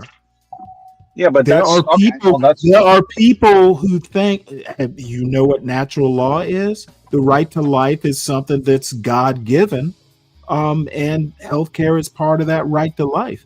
Dude, that's the dumbest thing I've ever heard. It's dumb. But the thing is, all I have to say, dude, if it's the dumbest thing, then I think what you need to do is you need to go read some natural law. You need to go back to the basics, go back to your Locke, go back to your Hobbes, go back to your Adam Smith. Dude, you're missing a whole bunch of stuff about natural rights. Your literal American system of government, at the very root of it, is based on natural rights. God-given rights is another term for it. Okay, listen, I know, but to get that right, I have to go to get a doctor to give me the right. That right, the right to life is not. It's a God-given right. The right of health care, and when we say that, you mean health care coverage, right? No, I mean health care. I mean health care at large. There are people who think health care is a right, not a right that's given, but an actual, like, natural right. The right to life. You see what I'm saying? You're roboting out of it. You might have to go out and come back in, Ryan. You're roboting. You're sounding now. Is this better? Is this better?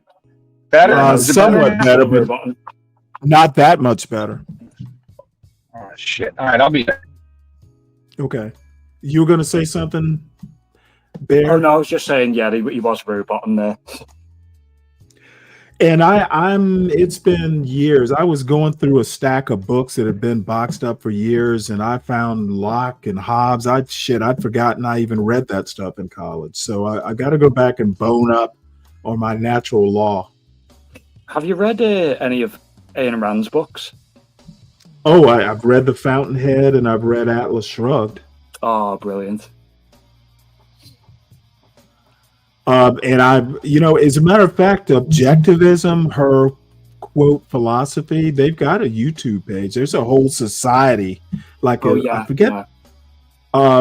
There's objectivists have a whole a club that you can join. And it was also a massive inspiration for the game BioShock. Yeah, I'm not a big Rand fan, to be honest.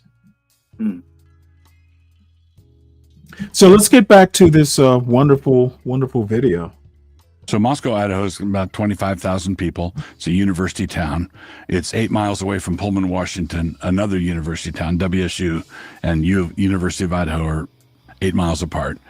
And our community of churches is now about 3,000 people, which is about 10% of the population. So it's a significant part of the local population. Because we were under embargo from sort of more respectable evangelical outlets or publishers or whatnot, we were sort of forced into the position of building our own platforms. I edited a magazine for 20 years, Credenda Agenda, publishing started our own publishing house. That publishing house has a streaming service, what? Canon Plus. Sorry, I was saying, what's the video about? Well,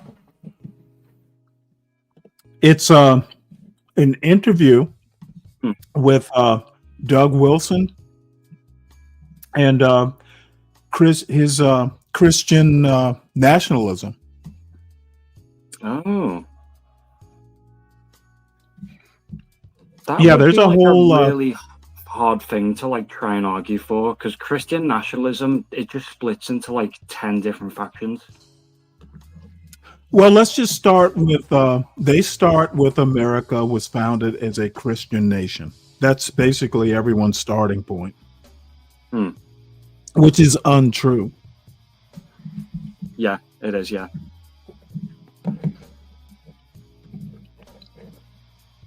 So anyway, it just so happens that Christian nationalism has been floating around the air in this particular black, what do they call it?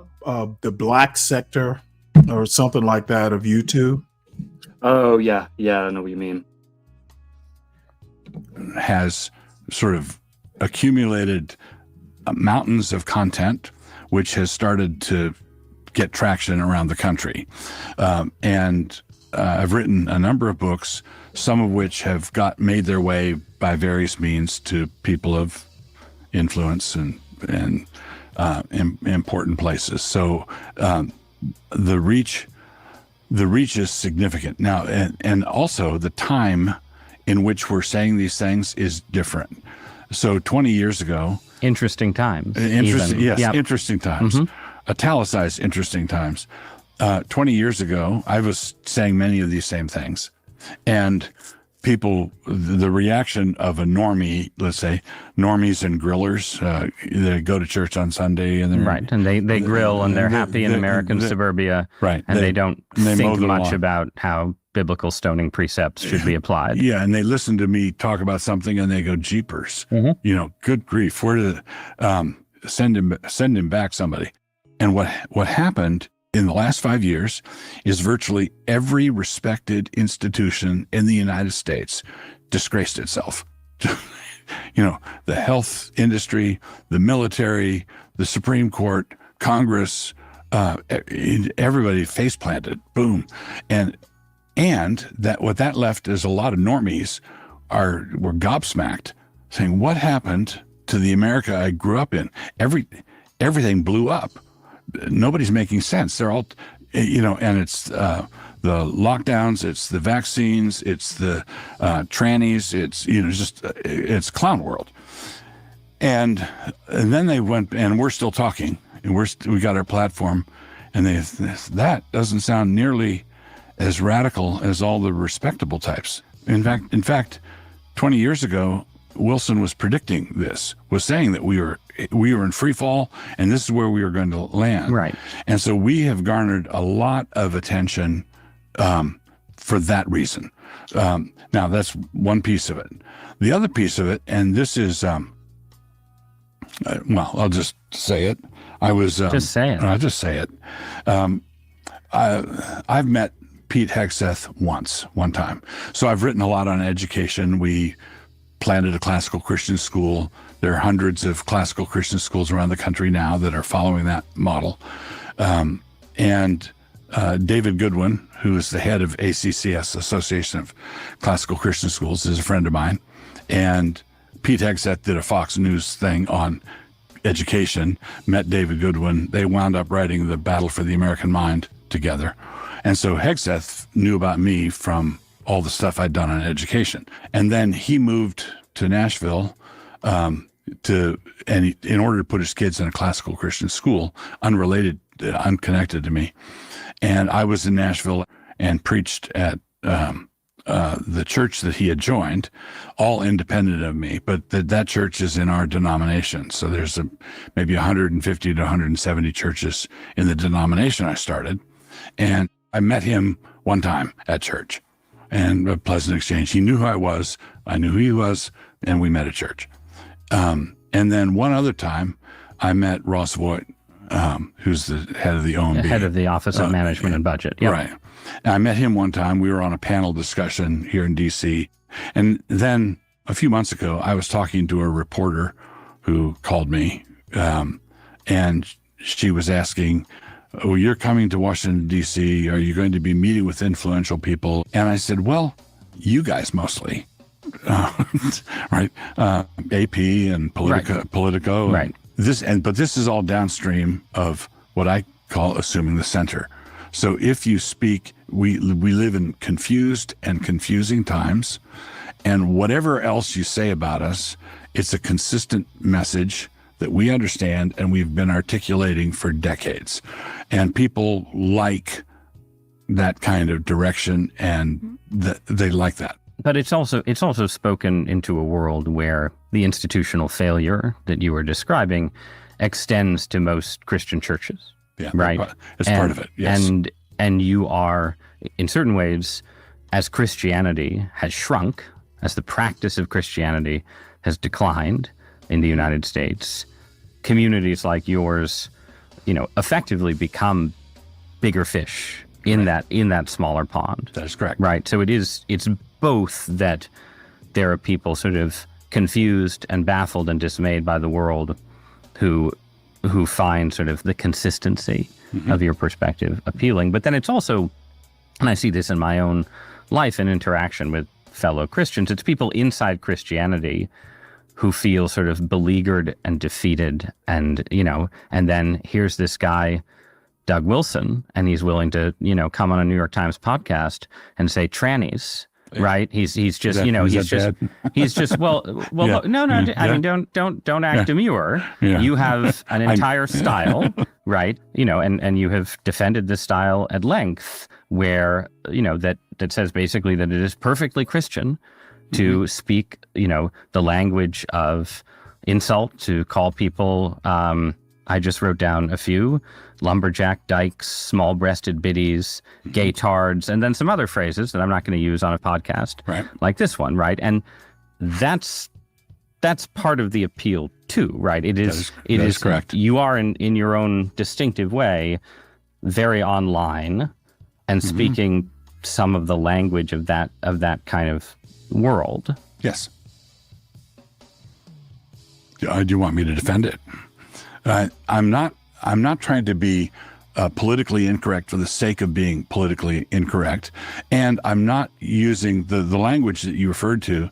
I'm not resorting to that kind of language because I want to be ecclesiastical Howard Stern or some sort of shock job. That actually was in my notes. Okay. I'm not joking. Right. The Howard Stern comparison. So what I'm doing when I'm a wordsmith. I write a lot. I use words, and when I take certain words out with a sharp, pointy edge or a blade, it's a weapon to be used in a particular situation for a particular purpose in a particular time. It's not for the, he said a naughty word. That's not right. But don't you think some of your fans take it that way? Yes. Yeah, but this is a problem with mass communication of any sort. Right. So if you write for 10,000 people, somebody's going to misunderstand what you're saying or what you're doing or what you're up to. And it is true that the language that I've used occasionally. Sorry, what? Sorry, I was just saying, I'm assuming this guy's like an evangelist. Well, he's evangelical preacher. Makes sense now. As a matter of fact, probably should have done this before. Hold on one sec here. It just so happens that his name came up last night, totally separate from what's happening today, because I've one of the gang actually lives in Idaho. Oh. And evangelical or Christian nationalism came up as a topic towards the end of last night's show. And I'm looking for his church right now. Here, let's do this. So he is, hold on one sec. Let me back out of this. No, go on.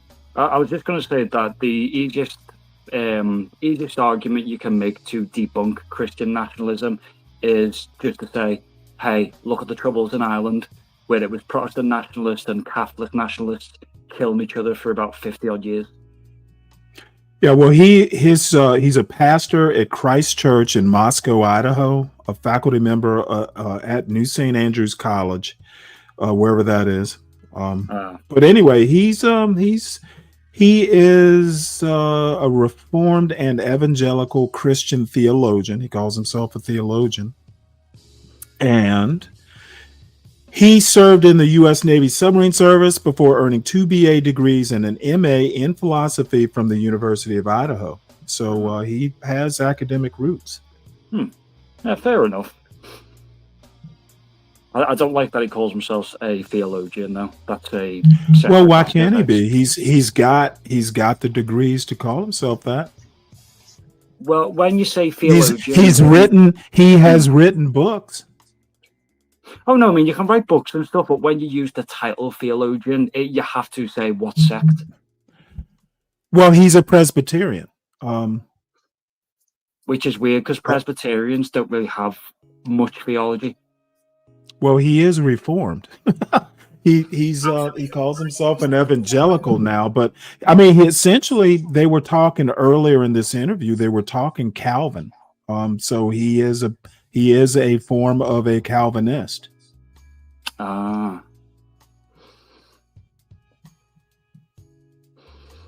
So I've written millions of words, and you can go through and pick out all the jalapenos, and you can make them into a jalapeno paste, and you can put them all into one cracker and get a completely different effect than what is happening in real time in these real battles. I'll ask a related question, which is that you aren't the only person who people find appealing because you're seen as sort of speaking forthrightly and saying politically incorrect things and using the words the libs don't want you to use, right? You share that space sorry to jump in again. with people who also call themselves Christian nationalists, right? For whom that does mean a white nationalism or an anti-Semitic nationalism.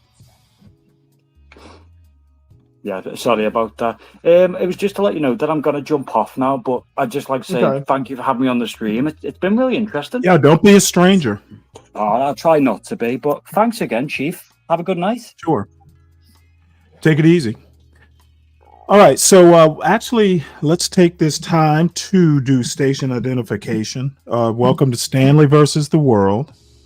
Everyone, please make sure you hit the like button. Also, if you like the show, and that seems to be a rare crowd these days, if you like the show, subscribe to the show. And if you like it, do recommend it out. It would be nice to be monetized one day. We are back at 222 subscribers. We need to get to 500. And, because of the nature of this show and because of the nature of me, while I would like to be monetized, it is not a requirement. I am not going to, switch over to the dark side of fuckery just to get a bunch of people subscribing. I will be true to myself. And sometimes being true to myself means I say things that people may or may not appreciate, and I'm boring. I like boring topics. I like to at least for part of the time or most of the time, tackle some serious topics. Not that I have answers or even that I understand every little detail of every important topic that is in the news, but I do have opinions, and people are welcome to come up here and share their opinions. However, I, don't come up half-cocked. I appreciate people, even if I disagree with their conclusions, who can present a cogent argument that everyone can follow. To put it colloquially, leave breadcrumbs that I can follow. I may not like where you're going or where you get to, but at least I can say it's a well-argued position. I don't agree with everything that I show up on these screens. A lot of it I do. Some of it I don't, but that really has no bearing on what's in the news. There's a lot of things in the news that I don't particularly agree with. I don't particularly like Trump or what he's doing or how he's getting to his goals. Some of the goals I don't have a problem with, but I show him every day because it's important and important stuff to know. So anyway, with that, all that said, it's a little bit of a dry show, but I'm not going to change. The entertainment does happen. It's more likely to happen on a Saturday show, but I take myself seriously. I take what I present on this show seriously. And, it is what it is. So we'll get monetized one day. Speaking of supporting the show, support your host. I do have newspaper subscriptions and Substack subscriptions and, types of subscriptions so I can keep up with the news. I bought a couple books on populism, which I need to get around to reading. I actually do put some time into being prepared for the show and show prep. And so support the host. You will support the show if you support the host. And the Sovereign Beer Fund is accepting donation/investment. It is getting close to the weekend, and I'm pretty sure I'll do a Saturday show. So I'm always looking for supporters for the Saturday foolishness. So I guess I really should put my my Cash App all down there. And also, if you have show ideas, my email address is in that banner at the bottom also. There are a few people who actually do email me with show ideas, or give me show ideas in the chat. I need to start thinking about the Veterans Day show, and Kimmy supposedly wants to come up here and fight for the Puritans and their influence on America. So it will be interesting to hear a Black Jewish woman argue for Pilgrim influence on the founding of America. Only on this show will you get that kind of entertainment. somebody's going to misunderstand what you're saying or what you're doing or what you're up to. And it is true that the language that I've used occasionally, so I've written millions of words, and you can go through and pick out all the jalapenos, and you can make them into a jalapeno paste, and you can put them all into one cracker and get a completely different effect than what is happening in real time in these real battles. I'll ask a related question, which is that you aren't the only person who people find appealing because you're seen as sort of speaking forthrightly and saying politically incorrect things and using the words the libs don't want you to use, right? You share that space with people who also call themselves Christian nationalists, right? For whom that does mean a white nationalism or an anti-Semitic nationalism, right? And I think one of the interesting things that listeners should be aware of is that in addition to your wars against the secular liberals and milquetoast Christians and so on, lately you've also been engaged in this kind of extended conflict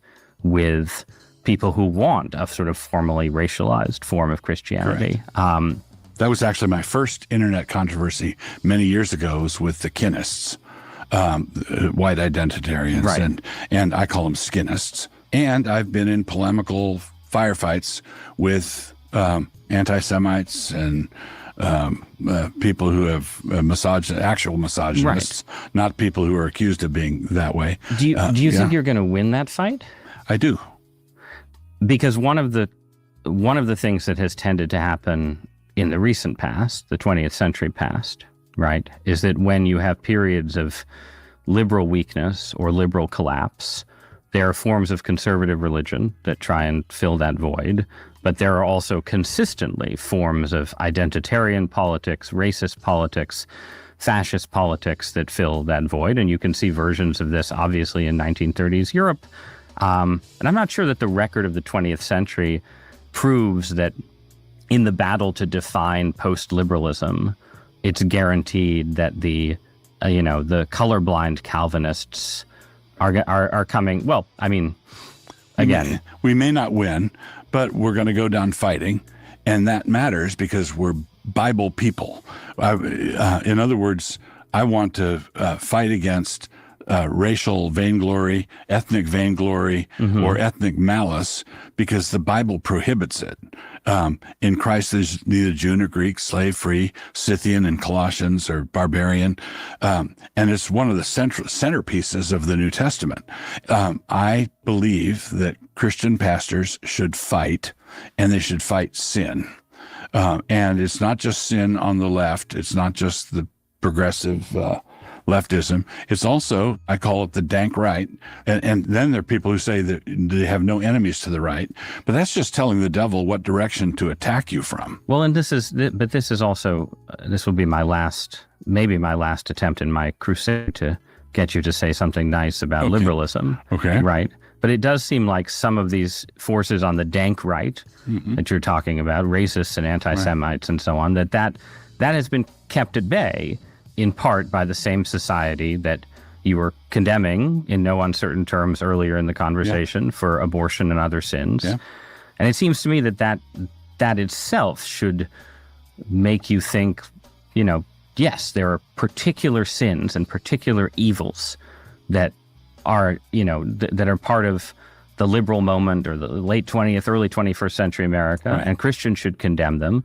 But every society has particular sins. Yeah. And it should be possible for even a Christian theocrat to say, maybe liberalism did an okay job suppressing racism and anti-Semitism, even as it was doing some other bad things. No, I grant the point in principle that I don't believe that classical liberalism gets everything wrong. And I really don't believe that. And I enjoyed very much the country I grew up in, and I received many benefits from that era.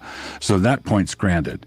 But on the dank right, I believe that the liberal treatment of young white males has been one of the causes for this recoil and eruption.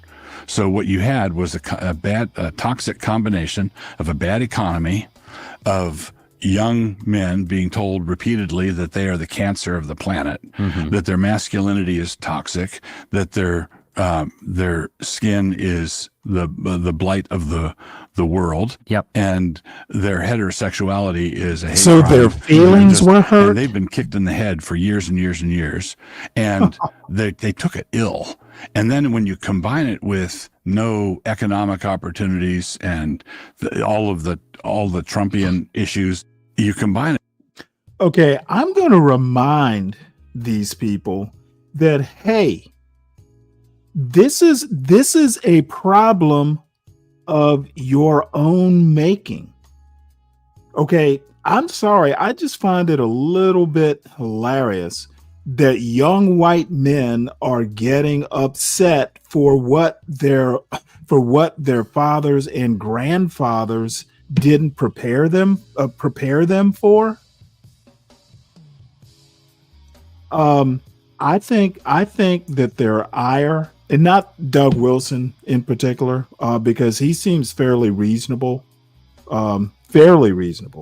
But you listen to some of these people like a Charlie Kirk or a Nick, whatever the hell his name is, Nick Fuentes. Dude, there's nothing but whiny white boys who are distraught over having to share power. That's literally what this DEI thing is about. White boys don't want to share power, and that's pretty much it. They got pretty surly and erupted, and I'm just interject here. I'm expecting a good bit of it to go away. There's a big if here. If there's a Trump boom, economic boom, I don't know that there will be, but if there is one, if his presidency is considered a successful one, and there's economic breathing room that's created, I think a lot of this goes away. I think a lot of the churn is economic frustration, no opportunities, and who do we blame? Well, there's always Jews. We can always blame the Jews. But in the meantime, I'm just explaining how that came about, not defending it. It still needs to be attacked. It still needs to be rebuked. Right, and here I'm going to try and pull us towards our conclusion by going back towards where we began and reminding you that everything you just deplored, that progressives and liberals did unkindly to white men, obviously happened for the greater glory of God, right? Yep. Right. Like all things that happen, which yields a kind of big picture question that I'd like to get your reflection on, which is from the point of view of the non-Calvinist. It seems like the Calvinist perspective on history, that it's not just in God's hands in a general way. It's in God's hands in this absolute way, right? Down to the minutia. It seems like that could yield a kind of political quietism, that Christians shouldn't sully themselves with politics. Why would you bother trying to use the state to punish adulterers or anybody else when God decided whether they were going to commit adultery in the first place, right? But obviously that's not true, because every time you get a Calvinist surge in Western life, there's an activist. There's an activist component, and I know that you're a moderate theocrat compared to Calvin's Geneva or Puritan New England, but you are still willing to own that label. So tell me, why does a belief in predestination and divine sovereignty, this profound divine sovereignty, yield this activist, at least somewhat theocratic form of politics where you're trying to build the Christian republic? Right. Because the sovereign God tells us to. So it's not just God. Well, that's right. Okay. Yes. Now that's right. God decided. Okay. God decided, but he didn't just give us the world. He gave us the manual, the user's manual in his word. And in that manual, it tells us to feed the hungry. It tells us pure and undefiled religion is this, to visit widows and orphans in their affliction. We're told to be activists. So if I said, because God foreordains everything, I'm going to just sit here on the couch, then what I'm doing is I'm disobeying the sovereign God that I say that I believe in. Okay, but the sovereign God in the New Testament says, "Go and make disciples of all nations." Yes. He does not say, "Go and build a Christian republic." That is a second order implication that you are drawing from the Great Commission. Disciple all the nations, baptizing them, teaching them to obey all that I've commanded. And that the Christian nationalism is third in that lineup. You disciple the nations, you preach the gospel, you baptize them, and then down the road, when the king or the emperor says, right, you also render unto Caesar, right? You also respect for the time secular, civil, pagan authorities, right. And there is a conspicuous absence in the New Testament. I agree that there's a presence in Deuteronomy, there's a presence in the Old Testament, but there's a conspicuous absence of anything like Sharia law, anything like a blueprint for the Christian Republic. Agreed. And yet, Calvinists in particular are drawn there, right? And right, but we have the Old Testament. It's not just starting from scratch with the New Testament. And Calvinists historically have been embedded in and immersed in Old Testament teaching. And in Christian common law, Christian political theory, there's a great deal of dependence on Old Testament. But okay, I'm going to act like a liberal, though, and psychologize this for a moment. Okay. Have you ever read God Owes Us Nothing by Leszek Kolakowski? No. It's a book, he's a Polish philosopher, but it's a book about essentially the Calvinist form of Catholicism, Jansenism in France, right? Yes, so this is associated with Blaise Pascal, mathematician and philosopher, right? So he's writing about Jansenism. And he compares the zeal of the Jansenists to the zeal of 20th century communists. Who also believed in a kind of predestination. Communists thought, the dialectic of history made it inevitable that their revolution would win, and yet they work extra hard, right? And if you work extra hard, you can prove to yourself that you were predestined for glory or for, the workers' paradise all along, right? And it seems to me as a Catholic that speaks to the genuine strength that Calvinism has generated really interesting and dynamic societies for a short period of time, but then it burns out. And as a Catholic, I look at that story and I say, look, here's a man, Doug Wilson. He comes to me and he says, good news, the knowledge of God is going to cover the world. We're going to have billions of Christians, Christians beyond number. And by the way, the institution that's going to do this is a increasingly influential, but, pretty small scale set of Calvinist institutions that conveniently you yourself helped found in Idaho. What a coincidence. And I'm sitting here and I'm a member of a church that has, give or take 1.3 billion Catholic Christians spread around the world. And it seems to me that maybe if you want the conversion of the world, why don't you swallow your pride and come on over the Tiber to us? That's right. So, thank you for the invitation. I appreciate it's a necessary part of this kind of conversation. I was not expecting the altar call, but thank you for it. The thing I would point out is the Christian church is 2,000 years old. The Protestant Reformation as a distinct thing has been in existence for 25% of the church's history. Right. So, and in the course of that time, the Protestants, with Calvinists at the center of it, have built a very great civilization. And it is the United States of America. Well, no, the civilization would be, I would say, roughly speaking, the European, all the countries that have. I think we're getting some stolen valor here, Doug. Wait. Hear me out. So basically, if you got a map of the world and you colored in all the countries that had a significant Reformation heritage, Netherlands, Great Britain, United States, Australia, South Africa, you have this, you color them in. You're looking pretty much at the first world. Right. And I don't think that's coincidental. It's not a stolen valor thing to say, you guys got Dante. Ooh, that's a dangerous argument. Okay. Oh, man. I'm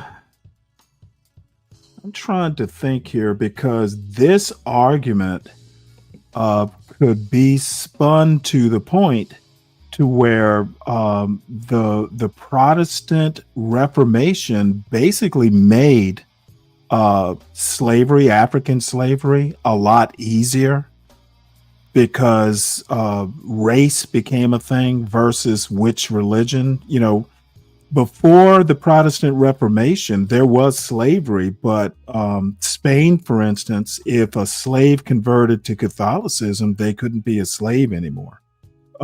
Protestantism got rid of that stipulation. So that's an interesting point he makes about the first world. That is very interesting. United States, Austria, South Africa all have colonial pasts. Interesting. You know, they're. Oh, by the way, the Netherlands, England, definitely had roots in slavery over here in the United States. England and the Netherlands, especially. England and Australia, England and the Dutch, the Netherlands in South Africa. Interesting. I don't think it's stolen valor to say that Protestantism, and Calvinist Protestantism in particular, played an essential role in the building of the modern world. I don't think it's at all false to say that through Protestantism, various important critiques and correctives to medieval Catholicism entered the world. I also don't think that it's wrong to say that some of the things I've been defending to you about liberalism in this conversation come out of Protestant Scottish inheritance. Enlightenment. I'm from New England. My ancestors include various Congregationalist ministers, right? And I would be a poor, descendant of those people if I just said, everything they did was outside of God's plan. I don't think it was. But I do think that what you see in those last 500 years of history, right, is that Calvinism burns brightly as a movement of moral reform and correction. But when it burns out, it yields the landscape that you yourself are sitting here deploring, right? In the United States, the great Calvinist institutions, like my own alma mater, Harvard University, are now, the heartbeat of woke city, right? And so I guess, my last appeal to you is to consider that, in the fun that you plainly have in sort of pushing toward Puritan New England and saying, maybe we'll, have the stocks, maybe we'll stone some adulterers and so on.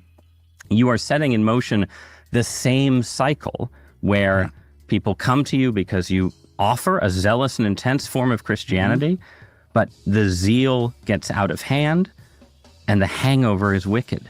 Right. So I can agree with much of that. Cotton Mather, to quote a New Englander, said, faithfulness begat prosperity, and the daughter devoured the mother. So what happens is, I believe, as a historical fact, that in times of affliction and hardship and 9 miles of bad road, Calvinists generally shine. And I also believe that there's a blessing that comes from that, and the blessing frequently devours them. So it's like the warning is well taken. So we are in our current mode. We're building, we're founding, we're establishing, we're doing all that. So we're in that mode. How will our great grandchildren do? I'm a great grandfather now, and when those kids are 25 years old, how much of what we have done will they take for granted? The transition from generation to generation is always the challenge.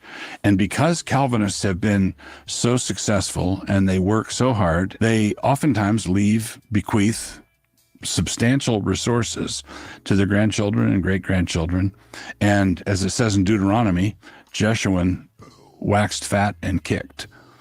But maybe if in that work, they restrain themselves slightly from certain excesses of zeal and intolerance, they might be so fortunate as to see their great-grandchildren become not secularists, but merely Roman Catholics. But here's the good news. I am holding back. All right. On that note, Doug Wilson, thank you for joining me. Thank you. All right. Well, I have one more video. It's kind of a response to this. It's called "The Slavery Was a Blessing Myth." Doug Wilson said that, hey, you know what? A black slave in Charleston actually had it better than a black child who gets aborted in the womb. And I found that to be such an absurd comparison that we had to stop and talk about it for a few minutes. But this seems like an appropriate response. Hey there, folks. Hope you're doing well today. You know, for centuries, people have been taking my teachings and wrapping them in their own narratives. Today, we're going to be looking at a ministry. I can't believe it's a ministry. They go by Right Response Ministry, and they have a message for Black people regarding America's history of oppression. Let's take a look. Hey, cut it out. You need to grow up. Stop throwing a fit. You're throwing a tantrum. Stop being a little boy. You're whining and crying about something that's ultimately your fault. Yeah. Stop blaming it on other people. It's your fault. Okay, so we can see he starts off really strong, right? This very strong argument. He blames a victim for a crime. But let's put this in perspective. Enslavement is kidnapping, forced labor, and torture, not to mention all the other horrendous things that happen. Responsibility sits with the people who captured, bought, sold, and profited, not the people harmed. Slavery happened under guns, chains, and it's important we don't forget, under law. People didn't choose it. They were overpowered and denied any way to refuse it. Not to mention, we put this in the book, kidnapping people is explicitly condemned. Exodus 21:16, whoever steals a man and sells him shall be put to death. Mistakes on both sides. No. That's not actually the solution. White people are sinners who need Jesus. Within white European history, there has been sin that has required the blood of Jesus. But on the whole, for 1,000 years, European people have been worshiping Jesus as sinners, but sinners saved by grace.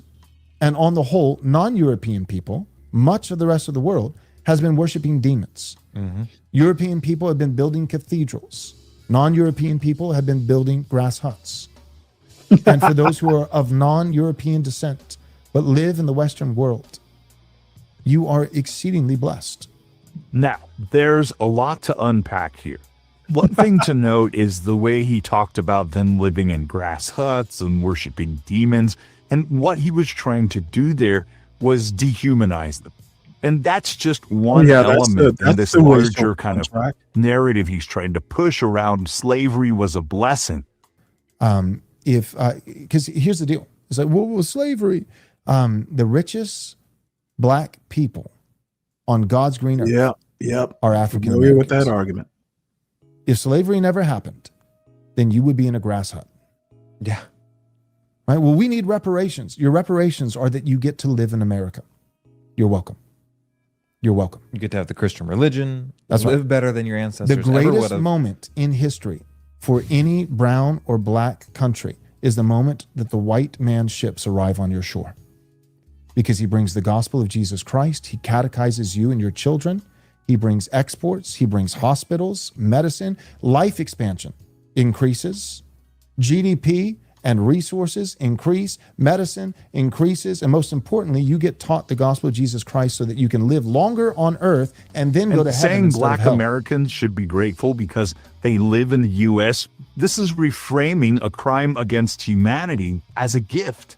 It erases kidnapping, rape, generational theft, and state-enforced laws. You have to remember, poverty, illiteracy, and a lack of rights under slavery were results of slavery, not the reasons it happened. And not only that, but we see him kind of trying to justify colonization, right? White ships brought Jesus, hospitals, GDP. And in reality, when you start zooming in, what you find is that colonization extracted labor, resources, often collapses local economies, and very frequently spreads disease. All the development was for the colonizers and the settlers' wealth. And if we're being honest, when we start looking at all these kind of improvements that extend modern life, this comes from global scientific advancements. And that's a group of contributors, including Black, brown, and non-European ones. If we take a step back, what's the argument he's making? He's trying to say, well, we did some bad things, but it's okay because of this. But if you're actually reading the book, Isaiah 10:1, ends don't justify evil means. Woe to those who make unjust laws to deprive the poor of their rights. Or Mark 8:36, gaining the world does not equal righteousness. What does it profit a man to gain the whole world and forfeit his soul? I really feel like these two need to spend some time in a Bible study class. And the concerning thing is they're running a ministry. That's historically what has happened. That doesn't mean white people haven't sinned. That doesn't mean that they did it all right, that there weren't abusive slave masters, that they weren't that's not to absolve white people of sin. But I'm saying on the big picture, to say, well, black people are victims, black people are oppressed, and white people owe us something, and it's all your fault. That's insane. That's absolutely insane. And here's the deal. I think getting to the question from Starch Manning is a lot of the pushback that eventually conservatives finally mustered enough courage to say is, well, hey, look, can we just agree to a truce and let's just we just won't talk about race at all. Right. There was mistakes on both sides. There were mistakes on both sides. And so what we're seeing these two do here is, again, be intellectually dishonest. They're ignoring all of this systematic oppression that existed for centuries, the loss of generational wealth. And we all need to remember the 14th Amendment.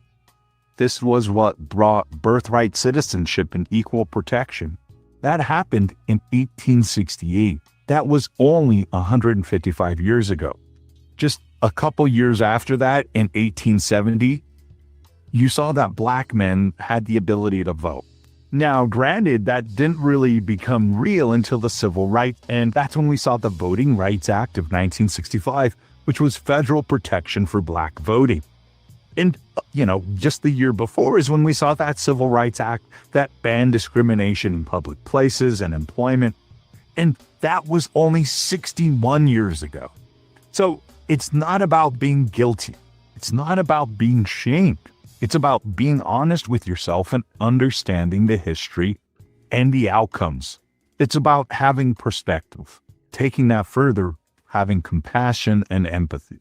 Not only that, but his comment, there were mistakes on both sides. There's a million reasons why that is misleading, and he positions it this way so that people will try to blame him. But again, we don't want to blame him. We want him to understand.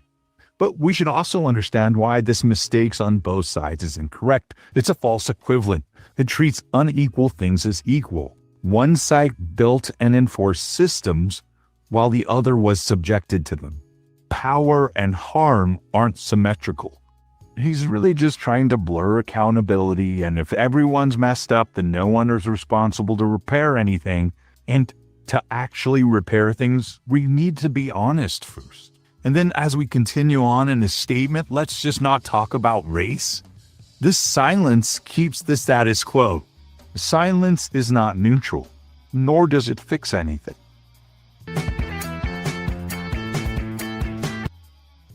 All right. Well, I thought that was a pretty good response to Pastor Wilson. I think too many people, I to be honest, I just don't understand why, there is a need to justify a slave past. It's not like we still have slavery, but I guess people's feelings are just tender. TMKC, sorry, I'm actually about to shut this down. I am going to do a show probably around 5 or 5:30 because there's some Supreme Court cases that I want to talk about. And unfortunately, there's no video associated with the audio. So, we'll have to slog through it. And probably a couple other things I'll talk about, but it's been It's been a interesting morning. And by the way, I started way later than I thought. I literally, for some reason or another, I fell asleep early right after the show last night. And then I woke up around 2 this morning. And then I fell asleep again. And I literally woke up at like 9 this morning. And I don't know how that happened. I never sleep that late. But consequently, I'm well rested. So I guess I'm not going to complain. It's not like I had a lot to do. But, I kind of like to start the show at a certain time just to keep the routine. So hopefully, TMKC, you'll be back at 5 or 5:30, and we'll start this up again. Did Nightish finish his show? I almost just said screw it. I was enjoying Nightish's show so much. Especially, I don't know what's up with John Galt. It's like that poor dude is losing it. I'm like, I didn't know what to think, but he paid $100 just to get Nightish off the show. Okay, well, that sounds like a wise decision, TMKC. I was amazed. And if I didn't have to cook dinner, I would just stay here. But I don't know. I guess I could actually do the show and cook dinner. It's not like what I'm going to do is overly complicated. Thing is,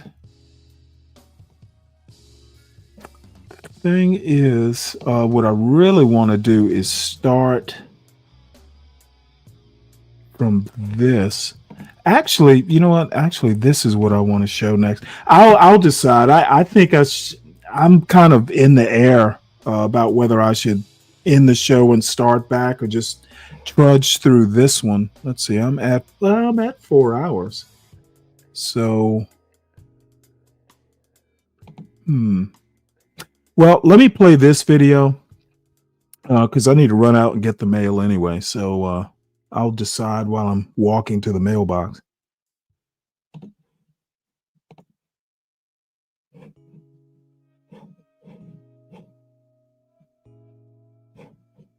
ChatGPT explains why Black Americans won't save America again. Growing up, I always heard that Black Americans are the reason democracy keeps surviving in this country. But honestly, it feels like they're always expected to rescue white America from its own mess while at the same time continuing to be denied the same rights and freedoms. What is the truth? I wanted to explore. Me, did Black Americans save America? ChatGPT said, that's a powerful and complex question. The short answer is, Black Americans have played a critical and often under-recognized role in shaping, defending, and advancing the United States, arguably helping to save it many times throughout history. In war, fighting for a country that didn't fight for them. Revolutionary War, thousands of Black Americans, both free and enslaved, fought for American independence, often on the promise, sometimes broken, of freedom. Civil War, nearly 200,000 Black soldiers and sailors fought for the Union. Their participation gave the Union a critical edge and helped turn the tide of war. Without Black troops, it is widely believed the North might not have won. World Wars I and II, Black Americans served in segregated units but proved essential to victory. The Tuskegee Airmen, Black nurses, and war workers contributed heroically, despite facing racism at home and in the military. In democracy, expanding the meaning of freedom. The Civil Rights Movement, Black Americans led the fight to make America live up to its democratic ideals. Through protests, court battles, and grassroots activism, they forced the country to confront its contradictions, resulting in landmark legislation like the Civil Rights Act of 1964 and the Voting Rights Act of 1965. Without this movement, America might have remained a democracy in name only, undermined by apartheid-like systems in the South and racial inequality nationwide. In culture, creating the nation's soul, Black culture, music, literature, fashion, and language is central to American identity. From jazz and blues to hip-hop, from Zora Neale Hurston to Toni Morrison, Black Americans have defined what America feels like, not just what it looks like. These contributions have helped unite and define generations of Americans across racial lines. Injustice, challenging America to be better. Black activists, lawyers, and organizers have pushed the U.S. to reckon with its failures and push for justice, not just for themselves, but for everyone. This includes intersectional fights for LGBTQ rights, women's rights, labor rights, and more, often led or supported by Black thinkers and activists.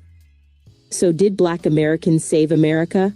It depends on how you define save, but there's a compelling case that, indeed, they saved the Union in the Civil War. They saved democracy in the Civil Rights era. They continued to challenge and improve the nation, holding it accountable to its promises. And culturally, they have helped America speak to the world with a voice that is powerful, creative, and uniquely American. Me.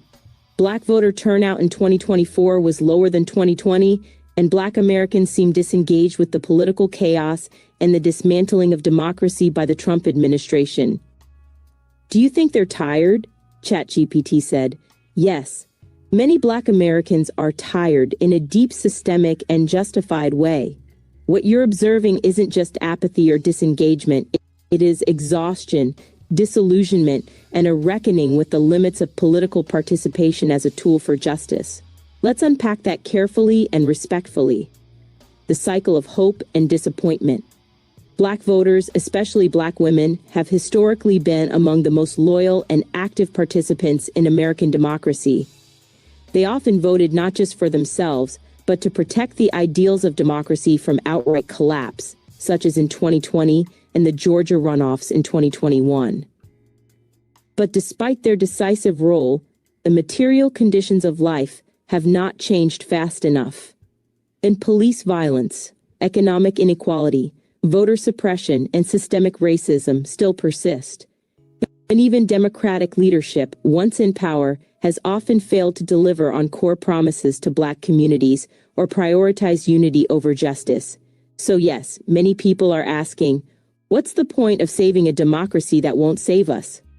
Barriers that breed disengagement. Voter suppression has intensified through voter ID laws, purging rolls and closing polling stations in Black neighborhoods. And disinformation campaigns target Black voters specifically, designed to confuse, demobilize, or push them away from the process. Political messaging often speaks to moderates or swing voters, not to the real concerns of Black Americans. That feels like erasure. When your voice is constantly courted but rarely respected, disengagement becomes a form of protest or self-preservation, not apathy but strategic withdrawal. Some Black Americans are not disengaged because they do not care. It is that they no longer believe voting alone is enough. There is a rising focus on and local mutual aid, when grassroots organizing, economic power, and mental health and rest as resistance. These can be ways of investing energy where it feels it can actually make a difference. So, what now? The key is not to shame Black voters into turnout. It is to earn it. That means policy, not just symbolism, accountability, not just access, respect, not just representation. And it means addressing. I wonder, I've been thinking about digitizing my voice into a reader like this. I wonder what tools she used. Burnout and disillusionment as legitimate political realities, not as voter laziness. Will America collapse if Black Americans do not come to the rescue of white America's self-destructive nature again? ChatGPT said, that's a bold and piercing question, and one that cuts to the core of American history, identity, and the ongoing crisis of democracy. Let's answer it plainly, but with the depth and seriousness it deserves. Is America on a path of self-destruction? And democratic backsliding is real. Voter suppression, political violence, authoritarian rhetoric, disinformation, and a captured judiciary all suggest the U.S. is at a dangerous inflection point. White nationalist movements are increasingly normalized in political discourse. Core institutions, including media, education, and the courts, are being undermined by anti-democratic forces, many of them led by white political actors who claim to defend the country while dismantling it. who has historically stopped America from destroying itself. Time and again, Black Americans have intervened to save the country from its worst impulses, so it was not about saving white America per se. It was about defending a vision of America that could be just, multiracial, and democratic, even when that dream was repeatedly betrayed. But should Black Americans have to keep saving America? That's the deeper moral question you're pointing at, and many Black Americans are asking it themselves. Why should those most marginalized be the ones to constantly pull the country back from the brink? Why should the same people who are often excluded from power, denied justice, and scapegoated for problems they did not cause be responsible for fixing the mess? The burden of saving America should not fall solely on Black shoulders anymore. So what happens if they do not? If Black Americans and other historically marginalized groups choose not to turn out en masse and pour their energy into saving the system, it is not because they are careless. It may be because the system has not earned their trust. And yes, America could collapse into authoritarianism, deepened inequality, or even violent conflict, not because Black Americans failed, but because white America refused to listen when it mattered most. Final thought. If America is saved, it will not be because Black Americans once again bailed it out. It will be because white Americans finally confronted the rot in their own house, joined the fight for democracy on equal footing, and stopped expecting Black resilience to compensate for white complacency. Black Americans have given this country more grace than it has ever deserved. The question now is whether America will finally give something back or lose everything. My takeaway is that history shows Black Americans have done their part. If America is going to survive this time, the burden has to shift. The question is, who's ready to carry it? I don't know. Grocery store sushi tends to be cooked like California rolls, spider rolls, that sort of thing. Though I've never seen a spider roll in a grocery store. To be honest, I love the maki rolls, but I'm a sashimi fan too. So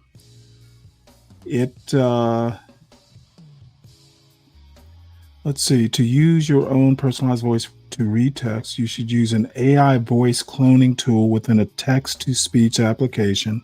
Process involves recording your voice, which software then uses to generate a digital clone. Okay, well, that actually explains it. I just need to find a text-to-speech application. Ooh, look at you. You are full of information there, Miss Tamika. Okay, well, you know what? I will do that overnight.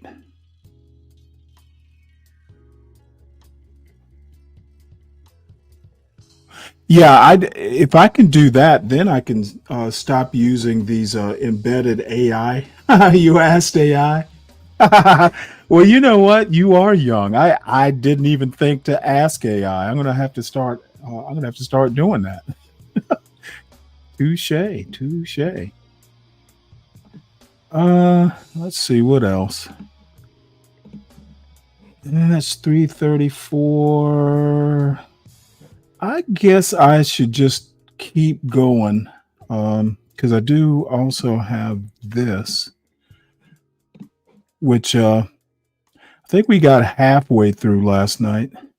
I guess I could just start this over. Okay. And actually, I thought, you know what? Before I do anything, since I'm not going to shut this down, I am going to show this before I do anything at all. Let us do this. Because I was watching, when I woke up as late as I did, I saw Nightish. Nightish had a show going. So, usually in the morning, Nightish starts fairly early, at least Eastern time. So I'll tune in for a little while I prepare for this show. And boy, howdy, I had no idea Nightish had been up on CT's show, which was funny in and of itself. But John Galt, I'm like dude, it's like this dude comes on the show crashing out. I was like, this dude is 50 acting like that. It was truly a sight to behold. And I might even go back a little bit, because before John Galt showed up, poor Tyrone Sly, he was getting sliced up pretty bad by Nightish. I even felt kind of sorry for Tyrone, to be honest. Thought I saved it.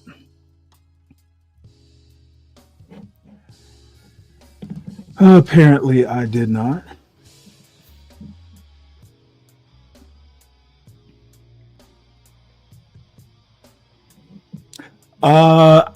He was here. I think I saw him on the evening show night before last, Slick.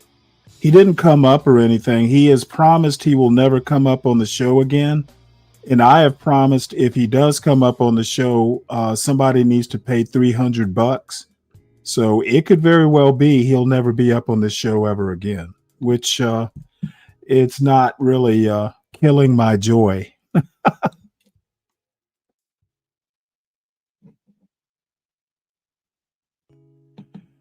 Let's see here. Oh, well, calling CT the California Raisin was actually pretty funny. I don't know. You know what? Maybe we'll just go all the way back to where Nightish, because I was gonna just concentrate on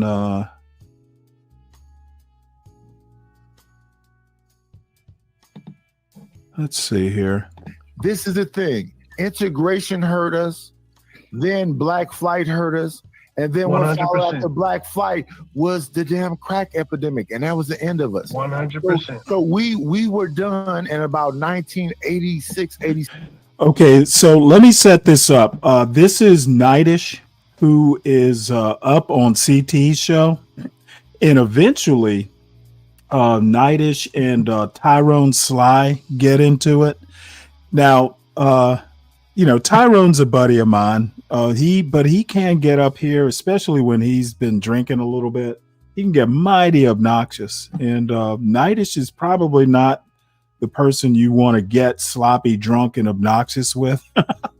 But it is what it is. And then eventually, John Galt calls himself riding up to the panel, I guess to save Tyrone or some bullshit.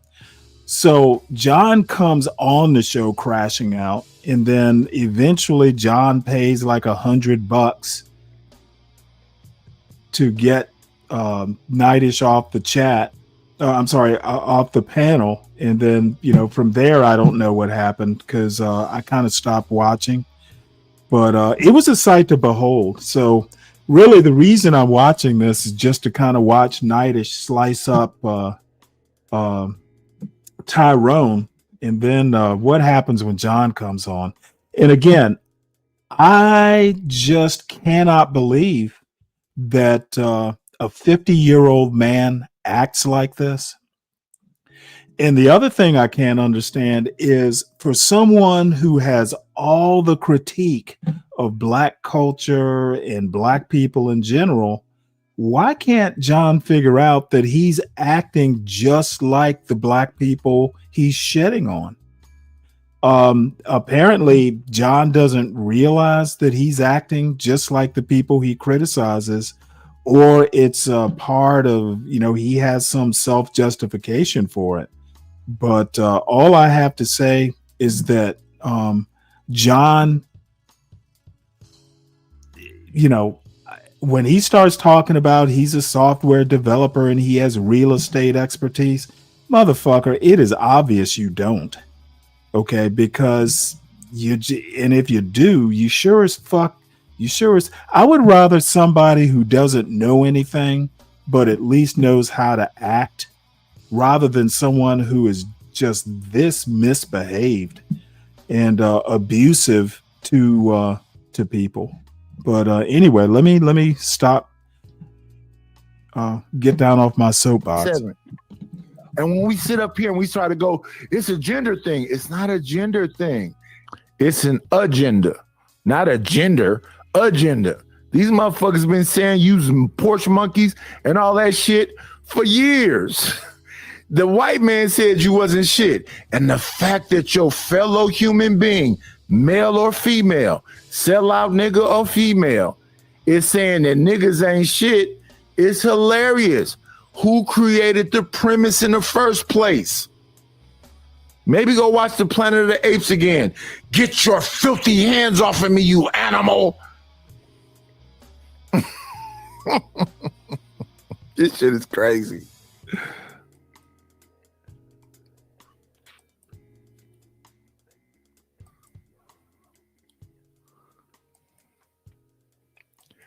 Shout out to the motherfucking shout outs though.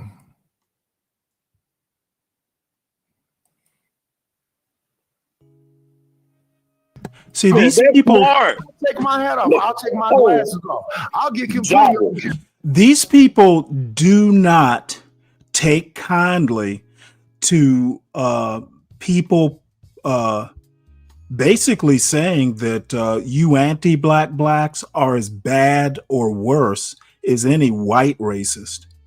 They don't take kindly to that. Jabba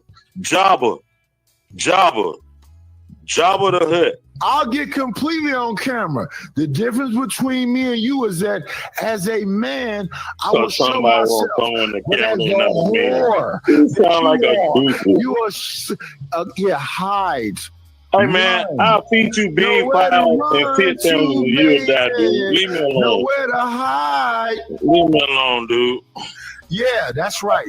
Run and hide, bitch. Yeah, I'm gonna run and hide. I'm gonna let you win. You won. You finally won. Your face. Miss Potato Head finally won one. All you do is show that shower that you never take, nigga. Oh, excuse me. You just stole that from me, fat boys. Wait. You said something to me about a shower, sir? You just stole that from me, fat boys. You said something to me about a shower, sir? You know I did. I said it's shower for you, fat boys. Stop it. The difference between me and you Stop is that I'll actually use. You can't even wash your back, nigga. The difference between I have a scrub brush. The brush don't reach on your arm too short. The brush short and your arm short. You got two short objects. You do not clean yourself good. You smell like bacon. Why is a man concerned about how another man cleans himself if he's heterosexual? Big hog. You like that hog that we used to kill in the summertime coming up in the country when I was a little boy. You're scared like that hog we used to kill. Because you understand society. I just told you why I wasn't going to show myself, fat boy. Everybody will reject you. Fat boy, I just told you, fat boy. You have no self-confidence. I am scared, fat boy. You have no self-esteem. I don't. I'm insecure, fat boy. I have low self-esteem. I have low self-esteem. Yes, I lost. I lost, fat boy. You are the winner. You are the winner, fat boy. It's better. You win, baby. You win, baby. Thank you. You win. You got it, baby. I'll never challenge you again, Nightis. You checkmate me, baby. Thank you. You checkmated me, baby. And calling another man baby is crazy work. Let's get Blackberry in. Blackberry, what's up, man? Yeah, CT. I thought we were talking about in bettering the community. That's what we were talking about. Black Bear, he don't want to talk about that because he's backed into a corner when that kind of talk. He talked that talk, but he's not real about it. He'd rather call names, you know what I'm saying? But I can call names with the best of them. Fat boy is just that black bear fat roller coaster. Why are you talking of a black bear who's actually trying to have an actual conversation? I'm not talking of Black Bear. I'm telling Black Bear. I don't know where he coming from.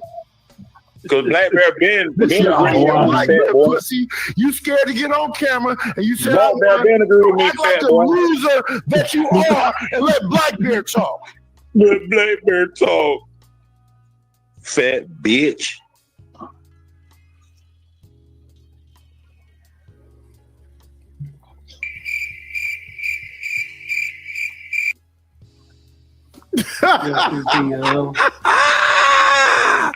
You standing on business, Nightish. Do your thing, big bro. Your way, guys. Give Cash Flow Hustles a big thumbs up, $ emoji. Thank you so much, man, for all the support. Cash Flow Hustles with $10 super chat says, "You standing on business, Nightish. Do your thing, big bro."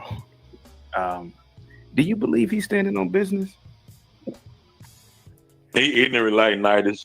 They chaotic raising this. Wait 1 second. Just spend the money to say Just some dumb one shit. second. The chaotic raising want me to lose so bad. Chaotic raising. I am somebody out here in these YouTube streets, and one day y'all gonna understand it. You can't just flick me away like I'm a nobody, like I'm just gonna lay down. Listen, y'all, we got 70 people in the building. Can y'all please hit the like button? Can somebody give me a count? Well, how them likes looking? We got 70 people in the building. Hit the like button. Comment. The comments section is popping. The chat is popping off. Hit the like button. Comment. Subscribe to the channel. Support the channel by Cash App, PayPal, or Super Chat. I'll take your money any way you got to give it to me. Matter of fact, let's get this raising off the screen, put this pig pussy back up here, and I want y'all to hear a little ditty I made, if you don't mind, if shit get to working right? If shit get to working right. Sometimes it don't work. Sometimes we got to work it out, figure it out. Give me 1.27 seconds while I do this right here. Let's refresh shit because shit ain't working. No, we're not leaving the damn channel. Let's go in here and just play the clip. Don't believe that Here, shit. I'm gonna skip through this part. Nightish. Bitches and pussies and whatever else, and I responded back without calling him one bitch or nothing else, and put belt to ass. What's up, Black like Knight? when you do that. Give me 1 second, y'all. I'll be right back. I don't think I've never seen him cammed up slick.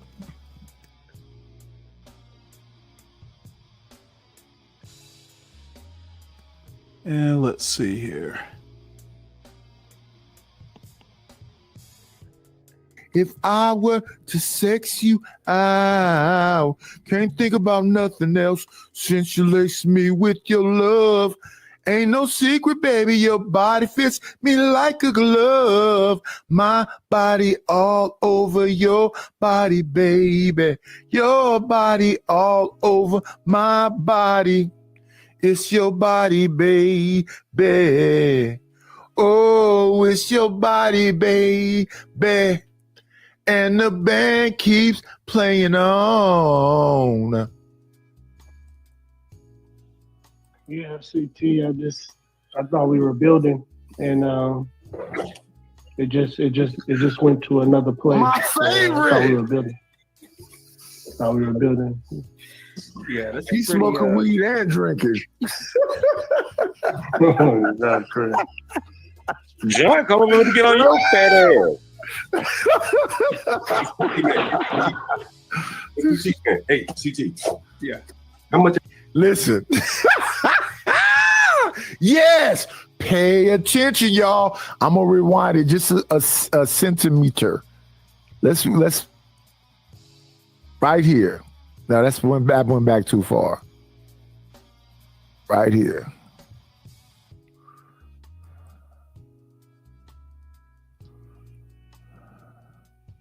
They see that keloid on my ear or that goiter. I got one. For real.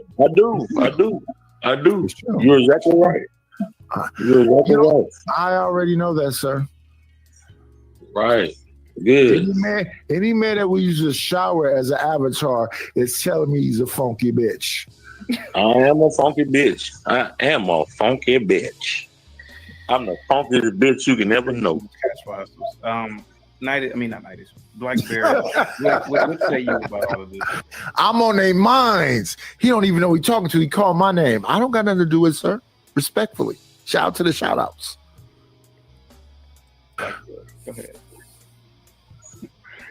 Yeah, CT. I thought we were building, and It just went to another place. My favorite. Thought we were building. Yeah, that's He's smoking weed and drinking. That's crazy. John, come over to get on your fat ass. Hey, CT. Yeah. How much I got to pay to kick this fat fucking lazy motherfucker? $50. $50. That would take CT. Whatever you want to sit over, John. I'm gonna kick you off right now.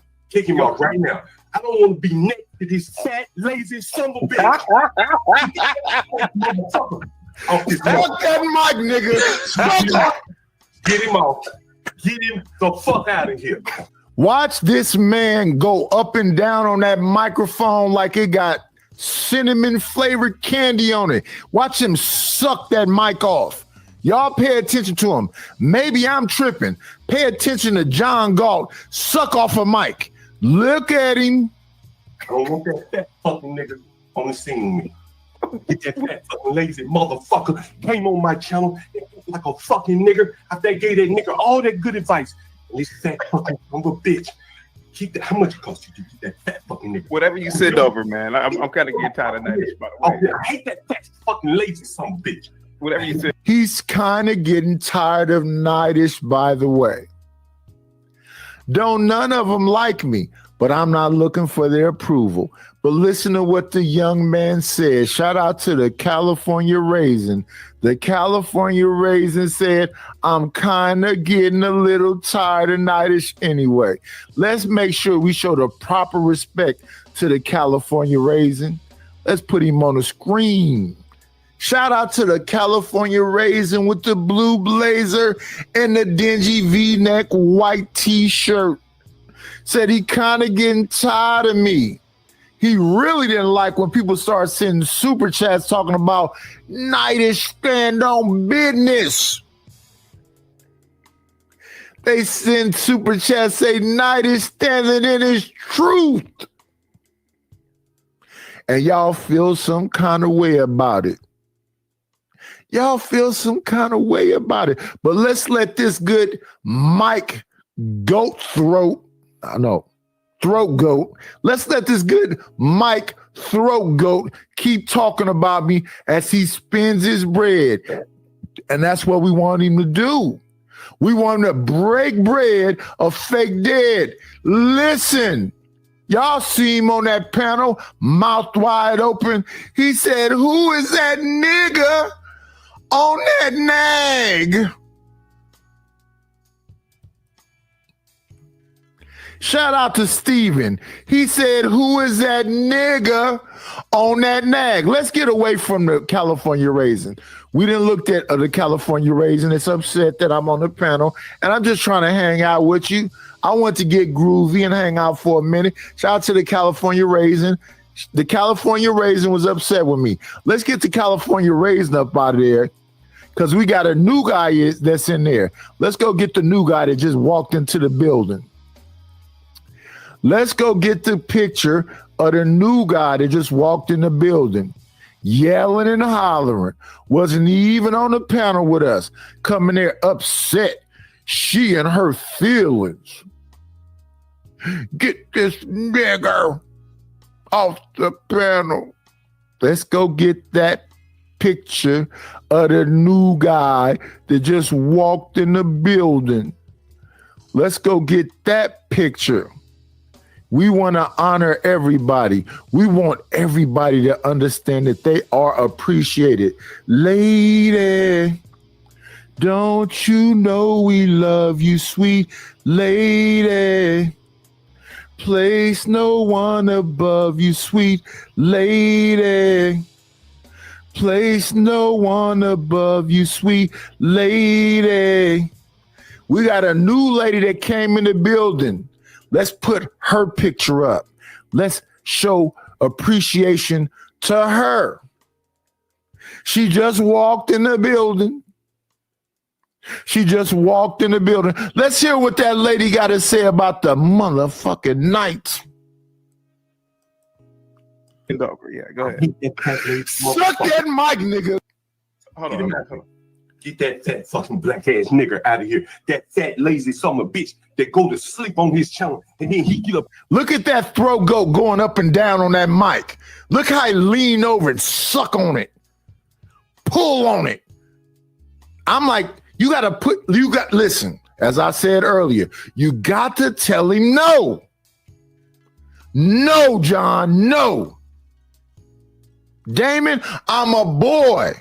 I already nutted. You got to push a motherfucking head up off of you. Stop. Yeah, and brag about it. He make money. Up and down on that mic. You want to see this fat fucking stupid ass, diabetic ass nigga. Get that fucking nigga out of my face. Get him out of my fucking face. I don't want to see that motherfucker. I don't want to see that motherfucker. I don't want to see that motherfucker. Hang tight for me, Nightish. Hang tight. Hang tight. Hang tight for me, Nightish. John, what did Nightish man. He really go to sleep on his own channel. He come up on other people's channel and want to raise him. Look how he going up and down on that microphone. That's the microphone throat goat. That's the microphone throat goat. You sleep, nigga. Go, you fat fucking lazy motherfucker. You fat lazy motherfucker. You came on my channel.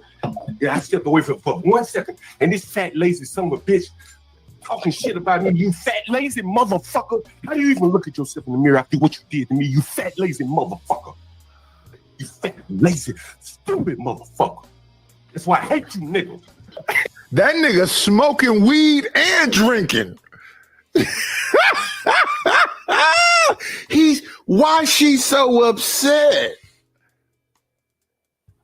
Lady, don't you know we love you, sweet lady?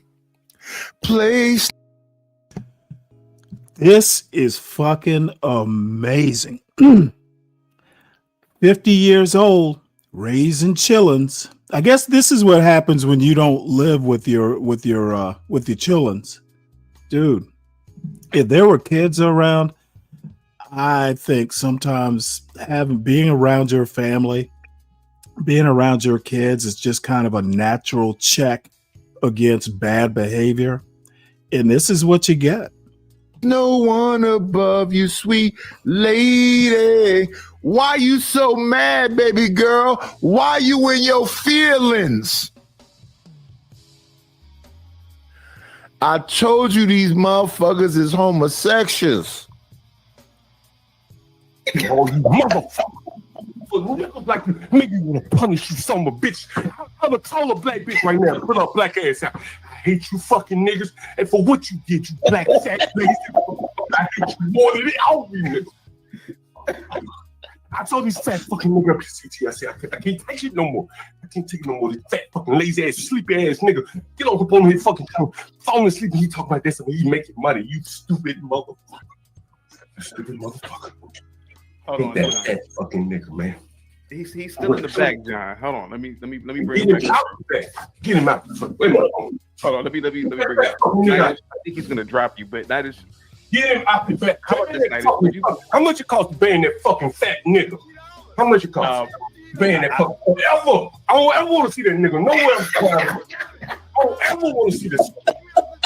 How much it cost to ban this motherfucker forevermore? Right now. I want to ban. Hold on. I want to ban forever. I don't ever want to see his fat, dumb, ugly ass face. And nigga, you know I got the money to do it, you stupid motherfucker. John, if you send over $1,500, he's banned permanently.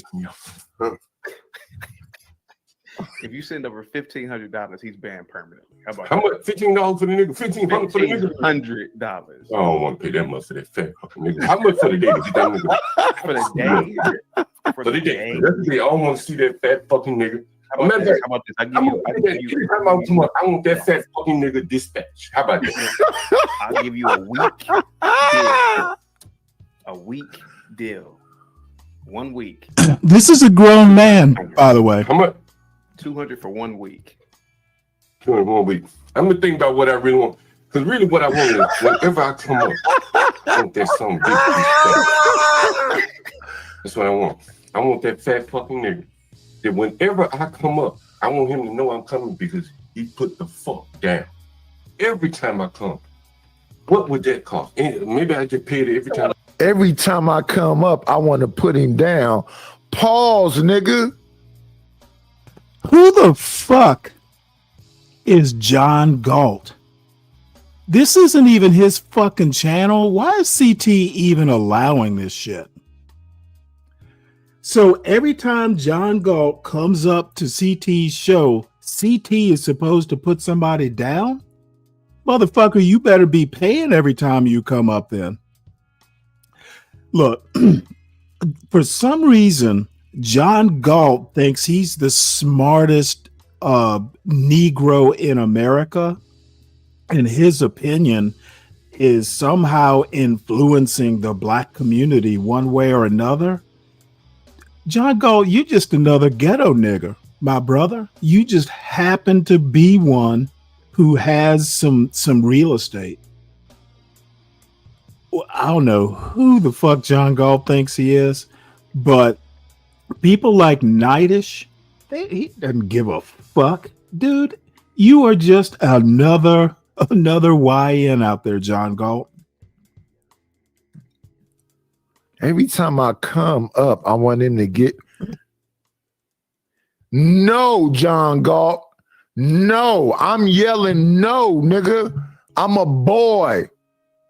Calm your bitch ass down. That blunt is falling the fuck apart too. You keep going up and down on that microphone like the Mike throat goat that you are. Up and down, up and down. So much energy. It ain't no damn chore blow job neither. It's an active, energetic one. Throw out a number here. I'm gonna send you $100 right now. Okay, all right. I don't want to see that fat fucking son of a bitch, right? I don't want to see that fat fucking son of a bitch. Keep him up here. Right? Keep him up. No, keep him up here. Keep him up here right now. Keep him up here right now. Keep that son of a bitch up here, right? Put that bitch center stage, CT. Put that bitch center stage. Put that fat, lazy mother. Go to sleep, nigga. Because I'm about to put your ass to sleep. I'm about to put your ass to sleep, nigga. I'm about to do that. I'm about to do it. Go on to sleep. Rock-a-bye baby, nigga. Go on to sleep. I've seen this catch up here. Nigga, I want your fat ass gone. That's just true, nigga. I came up here to get rid of your fat, fucking stupid ass. Here's what I did. How do I send this fucking catch up, nigga? I want your baby. Hey, anyone think Nightish has gotten into John Galt's head? Came all the way up just to get Nightish off the panel. Dude, Nightish, checkmate, my friend. Checkmate. Out of here. Hey, Knight, why don't you just apologize? I hate that fucking nigga. He really is what makes me. Niggas like him really make me go hard on other niggas. I can't put my hands on you, boy. Pause. Listen to this.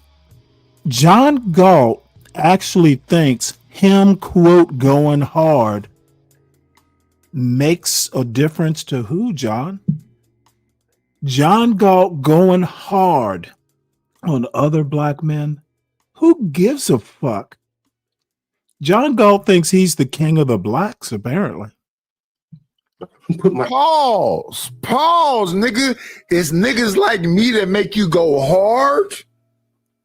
What the fuck?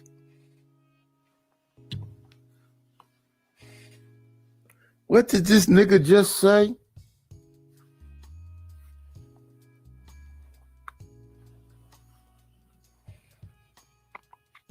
What did this nigga just say? What did Clayton Bigsby just say about me?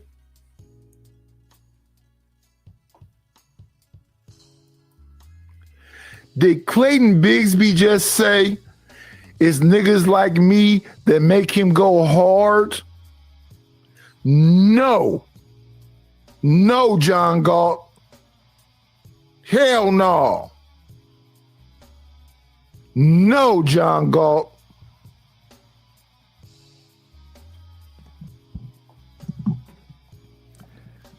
Yeah, you gotta tell them no, y'all.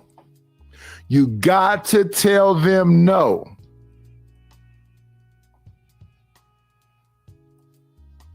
See, I'm the nigga that could put my hand on I came up here.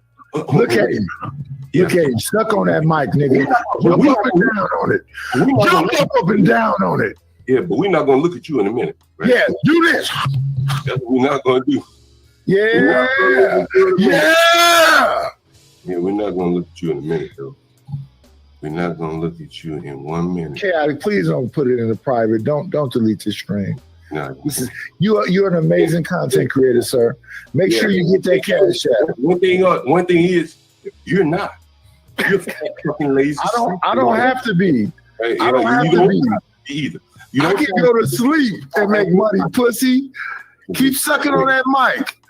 You came up here and lied on me, and I proved you was a liar last time. He called me a pedo. Let's go ahead and get the film. Lie. He did this. Lie. You just a weirdo, dark-skinned fuck that don't like light-skinned people. Send that cash app quicker, pussy. Oh, nigga. And keep sucking on that mic. Keep doing this. Keep doing this. Ah! Ah! Put him center stage. Now bring him back. Put him center stage. Oh, Drop this son bitch. All right. Put him center stage. Drop this son bitch. Drop this son bitch, nigga. Fat fucking lazy motherfucker. He sent the money, Cat. Now You come on my channel, you fat fucking lazy motherfucker. What you did on my channel, nigga? If you were in my reach. Keep sucking on that mic, you mic throat goat. Keep sucking on. You got an oral fixation. You like to keep something in your mouth. Nigga, I would put my fucking hands on your black ass. You know that. Right? Matter of fact, I might have put my boy Johnny Boy on your ass. That nigga ain't got no stop. But you do this punk ass shit on the internet, you fucking niggas. But you damn sure wouldn't do that kind of shit in person with me, nigga. You better understand that, fucking nigga. I don't know what the fuck possessed you to fucking do that shit. Listen to this motherfucker. Is that the same Johnny boy who stole your bike? See, you can tell John Galt has lost it because it's people like JP who start talking, if I ever meet you, I'm going to do all this. John has lost it. And he knows he got his ass handed to him. And all he can do is that ghetto YN shit. If I ever meet you, yeah, whatever, motherfucker. I thought you were some big time property owner. You're not acting like it. You're acting like just some street YN. On my fucking channel, you black fat nigga. But I can't tolerate no shit like that from no fat ass niggas. That dumb ass, stupid ass nigga. Get that fucking fat nigga. Go to sleep, nigga. Go somewhere, go to sleep, you motherfucker. Huh? That's what he used to do. And then made John pay $100. Damn. You ought to make the nigga come up here and go to sleep on your channel. Hey, nigga, you sleep on your channel on command. Why don't you sleep on mine? You don't do that shit. You come up. All John did was give Nightish content to go back over on his channel and get $100 or more. John literally just created good reaction content for Nightish. And John that motherfucker just lost it so bad. He can't even think straight. And it's making me, believe me, I'm getting much amusement out of this. I'm here to use you, CT. I'm just telling you, being straight. You think so? Being straight with you. You ever go on his channel? I don't really. No, I haven't. Why not? I just haven't thought about it. I just never. I don't really. Why not? I don't really go to channels like that unless it's something that's really obscure. I mean, why not? Yeah, I mean, I just go to channels that are affiliated with me, or that are. See, look at John. John's trying to move the goalpost. Well, why haven't you been on his show? Motherfucker, you know what? Nightish just handed you your ass, and you're just trying to just get the spotlight off of you. Oh, shit. He's on your channel? You don't plan on going on his shit? I never thought about it. Fat fucking lazy nigga. All he do is sleep on. Yeah. If CT doesn't go on Nidish's show, it's gonna leave. It's gonna fold up and die. Shit, and he get up here and brag. He make money off that shit. You fat lazy nigga. He come up here use you, bro. I couldn't take it no more. You fat lazy son of a bitch, come up here.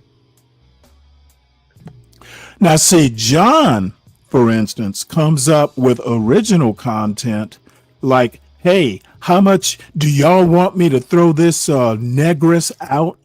So John's original content is literally abuse. Abuse people in the hood who can't make rent. That is John's original content. Like, it's some big shit. Dude, John's a fucking monster. That's the only term I can think of. He is a fucking monster. And people like John Galt are worse than any fucking Klan Grand Dragon. John Galt is the biggest problem in the black community, or his black community, to be honest. His immediate local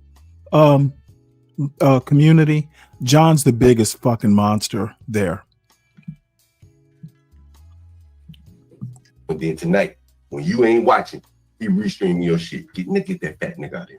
He definitely does. John, you gave him something to restream, you moron. Yes. That's what he does. Get that fat fucking nigga out of here. Fucking you want him out the chat too, huh? I want that nigga gone, man. All right, I'm about the chat. Get that fucking nigga out of here, man. How long do you want him out? So that 100 covers what? Like a week, or how do you want that 100 to do?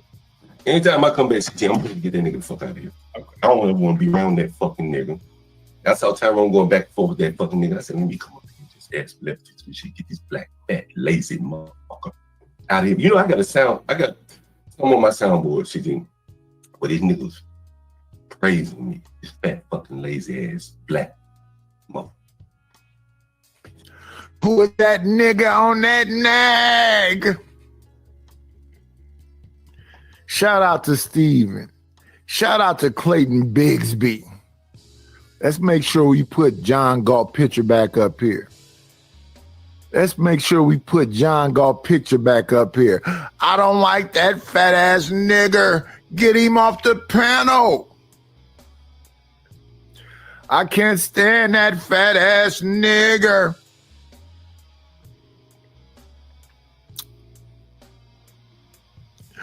Get him off the panel. Don't let him talk no more. Stop letting this fat nigger talk. Lady, don't you know he love you, sweet lady? Place no one above you, sweet lady. Been spending most our lives living in the gangster's paradise. Been spending most our lives living in the gangster paradise. Tell me, why are we too blind to see that the ones we heard are you and me?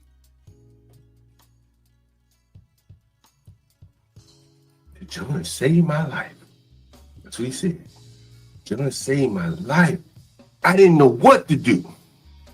And this fat, lazy motherfucker came on my channel after I gave him advice and disparaged me on my own channel.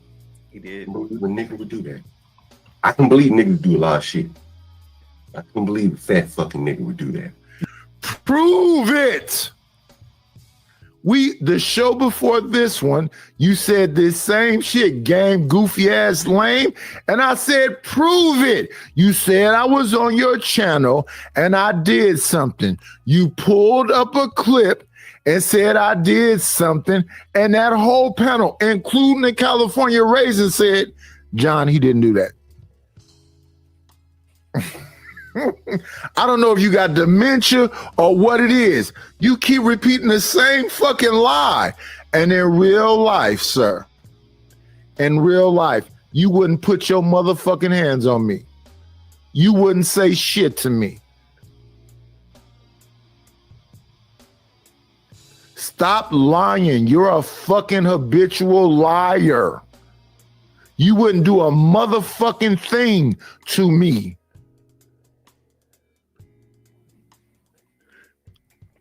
You'll smoke your weed, drink your Miller High Life or your Natty Life or whatever white person beer you drink and shut your bitch ass mouth up, pussy. You wouldn't do shit. You're a disgusting nigger. Real disgusting nigger. And then to come on other people and see, I know what he does. He comes on other people's channel and then at night he replay the shit. His own content. So he can go to sleep because he ain't got nothing to do. He can put your shit on and go to sleep. And he said, I'm making money by playing CT shit. That's what he does. He coming on. He said, that's what he does. So wait a minute. If I go to his channel right now, Samuel with the what the hell? I think fat boy is a term of endearment. Pull that fucking fat nigga up. That fat lazy. So wait a minute. If I go to his channel right now, you mean to tell me he's there sleeping, playing my shit? That's all he does. God damn, John. He play other people's shit. Anybody in the chat will tell you that's all he does. You fat lazy nigga, why don't you acknowledge it? That's what you do. You go to sleep to other people's streams and hope somebody send you a cash app or super chat. So that's what you do, nigga. You had no thought, no nothing to what you do. Shit, I need to start doing that. Natty gets way more. And come on somebody else's stream. Easy man, CT, whoever the fuck, he don't care. Exactly. And this is what God bless America, the land that I love. God bless America, my home, sweet home. He ain't told a lie yet. I'm reacting to it now. I had to go find it on X, but I'm reacting to it now. Every word he's saying is the truth, and it hurts his little dainty ass panties. He's so fucking wet, he don't know what to do with himself. He can't be still. He's a microphone throat goat. It's killing him that I let this shit play and go to sleep and get probably about $30, $40. Him don't know what to do with himself.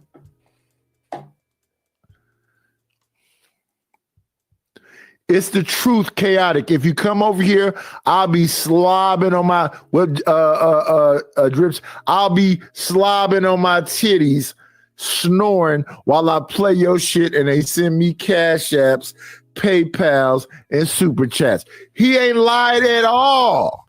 The question is, why does that bother him? Nigga gonna go sleep. Nigga be snoring. Straight be snoring on stream. Look at that microphone throat goat going up and down on that microphone. Am you're I not tripping? laughing with Do y'all me, see John. what he doing? He keep leaning forward and No fucking just no embarrass. You can't embarrass you fat lazy nigga in front of his children, everybody. I know you got children. Nigga, you can't embarrass a nigga. I'd be embarrassed. Motherfucker, you have children too, and one day they're gonna see these This videos. fat lazy motherfucker will get on the channel and go to sleep. Have mercy, nigga. Show some goddamn. Show some. I ain't got it on this soundboard, but I got it. Well, I got it on someone probably is a clip too, but I'm on my other computer. He said it. That nigga fucking said it. Hey, John saved my life. And then the same black lazy motherfucker got on my channel and disparaged me. And he didn't do it in my face. This is what the thing about niggas, are coward motherfuckers. This is why they probably were slaves, because they're mostly cowards. I stepped away from my computer. I went to go get a GoPuff for him. I come back to hear some fat fucking Jabba the Hutt looking nigga talking shit about me. I'm like, what? I stepped away for 1 second. This son of a bitch tried to backstab me on my own power. Now that's I watched the replay of the show. No, I'm afraid not. Advice to step the fuck away. Criticize him, you know what I'm saying? Hey, No, nigga, he would have said it. See, here's the deal. Nightish is kind of like me There is nothing that I say behind your back that I wouldn't say to your face. And when John came back, Knightish kept talking. It wasn't like that at all. Like Knightish waited for John to go before he started talking shit. Knightish doesn't give a fuck. Dude, John, you don't instill that kind of fear in men. Okay, I don't know how many times. Fuck, the last time I was on John Galt's show, I stopped my show and went over to his show and started talking shit. So you don't strike the kind of fear that people only talk behind your back, John Galt. Motherfuckers are brave enough to say it to your face on a panel, and you fucking took my bullshit for a year before you got wise and got tired of it. So don't act like you're some big tough guy. Stabbing motherfucker got on my channel and disparaged me. Can you imagine, CT, bro? You can allow me to do shows up here, right? I beg your pardon? You allow me to do shows up here, correct? Yeah.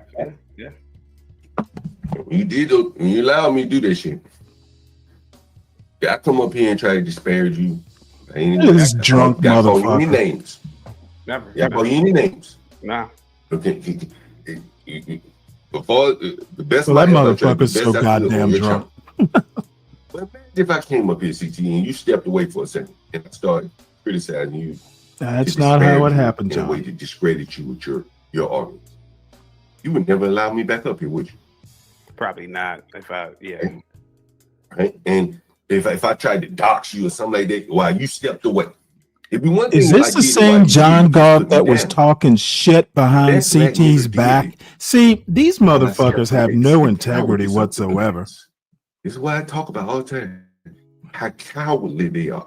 John Galt, when people were talking bad about his boyfriend, Be Brave, John Galt was talking all kinds of shit about CT and Bob and all kinds of people. And then all of a sudden, he's back up there.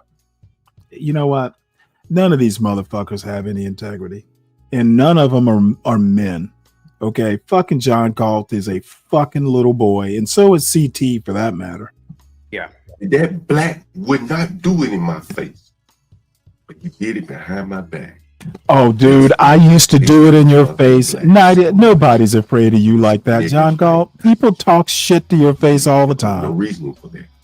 Didn't make any sense. I don't know why he did it. He did it for no fucking reason, man.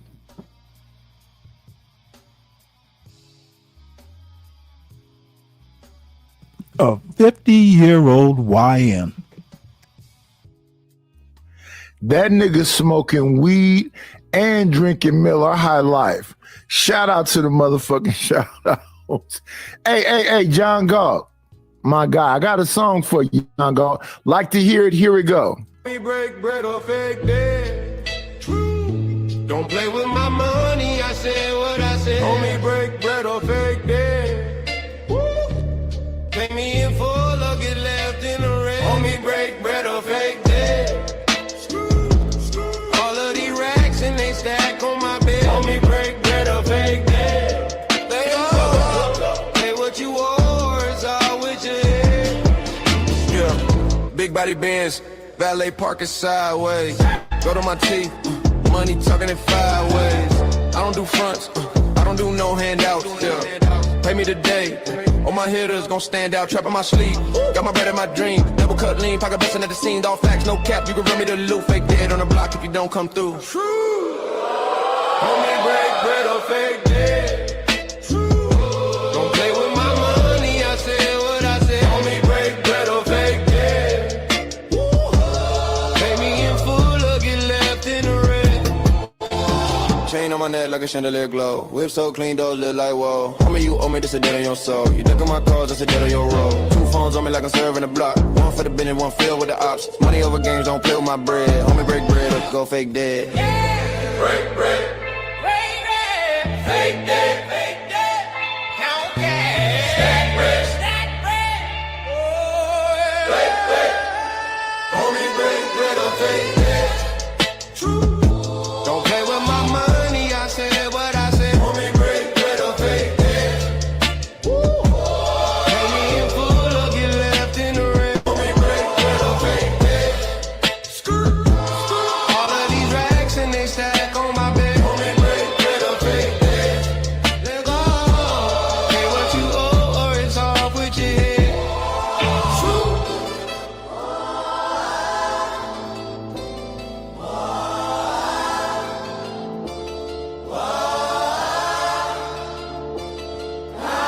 Homie, break bread or fake it. True. Homie, break bread or fake it.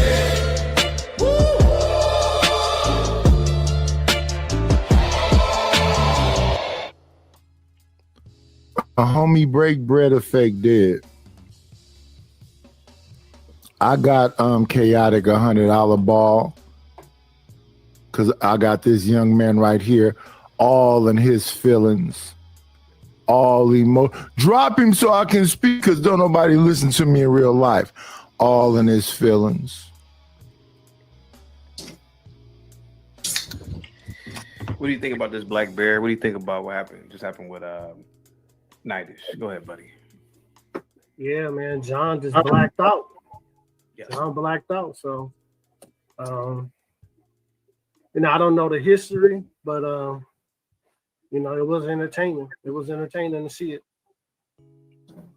I think John, I can't really read Nightish Black Bear for some reason. I can't read him. I don't know why. He's one of those people.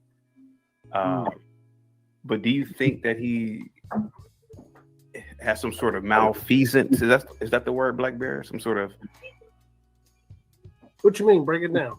What do you think? No, I'm a C+ student. Do you think he's sort of, kind of sketchy? I mean, I can't really read the guy, but what do you think about it? Because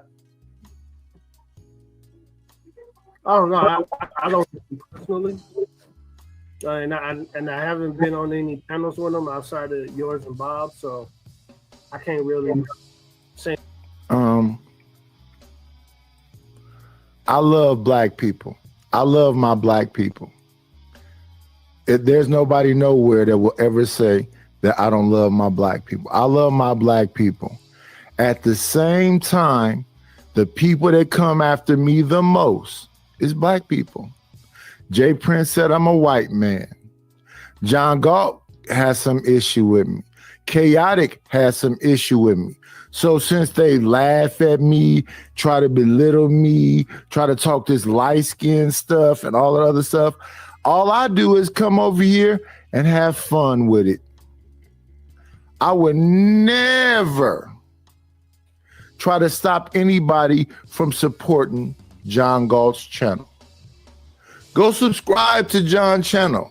I would never try to disparage somebody from going to Chaotic True channel. I don't have to agree with Chaotic. I find Chaotic be funny a lot of the time. But I'm going to have my fun. The man spent $100 and called me all the names. I'm not upset with John. I'm just having fun with the waterhead boy. I'm just thumping him in his head. I'm giving him a wedgie, a noogie. That's all I'm doing with him. Anything towards his character, CT, I can't. I think John got more experience with him than I do. Bro, I don't know that nigga. I went on his channel with good faith. I heard him talking about real estate. That's my area of expertise, more or less. I went on his channel. His area of expertise. Advice. Don't charge me anything. He said what he said. John, thank you so much. You saved my life. I'll do everything you told me to do. And then he came on my channel, bro. And I'm telling you the truth. I'm not doing anything he told me to do. I'm telling you right now, I don't think I was actually on that panel, but I watched it. I might have been in the chat, but I watched this, and the way John is presenting it, like Knightish waited for John to leave so he could talk shit. Nah, it didn't. John did leave, and Knightish did talk shit, but Knightish would have talked the shit whether John had been on the panel or not. John does not instill that kind of respect, nor does he instill fear. Nobody's afraid of fucking John Galt. People, I used to talk shit to his face all the time.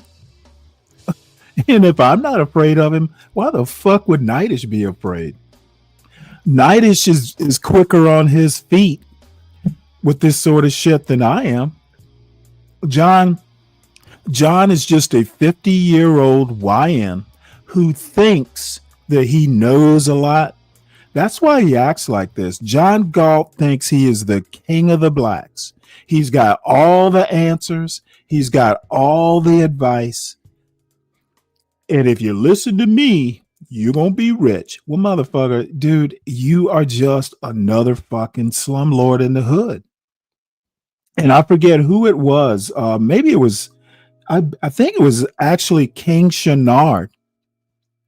I was saying something like, I just can't believe how much John Galt abuses the tenants who can't make rent on time. John Galt fucking gets up on YouTube and just fucking trashes these people. And if any of his tenants ever fucking figure out what John's doing, his ass is going to be in some real hot water. But that aside, King Shenard was like, dude, there are a lot of John Galts in the hood. A lot of slumlords who just abuse their tenants like that. So, I guess the bottom line is, John Galt, you're just another, well, let me just be blunt. You're just another nigga in the hood. Nothing special about you. We got some people that came in and said the Airbnb thing won't work. I'm not doing anything he said to do. It's too much violence in Oakland. What I really should be trying to do is talk to some people who have active Airbnbs in Oakland and see if what these people try to tell me is the truth. Because if I really could get the Airbnb popping off, that is way more money. That is way more lucrative, but it's also dealing with way more people. You understand what I'm saying? But don't believe me. This is what I'm going to do. I'm going to put John Galt chat in the let me go to John's channel right quick and put his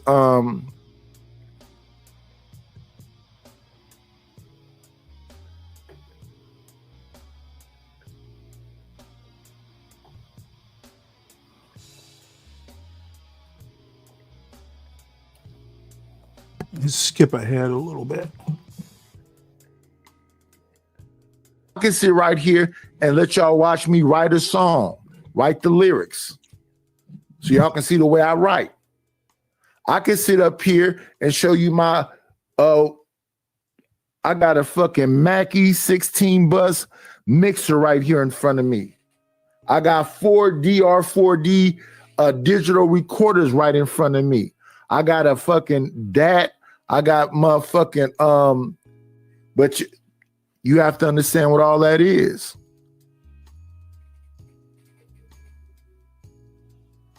What this man doesn't understand is that the reason why it's hard for me to get upset or whatever else is because I just don't believe you. That's one. And the second part is you lying. I didn't do shit to you. I haven't done shit to Fighter Complex. Nothing at all. I haven't done shit to James Kills. Nothing at all. I haven't done shit to John Galt. Nothing at all. Every fucking word out of his mouth is a fucking lie. But don't believe me. Go to his channel and watch him talk about black person after black person. He just hates black people. So then what does Chaotic say and John Galt say? Oh, we didn't know he was black. So now I'm a white boy. This shit is quite interesting. They'll accuse me of being white. This shit is quite interesting. They'll do all the disparaging things they say that I'm doing and then point their finger at me. I'm not doing none of that shit. I'm not doing nothing they lying on me about. And when I'm not doing nothing that they lying on me about, they saying that if they was in front of me in real life, they gonna do what? I don't believe you. You need more people. What am I gonna be doing while you trying to do whatever it is you saying that you gonna do to me? What am I gonna be doing? Just standing there in shock and scared and not? Come on. And he's a little bitty man too.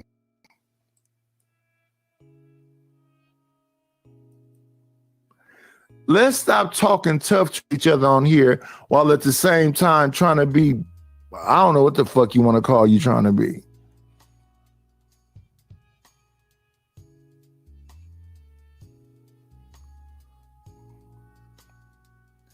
Shout out to the shout outs.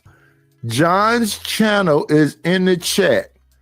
Go hit the subscribe button, the like button. He's on right now talking about black people like a dog. Like they just ain't nothing. Shout out to the motherfucking shout outs. Let me see, where the hell that phone go? I heard it fall. Brand new phone is cracking up. Got to be more careful. It's a new phone. We don't want it already, this glass screen cracked and all the other stuff. You know what I mean? Listen.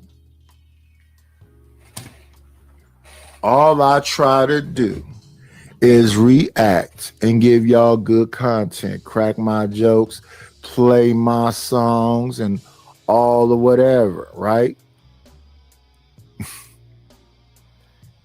Anybody that's been over here say they say they dying laughing. They say they hollering.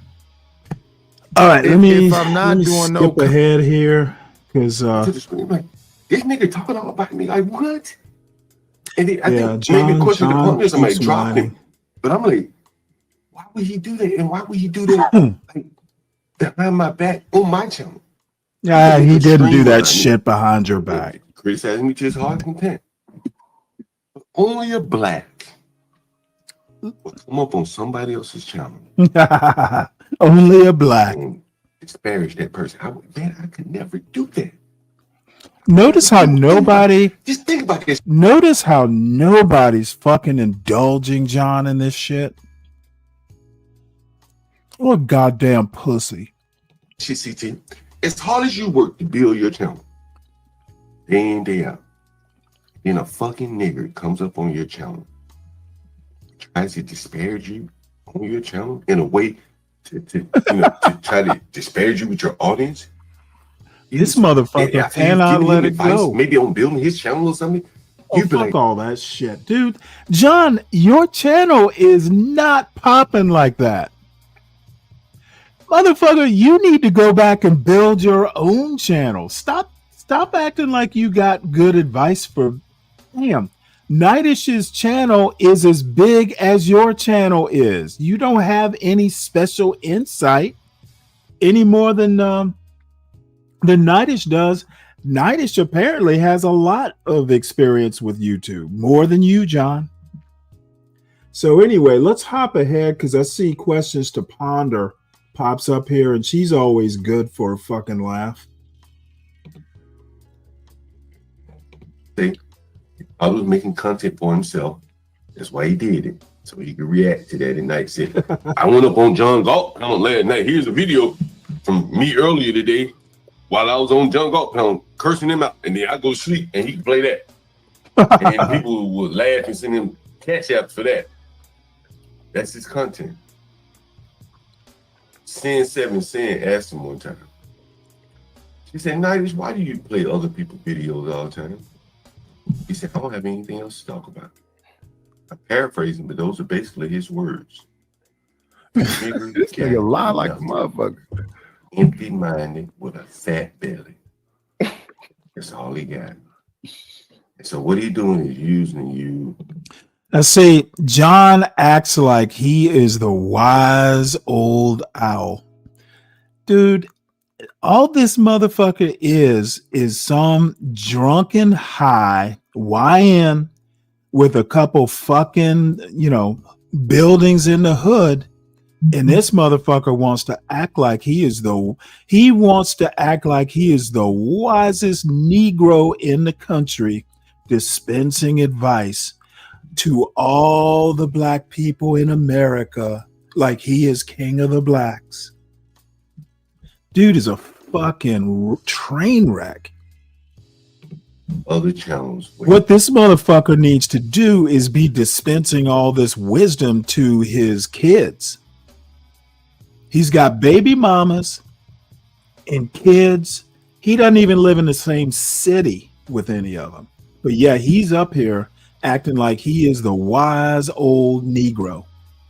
He comes up, he goes up there and he raises hell to create some kind of content so that he can react to that at night. I'm telling you, that's his business model. Yeah. That's his fucking business model. Look at this channel. The nigga I ain't got to lie on him. Look at this channel, and it's a bunch of playing other people's shit while he. But guess what, John? He's making money from it, John.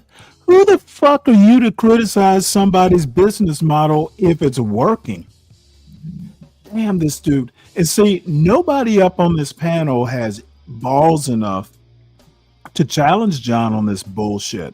That's why he used to get so pissed off at me, because I wouldn't let him ramble on endlessly about nothing in particular without asking him some questions.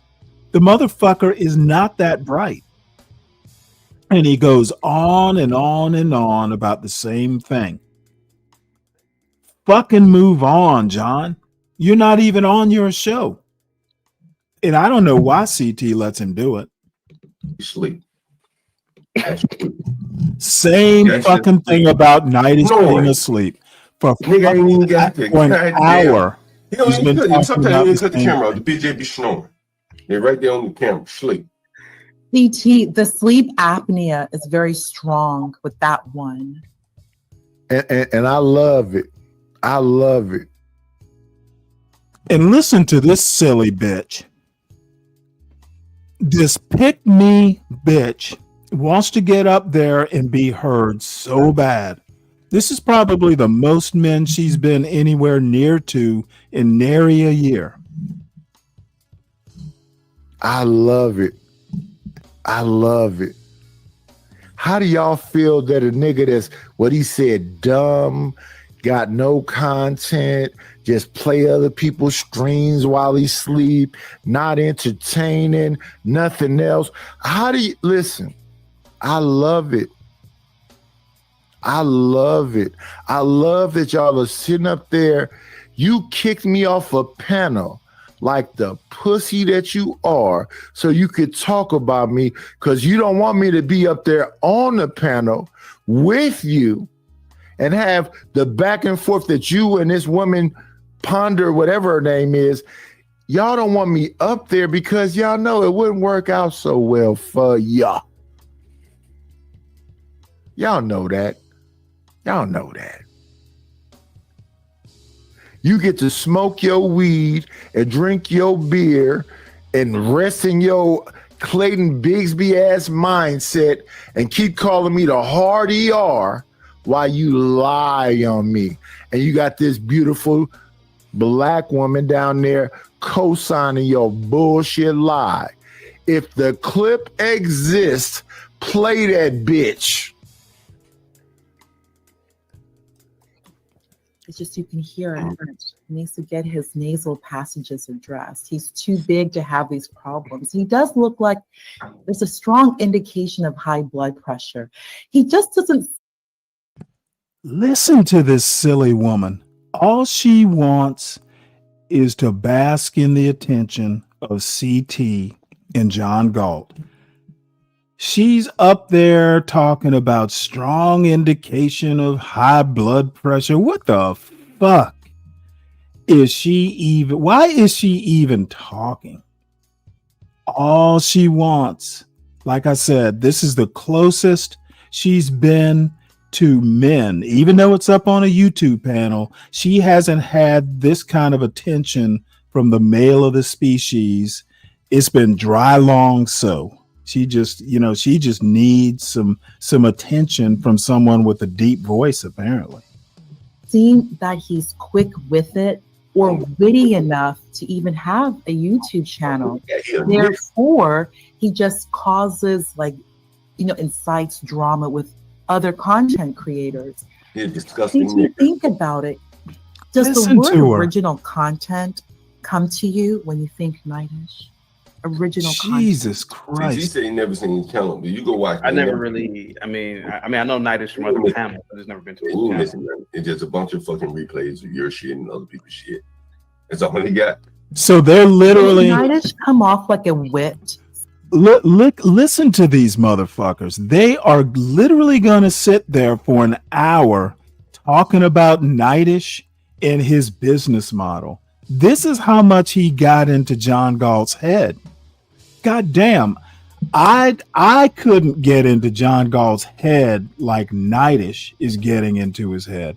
And I know why Knightish is in John Galt's head. Knightish is a landlord. A lot of similarities to John.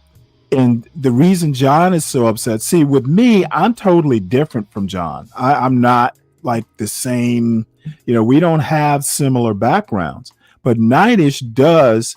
And for Knightish to be trashing John, that's why it gets under his skin and in his head like this. It's someone who has basically John Galt's business credentials that's fucking trashing his little lame ass. And look at him. He has to suck on weed and drown his sorrows in the white man's beer. And Ponder is up there to kind of hold his hand through it all. This is so sad. And I can't believe CT is just like, CT, this is your content? CT, like someone you can hold a challenging, complex conversation with.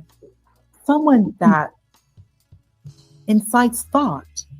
Just like come to you when you look at And nobody's Knightish. even fucking paying attention to her. And he does give, like he's in his garage, with all the workout equipment that he's been buying off television. You remember back in the 90s. Nobody's even he sees fucking paying attention something, to her. Hey, like he just buys equipment, never uses it. You see that Nordic track, it hasn't even come out of the box since 1990. Yeah. Knightish has other things to do. He should give up on Fuck, you. I might have to just forward fast through this bullshit myself. The moon is in full harvest. Yeah, let's fucking move on. Ask, is Knightish finna react to a show that's all about him? Why would I not? But let's listen. Knightish goes to different channels. Yeah. He goes there to stir the pot. And then he will restream while he's sleeping. Yeah. So, wow. Well, he does. Like you heard CT. Like CT, honestly, bro. Yeah. I'm gonna tell you this. I will react to channels I have been on, but I don't go to panels to stir the pot. That's the only part that's not true. I'm not on your channel to stir the pot. I was just on your panel this day. Was I up there stirring a pot, or was I up there having a conversation about white flight, black flight, my experiences? And then another black person came up there and said, "Oh, you still woke?" What happened live on your panel, Chaotic, in front of your face? Did I start with them? Same thing when I was on the Gospel of Bob. Did I go over there and start it? Or did Pino say, nigga, you ain't never traveled. I got a white bitch. And did I start it? No, I did not. And I do not. When people started, I say, I don't want to do this. Listen to me when they started. Listen to me say, I don't want to do this. Yeah, because fat motherfucker, blah, blah, blah, blah, blah. I say, listen, I'm fat, I'm bald, my teeth and all of this shit. But if we get into some roasting shit, I say the same thing every time. If we get into some roasting shit, you're not going to win. Let's not do this. I say it every time. Let's not do this. I don't want to do this. I say to the person panel I'm on, I don't want to do this. Chaotic says, no, go ahead. Whoever panel I'm on, they go, oh no, go ahead. Okay, so let's get disrespectful. But in my disrespect, I don't go after people's dead. I don't go after their wives. I don't go after their kids. I go after what's in front of me. Oh, that's crazy shit. You've been traveling, doing all this shit. So why you got a dingy a tank top on? And we know what we call dingy tank tops. Tank tops are called what? Wife beaters. All I do is examine the thing that's in front of me. Same with John Golf. I didn't talk about John Golf's wife and kids and whatever else. I say, no, it looks like you throat go. Oh, no, but I will. And he doesn't have a wife. He's never been married. He's got baby mamas and he's got multiple kids. What my mother used to call different and many. Your microphone, because you jumping up and down on that microphone and it looked like you twerking. And I say, you talking crazy to me with your knees out. I only roast what's in front of my face. And it makes them so angry. And I don't know why.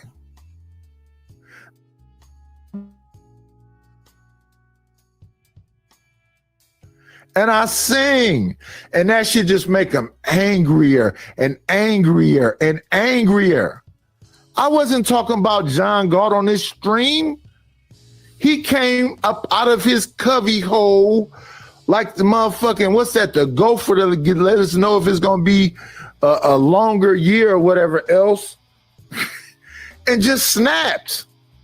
But he didn't just do it to me. I was on Gospel of Bob the other day, and I was listening to Leonard Roy say he did the same thing to him. He don't like black people. I put his show link in the chat. Maybe I'll put it in there again. Go look at his show today. Yes, a groundhog. Sorry, a groundhog. That groundhog came out and showed his fucking face. I'll put his link in the description again. The Urban Landlord. Go to his channel and see what the fuck he be talking about.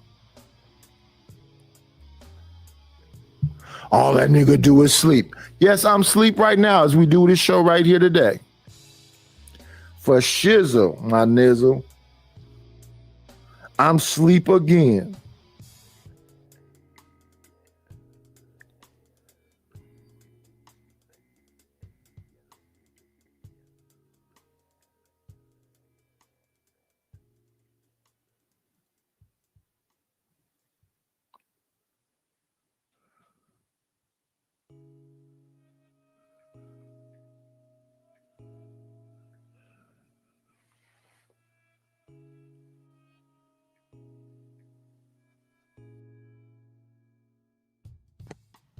Oh, wait, folks. I see Nightish is in John Galt's chat right now.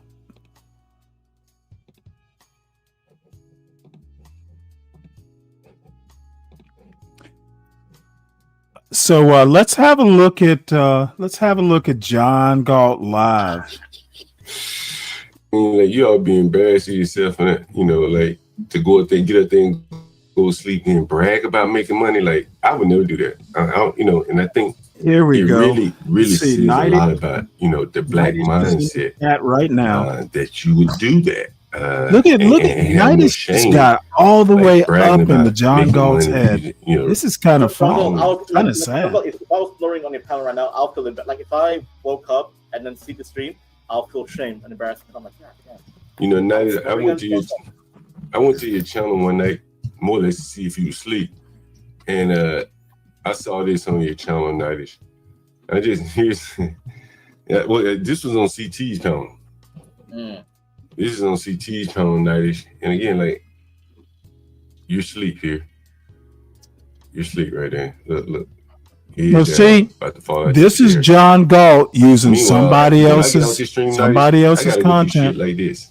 That tub looks clean now, Nidus. Lady asked me to throw mice out, eyelashes and rubbers on the floor. Niggas weave on the floor. Who gives a fuck? Rendered Chinese. See, this is what John, I don't know. I guess maybe people are interested in this shit. And more power to them. But I'm just like, dude,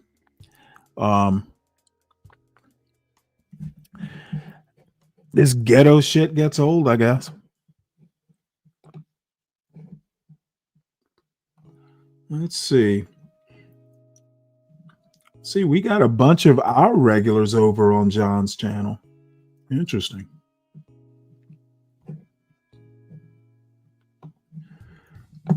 Let's see here. Well, let me go grab this spaghetti sauce. Look at this shit. These niggas had no embarrassment.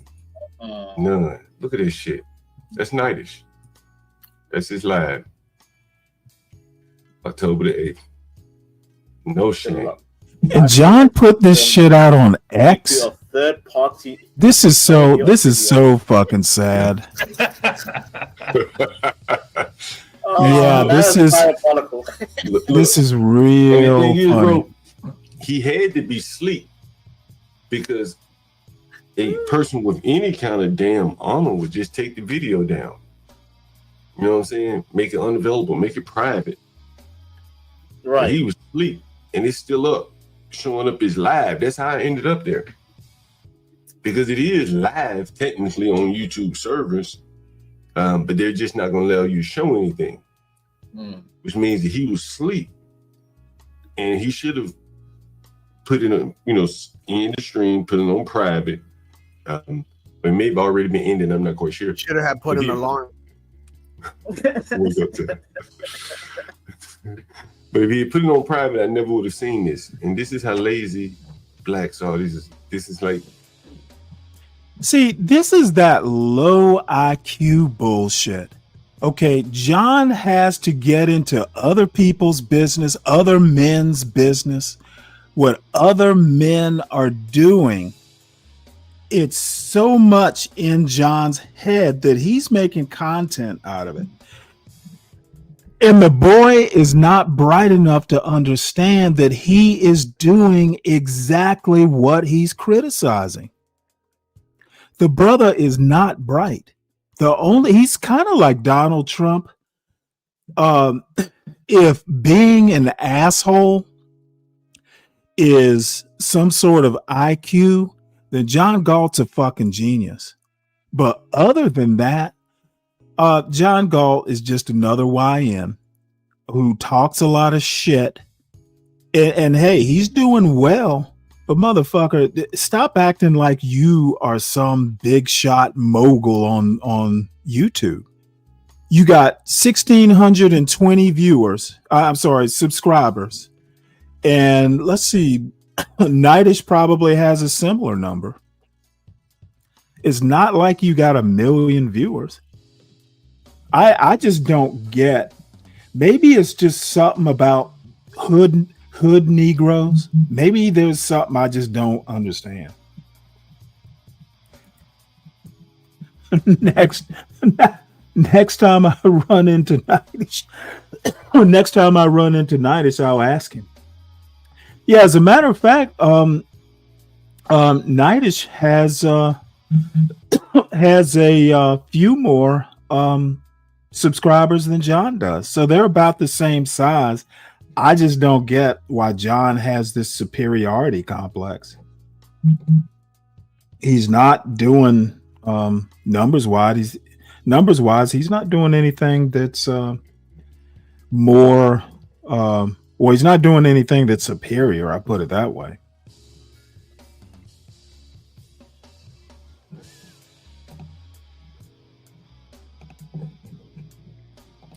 All right. Well, let's get back to him.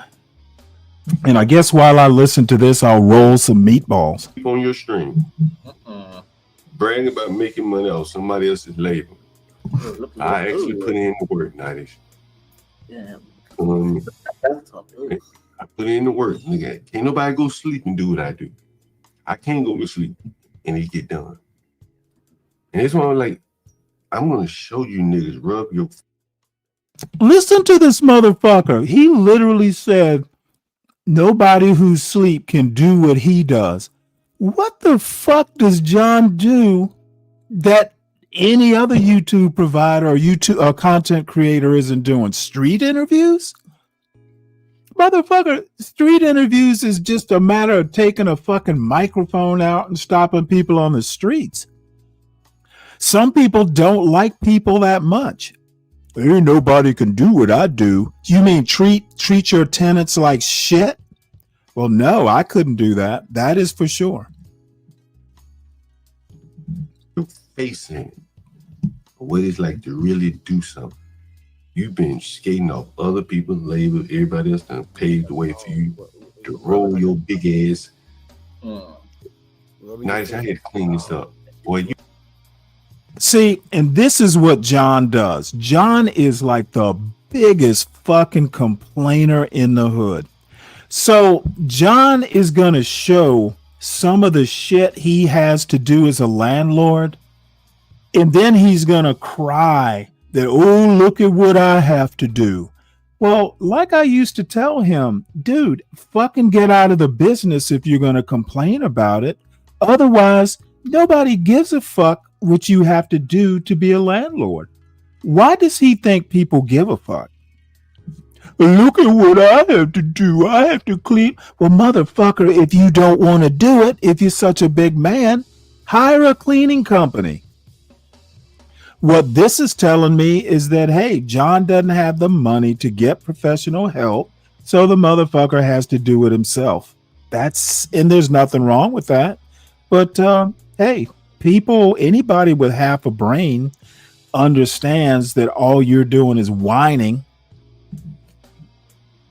So I can't stand a motherfucker who whines like John Galt does. But you wouldn't do this. Oh, Lord have mercy. Fuck no, I wouldn't do it. That's why I'm not doing it, bitch. I'm gonna look away. I'm gonna look away. I'm going to look away. Yeah, but what is it? Like they so dirty that they clog it up? Yeah. Yeah. Man, See, and here are two motherfuckers up there. John's enablers. Why number one, why isn't fucking Latino for Trump fucking working? It's motherfucking 5 o'clock. Why the fuck does he have time to be on YouTube? Why isn't his ass out working a job? And then fucking Vanta doesn't even live in the United States. I have no clue why he's disinterested. But all John is doing is, number one, trashing black people, because for some reason he hates black people, but he rents to them. All he's doing is just using this to trash black people, and then he's whining about having to do it like he's some saint or something. John literally would tell you he's doing a service to black people. This dumb fuck actually believes that. They're paying you, aren't they? This is literally like low budget, low intellect, low moral behavior. And I feel sorry more for John's kids. They have to see this shit on the internet one day. They have a lot of oils in their body. You know what I'm saying? Because they put all that baby oil and all that. Wait, it's a female, right? You're talking about a black Hey, girl, right? I was just saying that, CK. If he's such a big shot, why is he doing this shit himself? He looks kind of like Knightish. Look.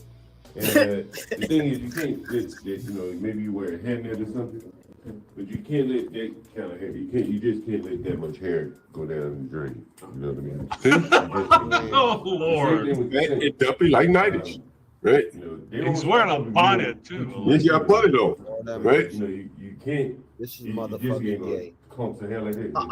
Ivan, if I was a dictator, I would shave every person's head. No dreadlocks allowed in my nation. You know what, Ivan? Read a book. Read a book. Motherfucker. And listen to these. It sounds like that picture. Listen to these two fucking minions. All they're doing is trying to make John Galt laugh. God damn, dude. These are all grown ass men, by the way. South Park. Two of them have kids.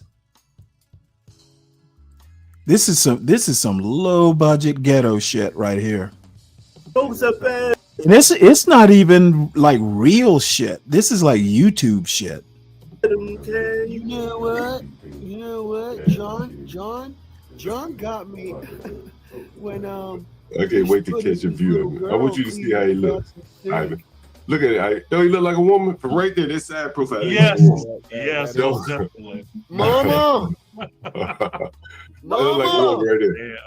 But you know what's funny, John? Everything you were explaining to him, he's a grown ass man. Why does he not know? Exactly, Ivan. Exactly. This is the point I'm making. Everything you explain to him, he's a grown ass man. How can he not know?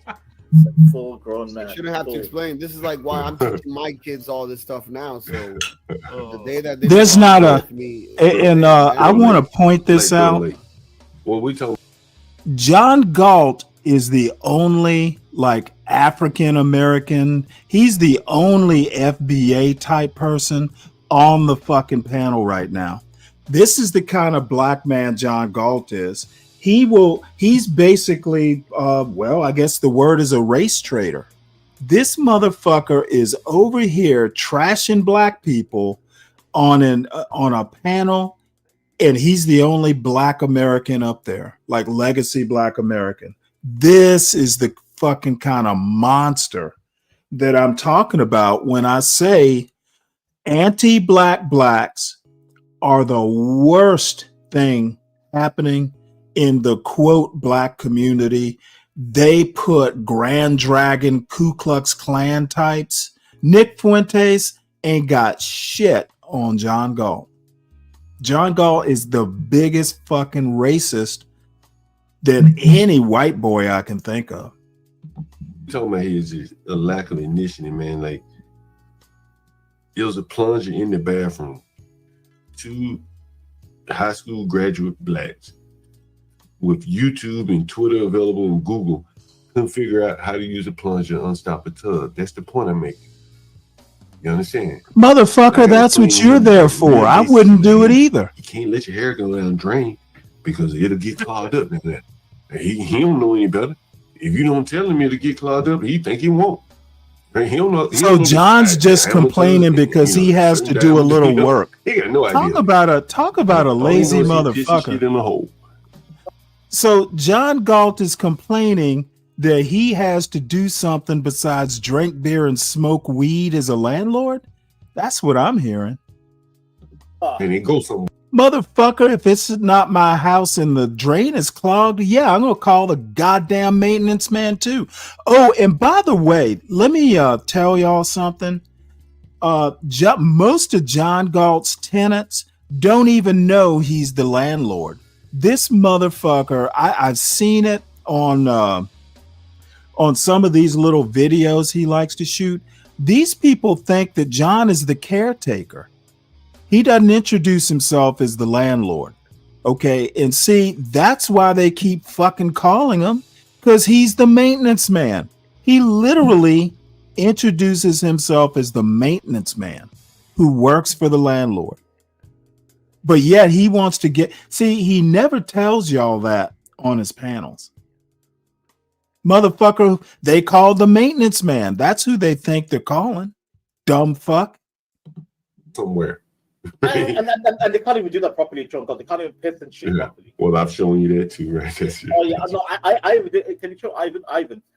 Yeah, I haven't seen that one. Oh, you've seen it? Okay, yeah. And then just look at this guy. Look at him. Jesus Christ. Like nobody told. She was a buffalo soldier. Look no, at from behind he does look like a woman. Yeah, look, you gonna see him here. Look. Ugh. Now do you see why? Now do you see why black women and black men have so many problems? We've covered the money issue. We've covered the lack of initiative. See, look at this. Look at this. Like I now, seen that shit with Serena Williams. Fucking Latino for Trump is some fucking Latino from the Dominican Republic. Vanta Black is some Somali who lives in Britain who doesn't call himself black. And then Ivan is some fucking racist from Eastern Europe. And then there's John Galt. So this motherfucker is literally sitting up there with 3 fucking racists being a race traitor, basically. Dude, even if you hate black people, you have no fucking pride whatsoever. Zero pride. I'm ashamed for John Galt, to be honest. Well, John Galt isn't even his fucking real name, so no wonder nobody really knows he's the landlord. With the cotton thing, it's like, man, y'all complain about the whole cotton thing, but hey, man, that was an easy job. Yeah. That's the whole point. Yeah, one job. It didn't take a rocket science. Bro. Yeah, one job. One job.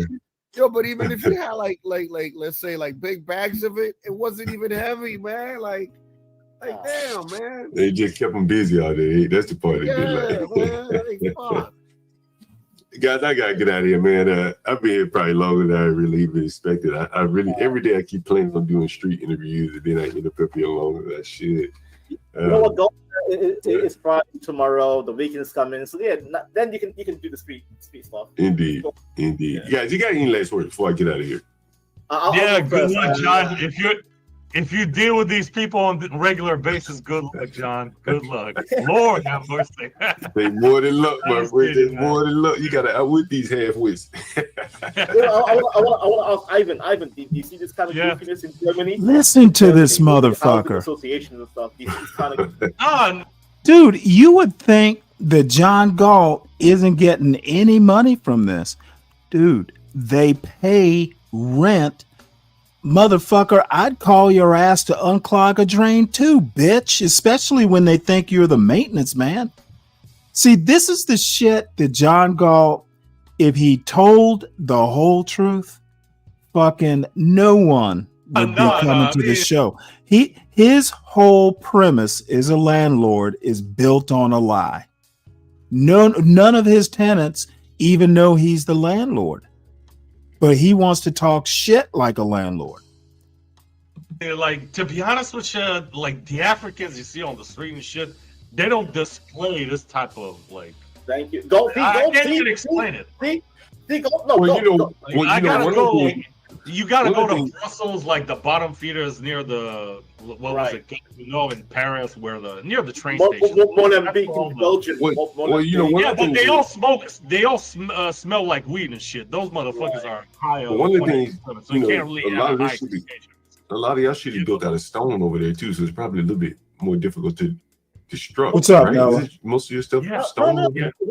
It's ceramic. Most bathrooms and stuff. It's like ceramic. Like man, before I get out of here, I'm gonna tell you a funny story. What's up, Mella? I'm just keeping in touch. Oh, well, good to hear from you. I appreciate you as well. Just being entertained by John Galt, the anti-black. Yeah,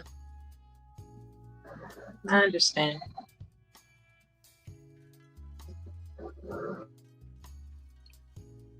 So what have you been up to? My anniversary is tomorrow. What My are you not wedding, my military anniversary is tomorrow. Of when you got out or when you went in? Baby. No, when I joined. I celebrate when I joined, not when I got out. I celebrate when I joined. Because what I wasn't prepared to understand is that it would be a transition. You know, I didn't understand. All I knew was the military provided educational benefits that I could provide for myself as opposed to my family, who would announce that it wasn't a burden to pay for university, but something instinctively was like, it's more adult to pay for your own education if you are able. And that's what primarily attracted me to the military. However, what I didn't anticipate was a war, right? Because I'm a Gulf War veteran, right? Well, And you should always anticipate a war if you join the military. And hold on, though. Keep in mind, in 1988, what hadn't happened since the Vietnam situation was a war. Like it was everything. Well, it depends, because I mean, Grenada happened. I mean, there were little skirmishes here and there. Yeah, you're right. I didn't look at it like that. Keep in mind that a public school education does not afford us to study in depth what conflicts are going on globally. You know, Well, hold on now. My son went to public school and he's doing okay. that's not what I'm referring to. I'm referring to the limited curriculum. During my time, I'm not referring to your son's time, because curriculums change over time in public school. Yes. And I was reassured. I'll put it that way. I was reassured in my consciousness that since it's not quote unquote wartime. Oh, okay. You listen to the recruiters. Well, there was a little bit of that as well, but when you see these advertisements of be all you can be, join the army, and you're working at an airport, such as I was at the time, and I'm watching all these active duty service members who are Army, they're smiling, they're enthusiastic, and they seem hopeful. I could just, read that in their faces, right? It wasn't the amazement of the airport that I was working at. It wasn't just that. You got people that are just, they have this gaze in their eye, like the Amish, right? They're like, wow, this is new, this is different. This wasn't that kind of gaze. This was that I am so secure and confident that my future is going to be all right. That's the kind of gaze I was looking at. So, well, having been through it all, would you still call that look confident? It was the most accurate interpretation I've ever pursued. Well, no. I mean, now that you've been through the experience, yeah. If you had the experience you have now and you went back to that same airport, would you still interpret the look that those Army people had as hope and confidence? Yeah. And as I was going on with what I'm telling you, as I'm going on with it, I actually talked to one of them, and they indicated how it's a great way, in quotation marks, a great way of life. And they explained why it's such a great way of life. And I became intrigued enough to announce, wow, I'm going to join the Army. And this is what this Army person told me. He said, no, whatever you But do. you joined the Air Force, right? This is what I'm getting ready to tell you. No, whatever you do, join the Air Force. Whatever you do. If you can't join the Air Force, do not join the service. Don't do it. Really? Like, just join the. This is an Army person that told me that. They say, yeah, it's a great way of life. However, I wish I had joined the Air Force. So if you're I'm going gonna be honest, it kind of depends. My father was in the Air Force, and he kind of told me that too. However, kind of my mindset was, if I were going to join enlisted, probably the Air Force. If I were going to join as an officer, the enlisted, right? Yeah, Not the if I officer was, thing, the enlisted. yeah, thing. because I mean, in my opinion, if you don't fly planes of some sort in the Air Force, then why are you even there? Well, I understand your prejudice. I mean, for the officers. I understand your prejudice. Well, I wouldn't say it's a prejudice. I mean, look, I kind of, for better or for worse, I took pride in being a line officer. Okay, admin, or, if I was going to do anything other than being some sort of war fighter, I mean, why join the military at all? Okay, keeping that in mind, what I will talk to you about is numbers. The Department of Defense executes the greater amount. They by congressional demand, they get, when I say they, I mean the Air Force, gets the greater amount of all the branches. Thereby, You mean of money? yes. When I say amount, I mean money.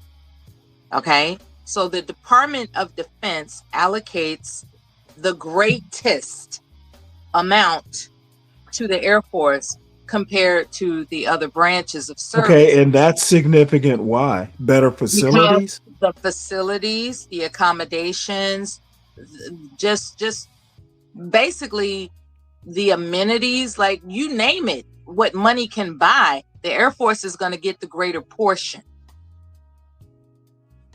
So we're talking about comfort in the midst of your commitment. Okay. Does that make sense? Well, I don't really have enough experience to know. I mean, I will say this, that generally, like when we went to Charleston, we would never go to the O Club on the Navy base. We'd go over for prime rib night at the Air Force O Club. So, I mean, there could be something to what you say, but there's absolute truth in what I'm saying. Oh, well, I'm not saying you're not right. I'm saying I don't have the experience you do.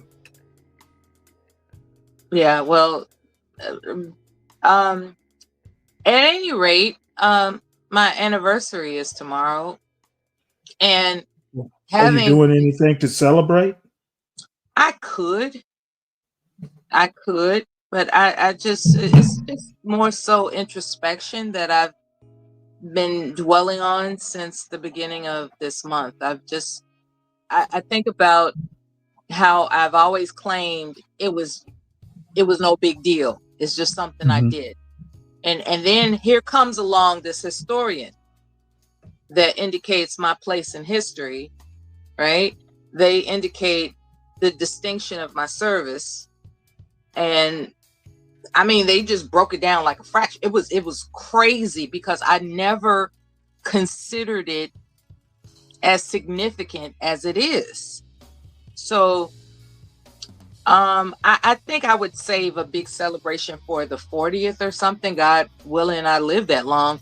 But this year is specifically different because I'm more aware now than ever how distinctive my service is, dare I say, compared to other service members. And I just wasn't in tune with that. I was just clobbered with the effects of just the shock to the system effect. I don't like to call it PTSD or anything like that. It's like a blur. You know what I mean? It's a blur. And it's not, and what I'm fortunate about, what I'm grateful about is that I wasn't misused. There are a lot of service members, men and women, who have horrific, unspeakable stories about being coerced, misused, assaulted, just really horrible stories. And my fate, as my fate would have it, that wasn't my story. I remember when I returned to my hometown for a visit, for a funeral, my grandmother's jaw dropped. She was just shocked that I looked better than ever. How the patriarchs and matriarchs in your family can tell if you're going through something that is disturbing. She didn't pick up on that. It was instinctive. It's like, girl, you look good. I was so worried. I had dreadful thoughts. I thought, people were beating you up and misusing you, and here you are just thriving. Oh my goodness. And that's my story. A lot of people can't say that. A lot of people have gone through some stuff, namely military sexual trauma. That's a claim that people are, applying for in terms of compensation. Right. And that's just not my deal. So I'm grateful beyond measure, because my memories don't include assault.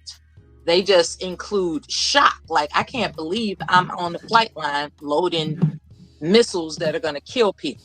Like, that's not the kind of, I didn't come from a background where us as girls were being aggressive and harming others. So here I am now in an organization that's what they're known for. And I'm literally assisting the effort by these, missiles and bombs and all kinds of stuff. But I got a flight. I've been on a flight before, and it's a trip. Some of the fellas, they didn't take the suggestion not to have a full breakfast, because the suggestion is, if you're going to have anything, have some light fruit. But some of the fellas, they had a whole breakfast, and they reported having thrown up in their helmet while they were, flipping us over and stuff. But it was exhilarating. And from that day forward, I became somewhat of a Speedy Gonzalez person. I just enjoy speed. Right. When you're on a highway, when you're on a expressway, when you're on a road, you're gonna get pulled over if you speed. But once I got away with it, it was in Mississippi, Stanley. I drove 120 miles per hour in a brand new Maxima, and I bought it for my birthday, fresh off the truck, a virgin. Nobody sat in it. That was very important to me. I wanted something that no one has ever touched. I didn't want the showroom car. I wanted the car off the truck that no one has ever sat in. And so somebody had sat in it. I mean, that's how they get it on the truck. My point is, it wasn't on the showroom where strangers just wandered in like, oh, let me sit in. I'm not I'm not talking about anything other than my perception of what a brand new car truly is. And look. with that, am I boring you? I can leave. Oh, no. I just I happen to see Nightish is back on CT's panel. Oh, that should be interesting. Okay, I'll go Well, on I'll mute. just I just well, stopped no, by I'll to say just hi. well, I was gonna ask you Kimmy wants me to do a show for Veterans Day. You should stand by. Guess I might as well get all the veterans I know to drop by the show on Veterans Day. I think it's like on the Promotion 11th. would be a good thing. Yeah. Well, I mean, I think it's not. I haven't even thought of what the show will be about except Veterans Day. But since you are a veteran and I don't see you that often in these YouTube streets, I thought I would at least let you know to stay tuned. I'm not exactly sure what specifically I'll show, but I mean, probably what I'll do is if there's a parade or something. A veterans I get a lot. Sounds like a great idea. Yeah, well, to be honest, I have never really celebrated it. It was Kimmy who said, "Hey," because we watched that 250th Army parade that Trump had in D.C. on a Saturday, and it was actually It was Navy, not Army. no, it was Army. Last summer, it was 250. Oh, The last Army's summer. older. I thought you were talking about recently. No, last summer, the Navy is a year younger, if I recall, than the Army. But anyway, that Army parade they had in DC over the summer, it was back in July. They coincided it with July the 4th. So anyway, it was a good show. We basically watched the parade for hours, and it never got boring. So that was a good thing. But there are a lot of YouTube, like the Army has a YouTube channel. I think the Navy has a YouTube channel. So I'm probably just going to wind up showing a bunch of like military highlight type videos. Cool. And then people can tell their sea stories.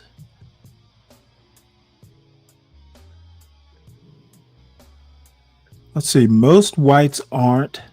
British black man explains whiteness, and it's not what you think. I don't even know what that means. But I see CT has the All Stars up here.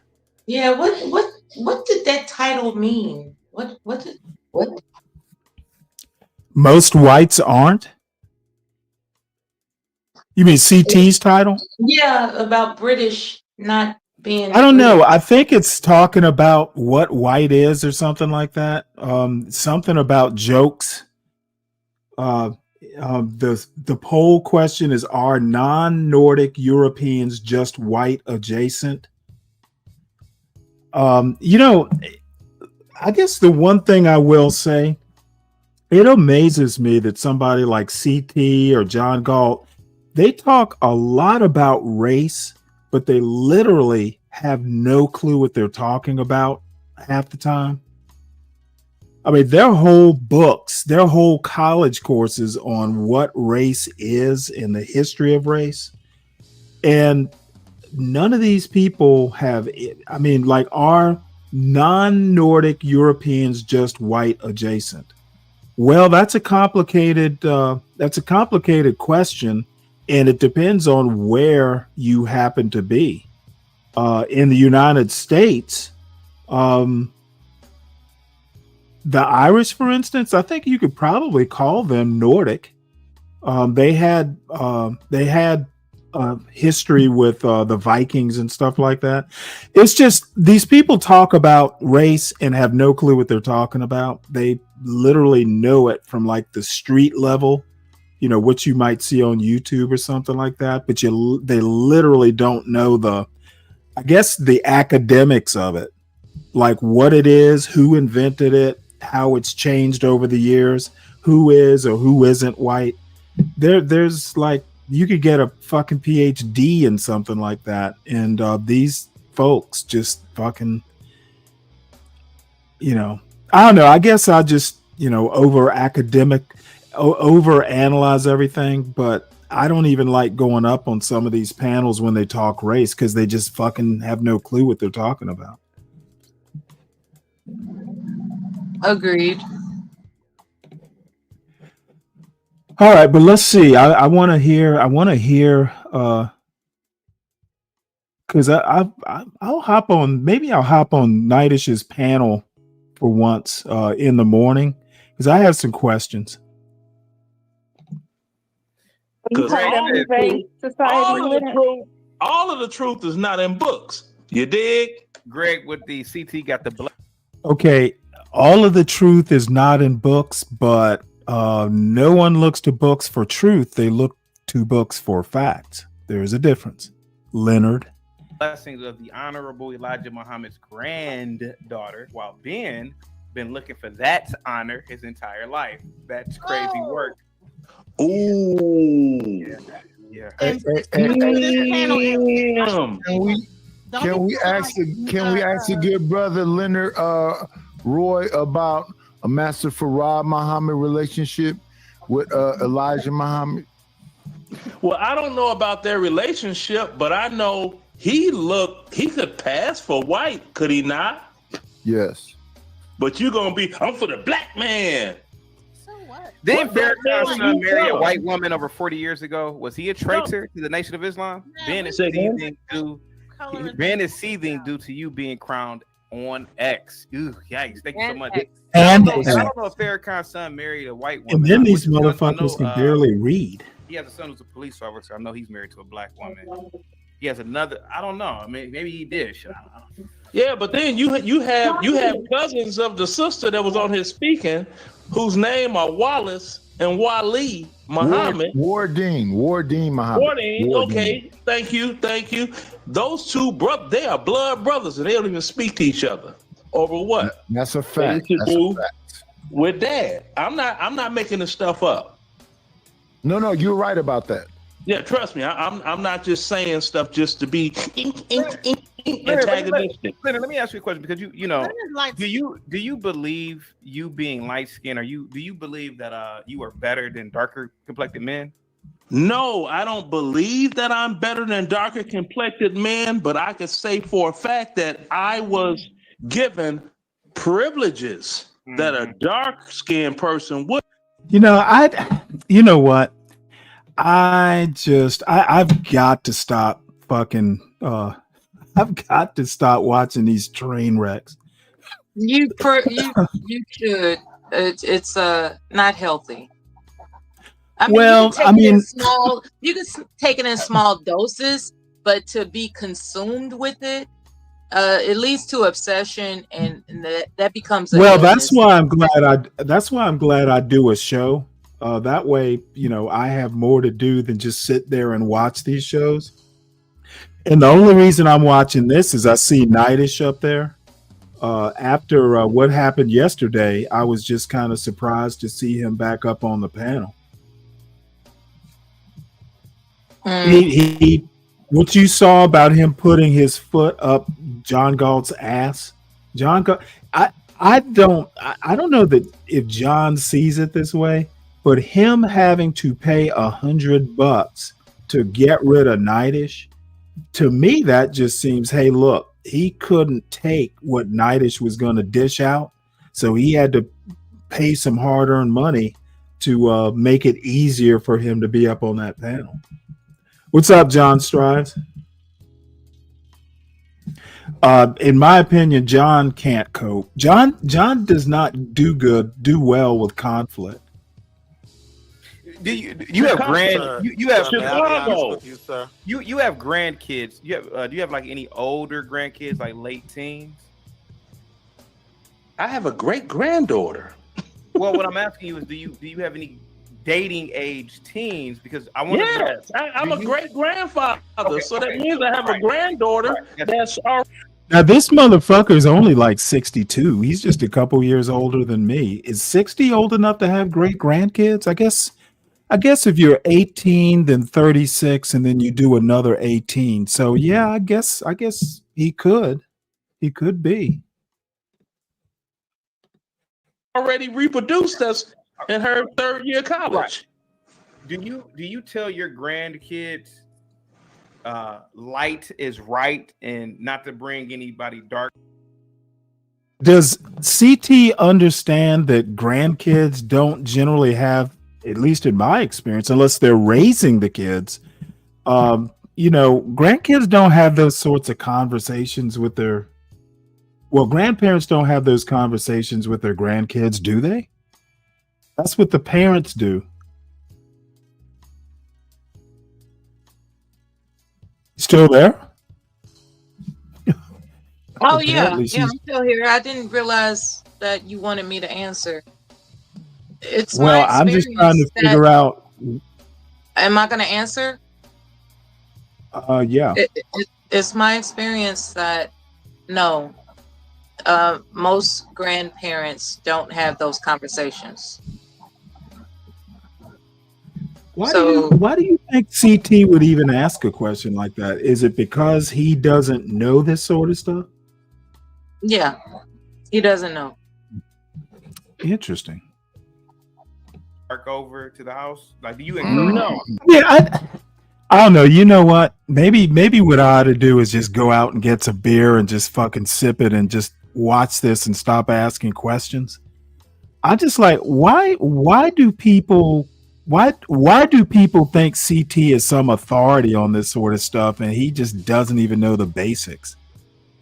Like, to me, if you're going to talk about black families and ask questions about grandparents, what grandparents tell grandkids, you should know something about the topic. Well, in all honesty, it's difficult to know whether or not CT has experienced the questions he's asking. What I've come to the conclusion that when people ask questions and they're a channel holder, they want to keep their audience. So who's to say whether or not CT actually has experienced this and he wants to pose a question in the interest of finding something relatability? It's up in the air. It's a guess. I really don't know what's on CT's mind. You're probably right. Because you know what? Unfortunately, as you can see, I never hold big audiences.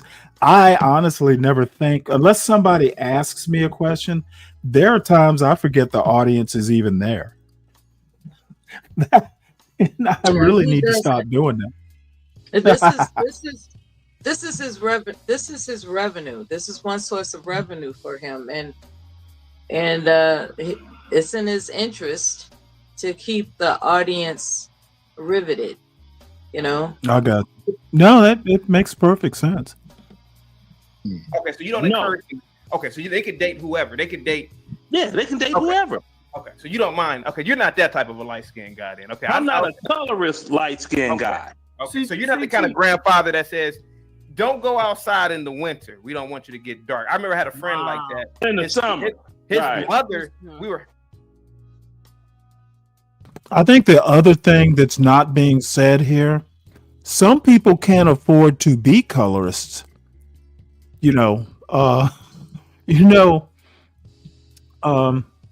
is a horrible example, but I'm going to use it anyway. Fat girls, or let's say obese girls, tend to have the best personalities for a reason. And, someone like Leonard can't afford to be a colorist. I'll just leave it at that. His mother said, oh, he can't come out today. We like, why? And then come to find out, she didn't want him to get dark. I could click on my laptop, and if you seen a picture of my father, you'd be like, "Oh." Now, Knight, are you a colorist? Light Oh, skin? God. Are you a colorist, Knight? Okay. Not at all. You got any privileges before night because you light skinned? No, I have all the privileges for damn sure. Yes, sir. Okay, CT, so that means Ben is a light skin too. Oh, night is just And hilarious. Willie is light skinned too, CT. But I'm saying everything Leonard spoke about was not light skin privilege. It's called. It I'm a wasn't. type Sambo Nitish has pretty privilege. Oh, see now he's making up stuff that don't even exist. I'm gonna go No, let him finish. I want to hear this out. Okay, I'm what gonna do you let him mean finish stand up? with his lies. Yeah, like, there were a number of freedom fighters that were light skinned. They didn't have any privilege. My friend, I'm telling you, your privilege comes from you being docile, indoctrinated, and not a threat. It's called the Sambo solution. Yeah, I don't know. I may just move on. I really just, the only reason I'm just actually up up here there is talking 'cause I'm about Malcolm X. watching this is nice. And this dude is talking about some And this Sambo guy- syndrome. And this guy is Stuff that- talking about Sambo. Right. We don't even know what that is. Exactly. But, Now, we check. have Thurgood Go ahead, Marshall, Malcolm X, and a lot of light-skinned people that push the position forward for black people. And are you up here saying that you believe that light-skinned men were trying to oppress darker-skinned men? Is that what you're up here saying? Yes, he is. No, I'm asking him. He can speak for himself. So, sir, are you saying that He's a crackatosis light isn't a skinned man real too. illness? Just to let y'all know, he's a light skinned. Yeah, see, yeah, and you could take it on base of Black Bear. The brother is light skinned. What he has is that symptom, like you have some light skinned black people that they don't want to lose their black card, so they go all out heavy on the black, blickety black, blickety black. Oh my So God. that they feel like they're a part of the downtrodden urban black community, because being successful in black comes with its own knives thrown at you from the ghetto hellions, what I call the Wakandans in Blackistan. What a dumb fuck. Dude, what the fuck is he talking about? Being a successful black person gets knives thrown from the ghetto hellions? What the fuck does that even mean? Whew, boy. I'm about to turn into John Galt with these dumb N-words. And respectfully, a lot of these so-called light-skinned, passing, whatever you want to say, black men stood up in the front of the war. They got right in the front, on the front lines. And then what did they do? They looked out for them, their black people as a whole. They didn't look at themselves as light-skinned. And the fact that you'll come up here and say, and I understand that Willie Lynch letter was a hoax. I take it the color he's talking about, Mella, is not like about race color. I don't look at racial myself color. as being better because I'm light skinned. I'm black, period. So I don't know what you mean when you saying these things you saying up here today. When I look at Chaotic Truth, my little brother name is Ira. He looks just like Chaotic. My big brother name is Robert. Look just like Chaotic. My big sister name is June. Look just like I was the black sheep of the family. Nice. And to show you, and even not just to throw another caveat on that, even like when I was DJing in my heyday, right? Who were the DJs that got all the jobs? The light-skinned ones, including the females. Really? We in house music, this is what you do. If you Google house music, and let me. This is what happens when all you know is fucking music. Oh boy. Oh, boy. Let me finish, please. I'm gonna be brief too. Ain't gonna take 30 seconds. It's not gonna take 30 seconds, please. All right. Well, you know what? Please. Let Leonard finish real quick. I want to hear this. Go ahead, Leonard. Please, she brings up Frankie Knuckles. Number one, Frankie Knuckles. Now it's going to take another 30 seconds. Frankie Knuckles is from New York. And if you look at the last video that he did when he was live, he was made aware of house music when he was on the South. You know what? Who gives a fuck? That's the other criticism I have. Why don't these shows ever talk about anything other than gender wars, race, or house music? I seek variety. It's the drama. People who have unanswered questions in their spirit seek drama. That's why a lot of this chaos is attractive, because there are unanswered questions in one's psyche. They're trying to map it out. Well, let me ask you a question. Why go to YouTube? Why not just go to like a mental health professional or a pastor or a priest or something? I'm sure they do. You know, that especially if, yeah, but why YouTube?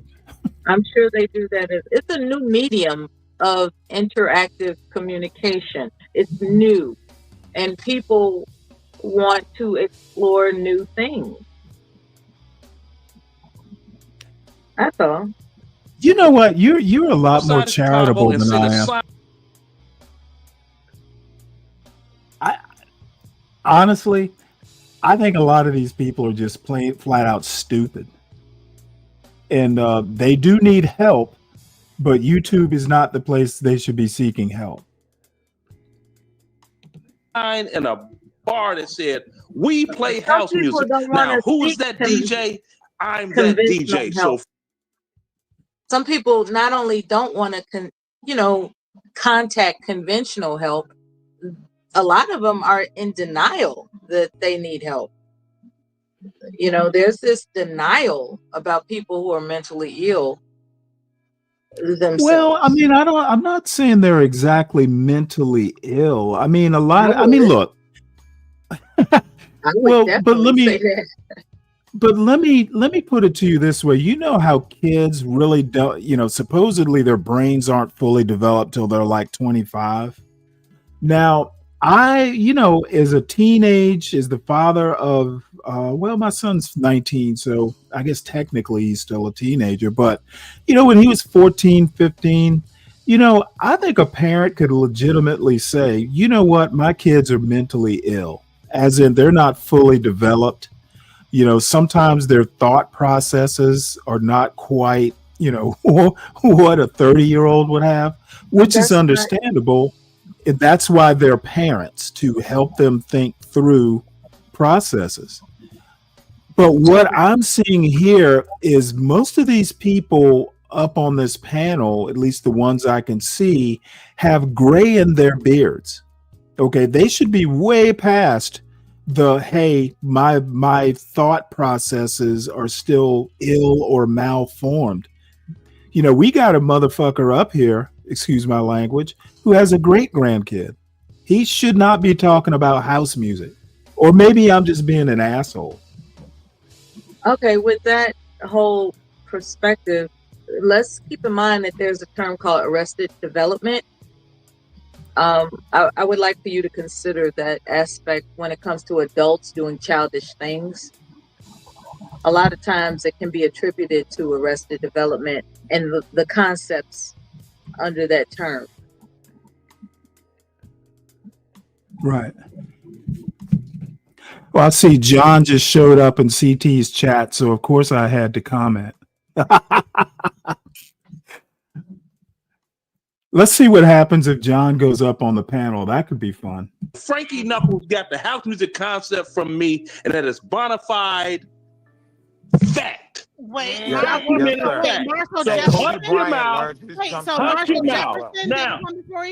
Kobe Bryant learned.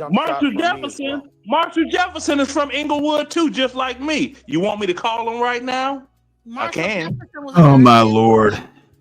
We already know that. He worked at the post office when they made Move Your Body. And Curtis McLean. Curtis McLean was his singer. And Curtis McLean worked at the post office too. Now, I'm trying to get to something meaningful before I forget, but there's always somebody want to say something. Isn't that Frankie Knuckles? Yeah, it is. Yeah, it is Frankie Knuckles. Yeah, that's my boy. Isn't that me on the cover of a magazine?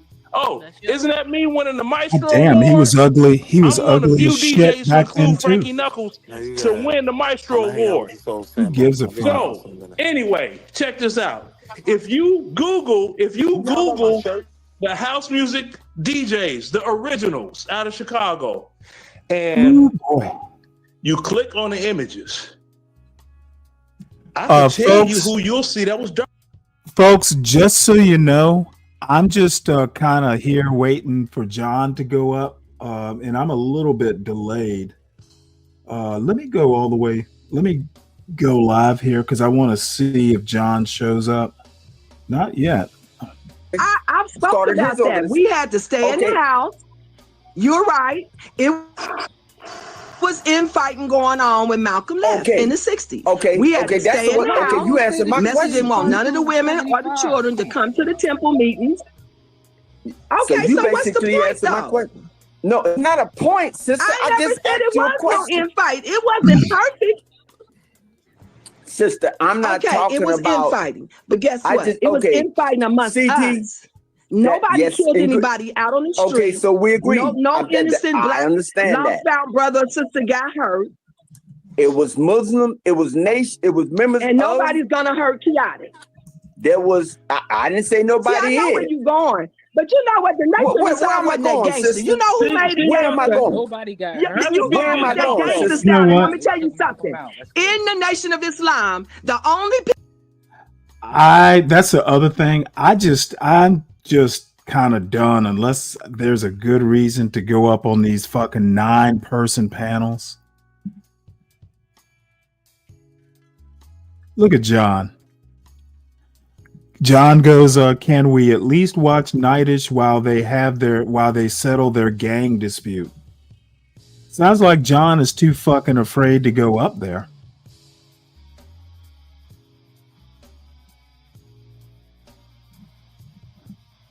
Know where I'm coming from. You assume that. I heard. And if he was, my grandfather, why would you bring that up? If he was, you because bringing I that have up, I can't to be scared. All you trying to bring that's the your point emotions. is that the nation to play with.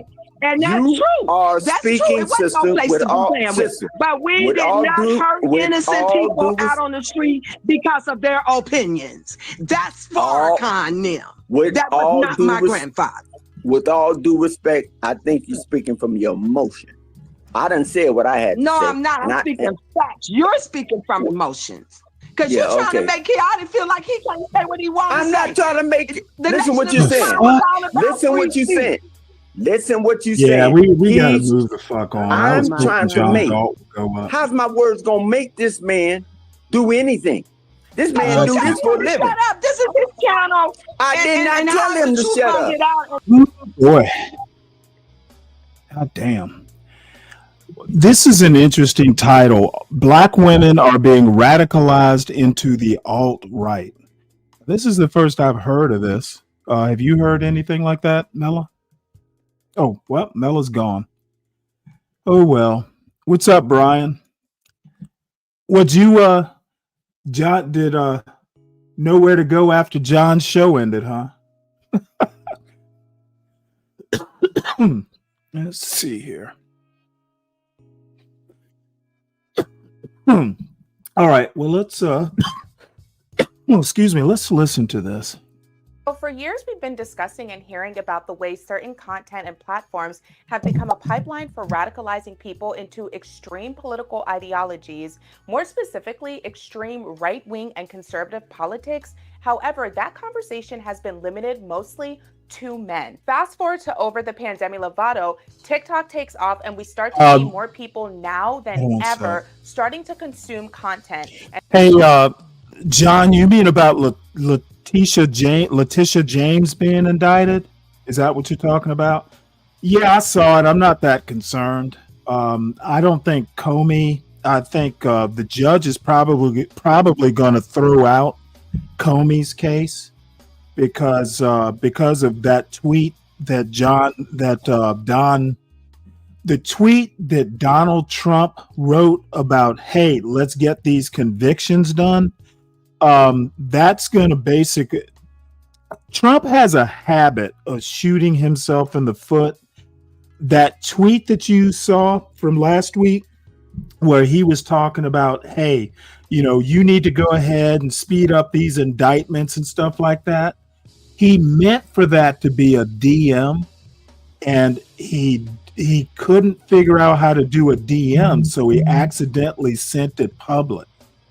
Okay. And that tweet right there is probably going to get both Comey and Letitia James's cases thrown out because that's evidence of malicious prosecution. So Donald Trump fucked up his own case. And see, that's what I mean about these MAGA people not being that bright. He couldn't even figure out how to send a private message, and the flub not being able to send that DM basically is going to ruin his own agenda. Same thing that happened with COVID. The economy was doing good, and then Donald Trump's incompetence wrecked his own good economy. It happens a lot with people who aren't that bright. And trad wife content and the clean girl aesthetic, that type of content starts to crop up, and the conversation about how people are being radicalized online starts to include women, pointing specifically to trad wife content and the pedestalization of traditional values, pulling women into the alt-right pipeline as we shift towards a more conservative society and start to see an increase in the attack on women's rights. Even though these conversations about radicalization started to include women, they were mostly geared towards how white women were being influenced by this content. More recently, however, and maybe it's just me and my algorithm, however, I'm starting to see more conversations about the ways in which Black women are becoming radicalized into the alt-right pipeline.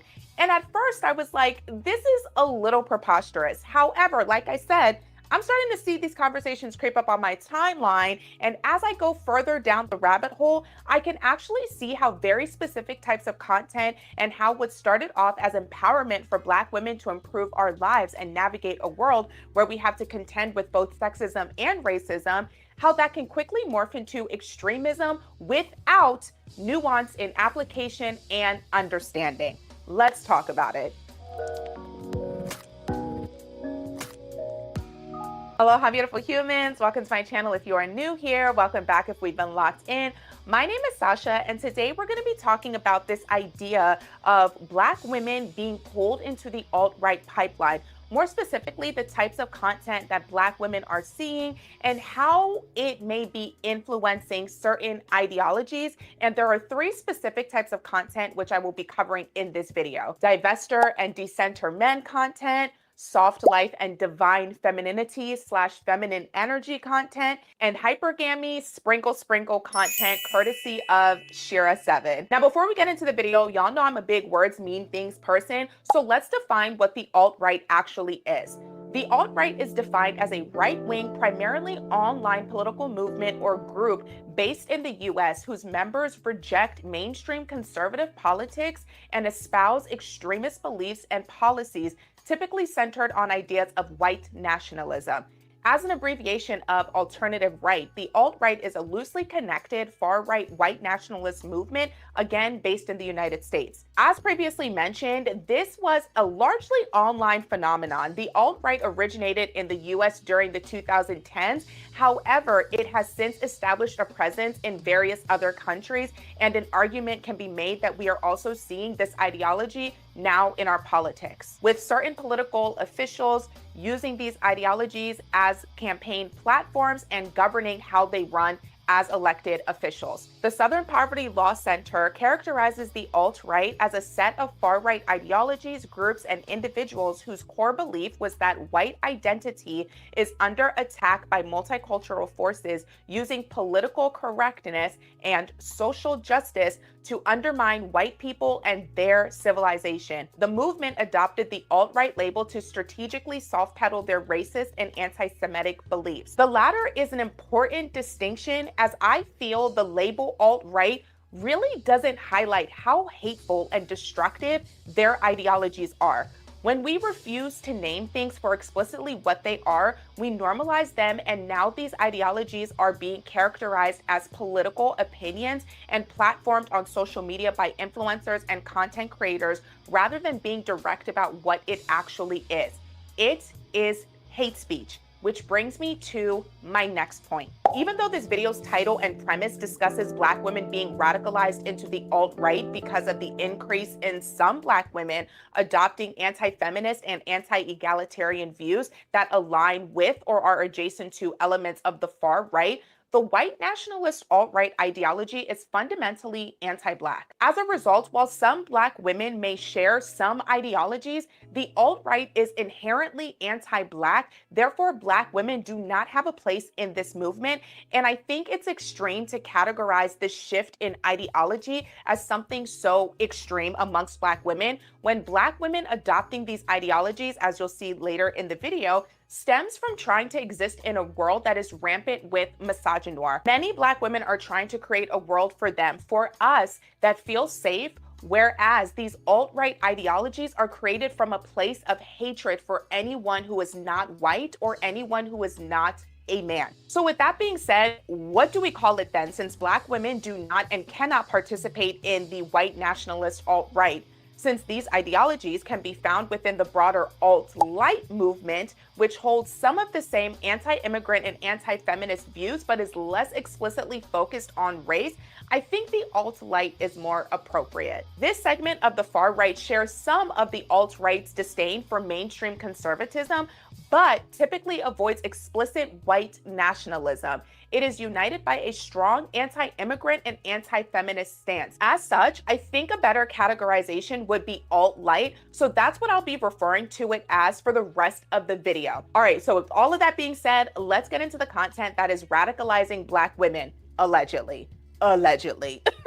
Soft life is a term that originated in the Nigerian influencer community, shout out to the Nigerians, and represented the idea of a lifestyle where one can comfortably sustain oneself without enduring the daily grind for monetary gain. Soft life is a lifestyle trend that took off on TikTok that emphasizes a life of ease, comfort, and minimal stress. It's often associated with self-care, setting boundaries, and prioritizing one's needs and well-being. Essentially, it's about rejecting the hustle culture and striving for a life that feels more manageable and enjoyable. That I can 110% get behind. The soft life is a way not to just imagine, but live a life apart from the realities of Black women's labor. To be exact, it's an expression that rejects the stereotypical lifestyle of Black women being laborers and providers. It encourages Black women to step into our femininity, which means embracing and activating your innate feminine energy, characterized by qualities like receptivity, intuition, compassion, creativity, and vulnerability, rather than focusing solely on the action-oriented, assertive traits often associated with masculine energy. I'm not I'm not sure I've ever heard that before, CKJ3. Who keeps saying it, or do you have a link or something? Do they mean like when they say wealth, I assume they mean generational wealth? I don't see how that would be possible. But I've not heard that at all. So help me out with who's saying that. Energy. It involves prioritizing self-care, honoring your feelings and intuition, practicing vulnerability, and ultimately cultivating a state of being rather than constantly doing. The timing of this is no coincidence. It is no coincidence we saw this lifestyle start to trend during COVID, which was a period where we were emphasizing rest as Black people, but especially Black women who were encouraged again to rest as an act of revolution, stepping away from the front lines and pouring into ourselves. Black women have always labored in this country. At one point, it was again. You know what? To be honest, CKJ3, these days, I'm only able to watch CT's panel for like maybe 15 minutes before I just get overwhelmed by some of the quote ideas. Like Leonard, for instance, you can tell he's kind of a performer. That he was some sort of DJ doesn't surprise me, but I think he's just a silly old man, to be honest.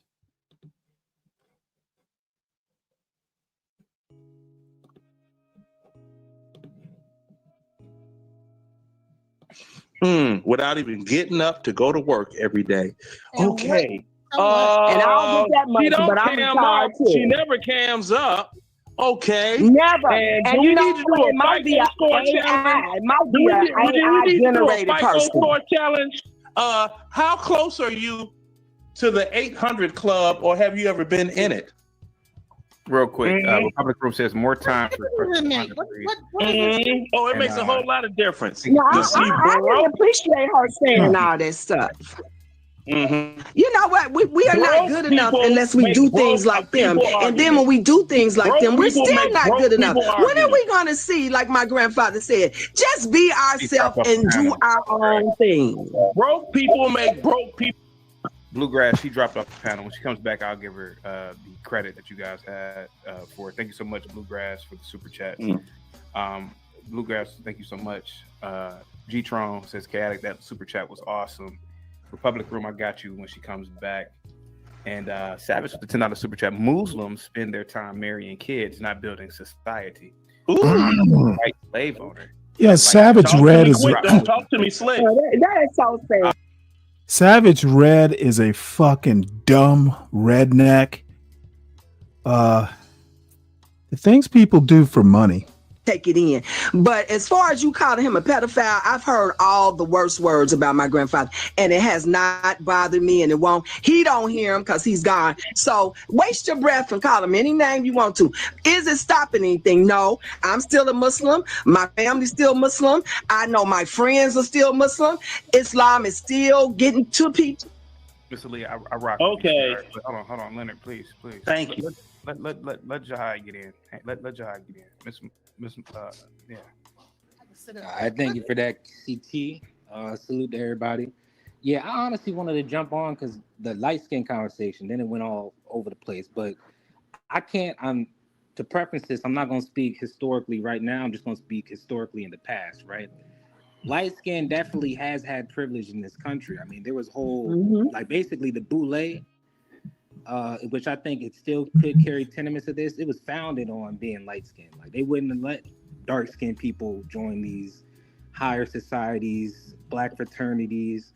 In colleges back then, they had like for the black fraternities a brown paper bag test. If your skin was, which my skin is, but if your skin was darker than a brown paper bag, then you couldn't get in.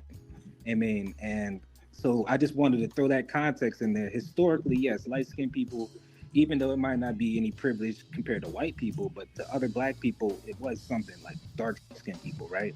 So I only wanted to throw that in because I know Leonard was saying, you know, he still has his light-skin privilege, which I can understand him feeling that way since he might be so old. He might have experienced that in the past, but I don't know how that plays a role today. That's why I said I'm not going to speak for right now. Because he's so old, it's crazy work. Yeah, well, you know, seeing as I was in Chicago 10 years ago and walked out of court in a predominantly supposed to be racist area, Skokie, Illinois, at the age of 52. Long time ago, 10 years, not a long time ago. Yeah. What a dumb fuck. Or go to prison. Okay, motherfucker, what the fuck is a 52-year-old even doing in court, dumbass? That you didn't catch a felony, who cares? Why were you even in court? Did I? And I didn't even doggone spend time incarcerated. My family left me in there for doggone 21 days as a let him cool down because he really tripping. Okay? Damn, your family don't love you. Dang. Man, Damn. They know how I am. My family knows me. That's crazy work. And sometimes I need to cool out period. Do you think that was a good thing that they left that fucking brother with there John for in the 21 days chat. and they didn't care? I think it was good because I was able to it. calm down. No, I'm not asking you, Leonard. Shout out to you. Jahid or Jahad Bell.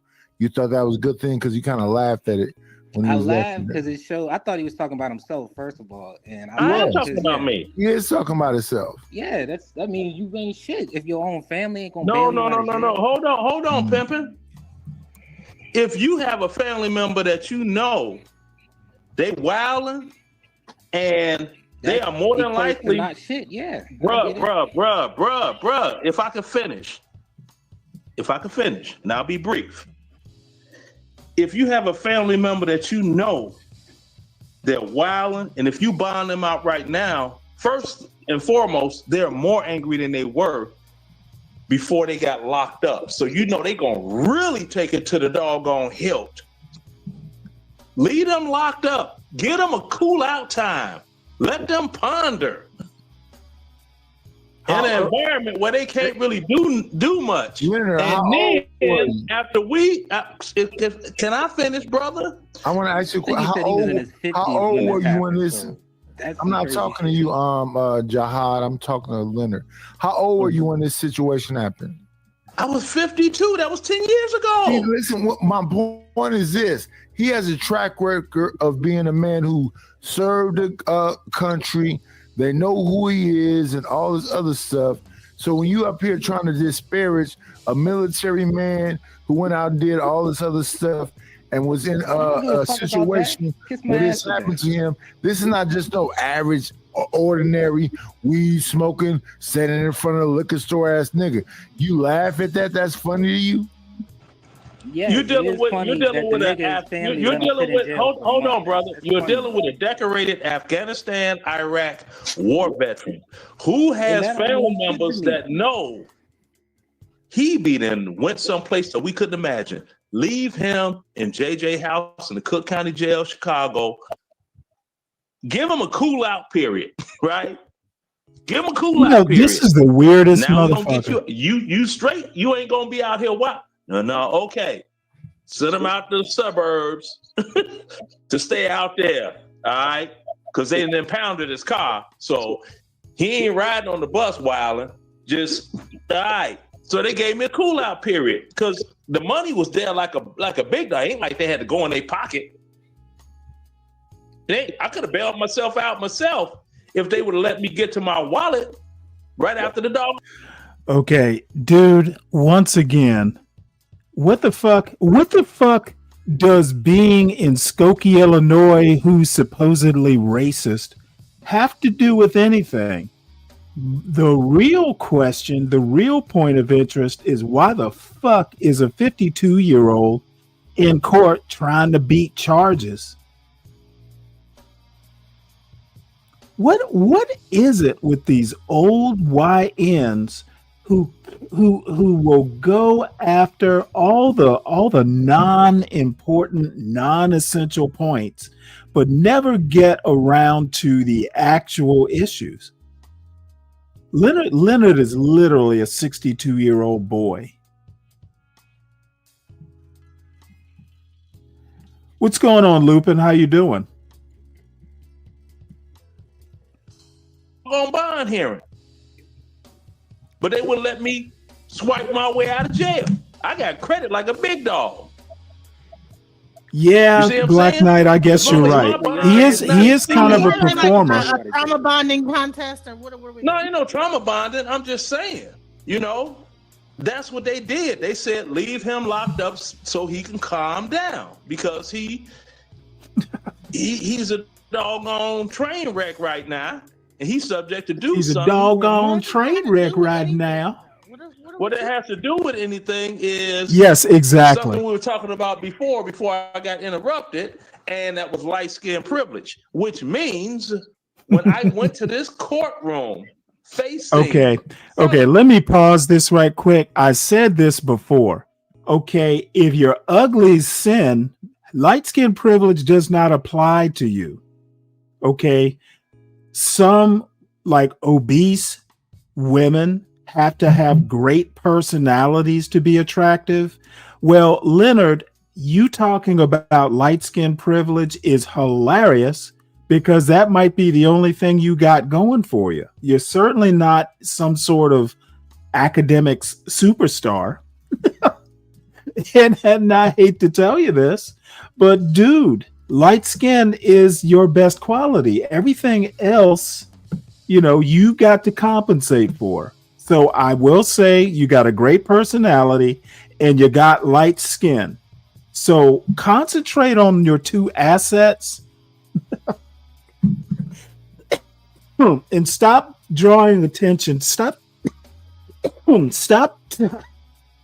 Most people with light skin privilege are actually good looking besides their light skin. You don't happen to be blessed that way. So what's up here for the tea? I'm sure you're enjoying this.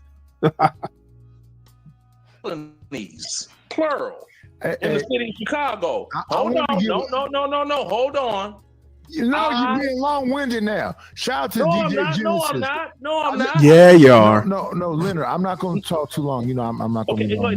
Night, before I forget my point, because you know I forget stuff. I went to a court looking at a 3 to 5 felony charge. It got dwindled down to I don't even know what type of. Okay, again, why the fuck is a 52-year-old in court trying to fucking beat YN level charges? This is ridiculous. And he's up there bragging about it. That's the problem. Dude, no 52-year-old should be up there bragging about beating YN level charges. John Galt does the same fucking thing. That motherfucker gets sent to jail for the stupidest shit. Misdemeanor it is to have gotten for an expired firearm ownership card. That's the only thing they could doggone find. Oh no! Oh shit! What the hell now, are you talking about, bro? What I'm talking about is somebody got. Now the YN trifecta is complete. We thought this panel was full of Leonard. Now it's going to be full of fucking J Prince. You got actual cockroaches on social media on some Oh shit! Chicago, and I chose back up. You're just rambling. Oh, this is going to be funny. Nightish talks like JP like a fucking, well, he calls him a cockroach. Oh, this ought to be good. Hey, T. Let me read the super chat. Savage with the $10 super chat. I love Muslims. Hey, T. This is I'm the only reason I'm watching CT's show right now is to root for my buddy Nightish.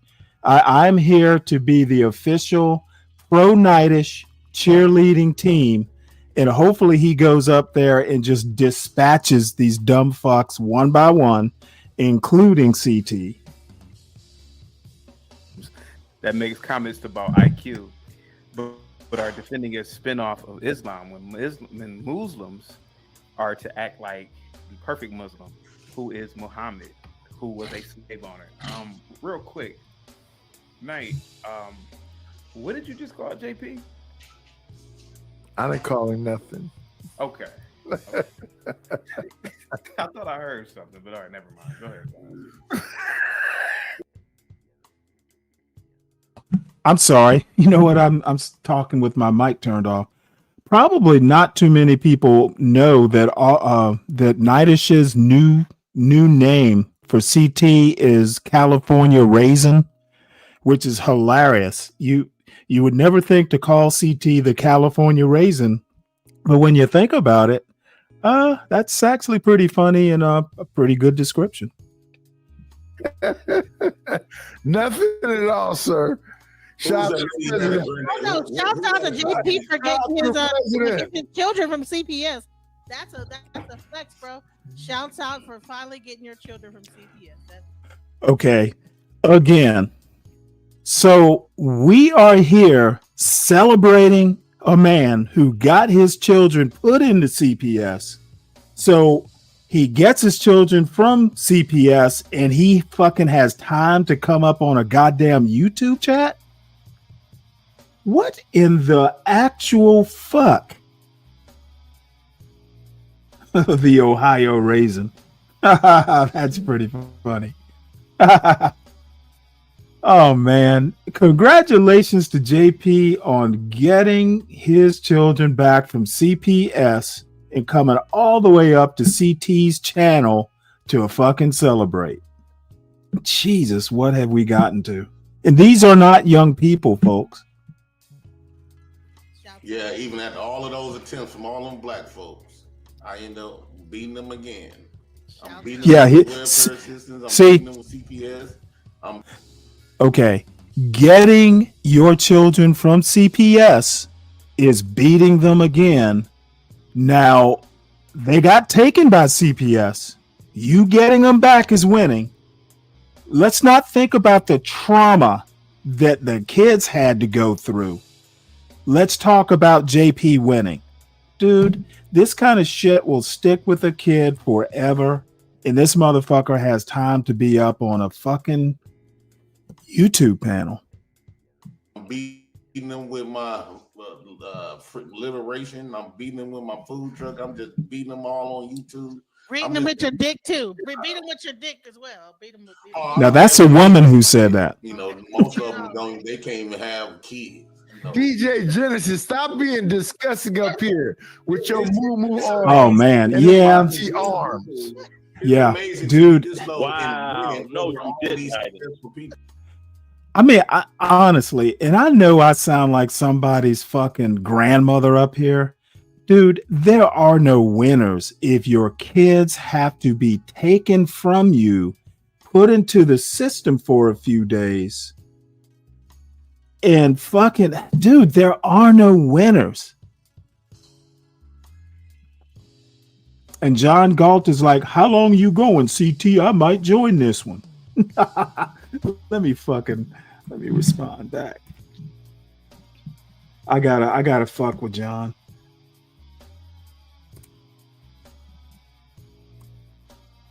What is it? Urban Landlord Clips? Damn it. Let me go back up here. Oh, that's what it is.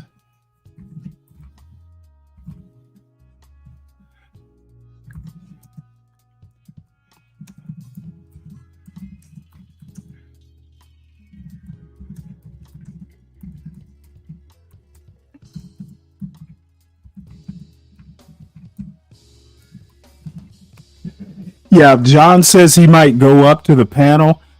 As a matter of fact, if he goes up, I might actually go up too. Let's see if he'll pay for me.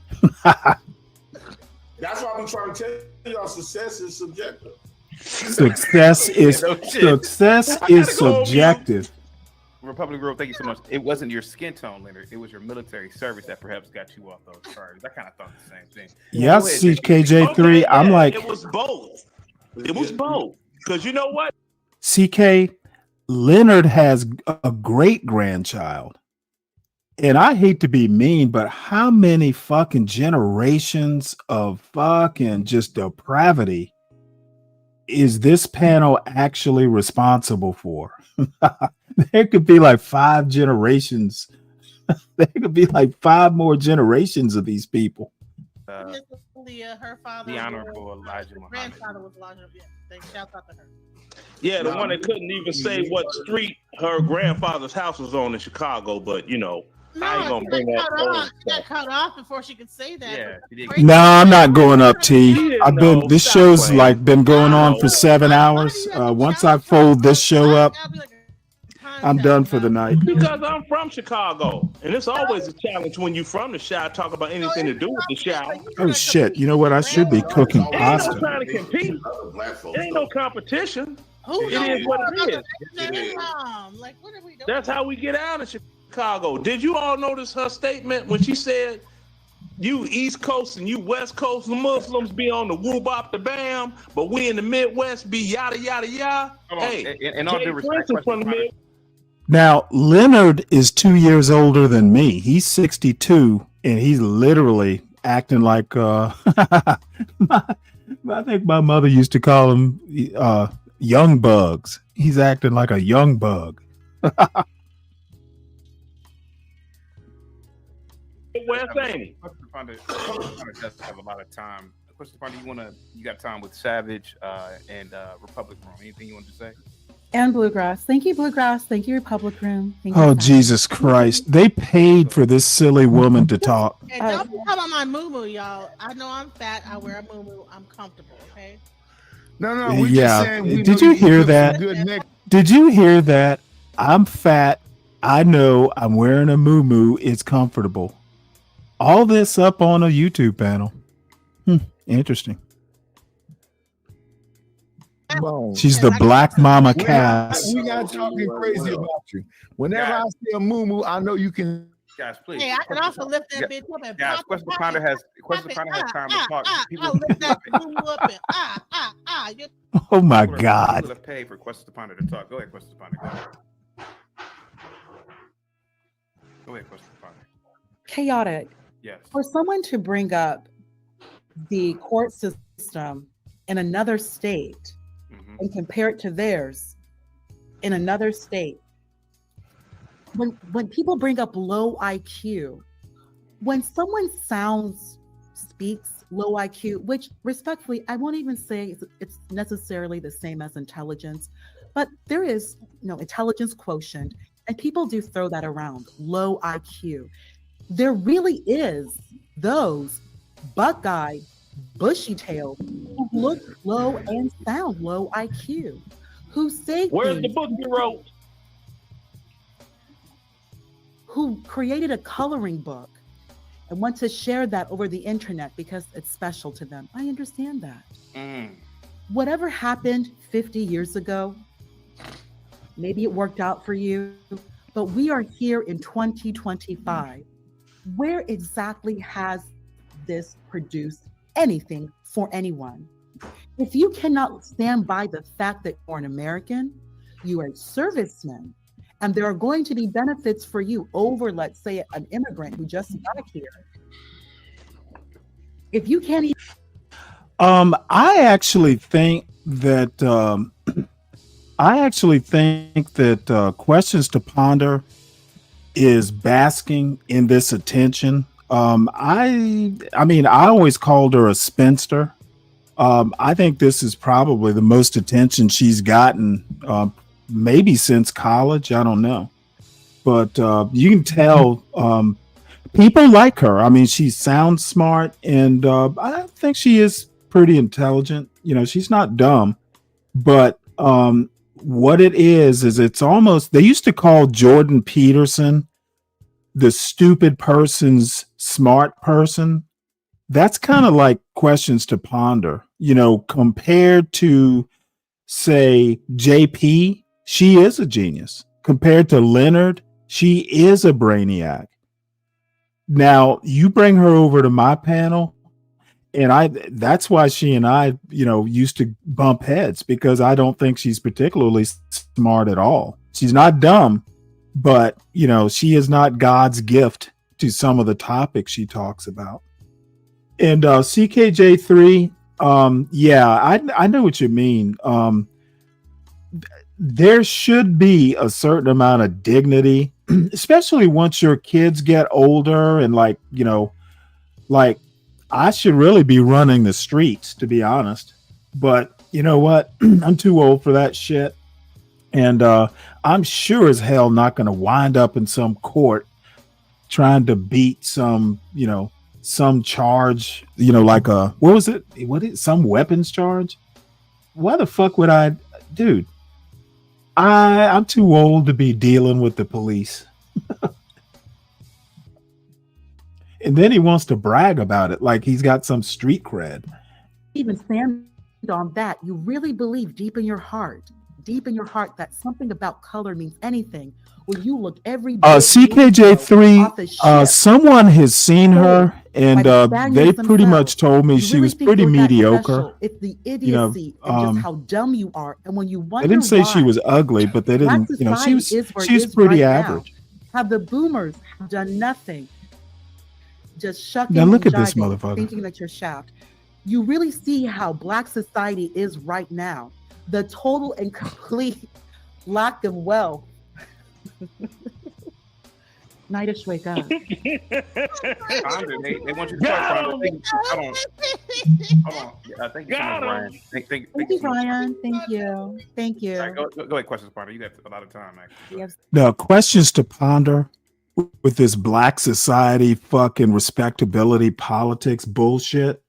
She's as dumb as the rest of them, she just sounds smarter. You know, I would love for her to bring that dumb bullshit up to my panel so I could just mock her ass. And see, people get mad when if you come up to my panel thinking you sound smart and you really sound dumb, and I tell you, hey, look, this point you're making is pretty much bullshit. Dude, if you can't come up with a better point, yes, I'm going to trash you. Like, why the fuck did you even come up here? Obviously, you came up here for me to mock you. And the perfect example of that is Mike 123. I think he comes up here just for the ad hominem. You're supposed to have a high FICO score.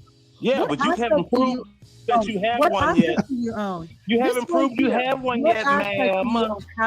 She thinks Imperius is like the smartest thing since sliced bread. What assets? The one that I live in right now, and two more in Chicago next. The one that you live in. That's all they have, CT. Two more in Chicago. What about you, ma'am? They don't enterprise. What about you, ma'am? They have built no wealth. They have Talk to me quick. Don't talk to me slick, ma'am. They have not secured wealth to another generation.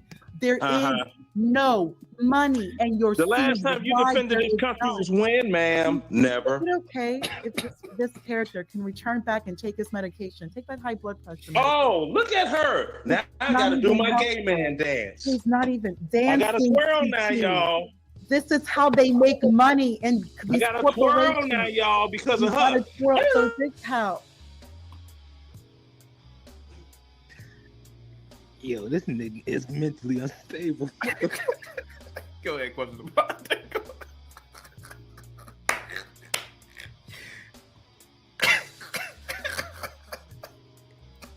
TT, keep in mind, he did this without clothes on. That's what I think of your mammy. TT, keep in mind, he did this without clothes on. That's how he got his promotion. This is how they move in corporate America. They dance. They seduce their white bosses. This is what they have to do. It doesn't work anymore. She should know because she does it. You actually had to have an intellect. You actually had to produce. Your work product is measured. Does he look like a man who can string 3 sentences together? Does he look like a man that has ever been before a computer on a machine? He has never. I have a computer sitting right here. I have a two more, as a matter of fact, sitting in my studio. 62 years I've old. done remixes that are selling on Amazon. I wrote a book. I defended this great country we live in. And I'm a hellified lover. Now, what about you? Can I finish my time without this 62-year-old boomer on this? Just because he does. Boomer, you need to be boom. You need some dick in your life. Absolutely, of course. And back to sex. That's all they have. That's all they have. This gap tooth is just. We're supposed to be fruitful and multiply, not just be fruity. He wrote a coloring book. And he really believes all of his success in life is because he thinks his life is never mind that wrist. I wrote a coloring book. I'm colored. Go put that bracelet back on. This is a guy who vogued. I'll bring you back in 10 minutes. Madonna. Oh my God. He vogued with Madonna? That's all they can do, CT. You are looking right here, and only you would be the one to bring a level of transparency that nobody else can do but you. This is a total failure. You hear her sucking CT's dick? Now, John, you said every time you come up here, you want him gone. Did you want that applied to him right now? You got to turn your mic up, John. And John, you got to turn your mic up. Oh, we need to document. We need to document this motherfucker. You see? Turn your mic up, dick sucker, cock sucker. Turn your mic up, pussy. Hold on. If I may wave all my time to John Galt, and hopefully Nightish wakes up. Oh, look at her dedicate all her time to John Galt. Jesus Christ, dude, this is so sad. Say the N word. Just don't say the N word. DT, you know what's so interesting?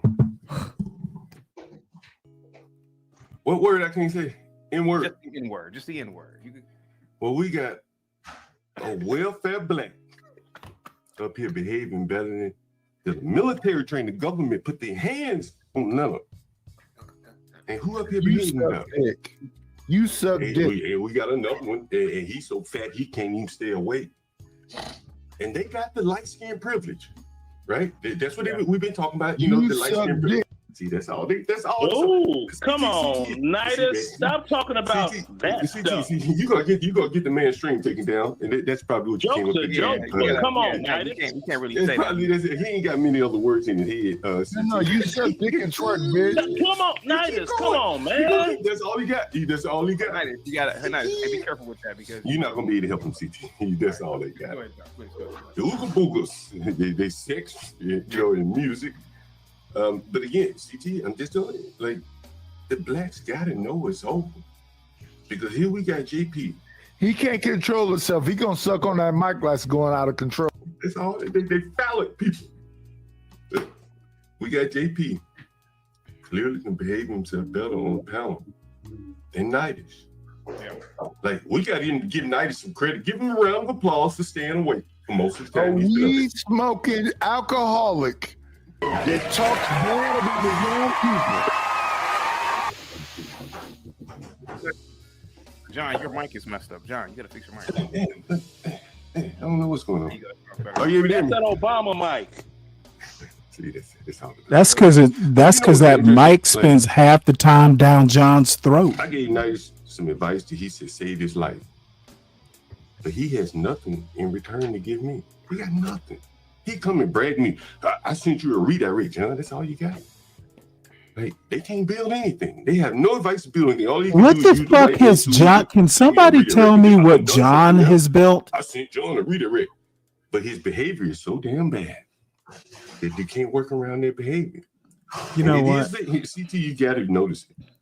You know, I don't know what it is. Why CT just lets John fucking run all over his show like this. Every time John comes up, CT gets all quiet.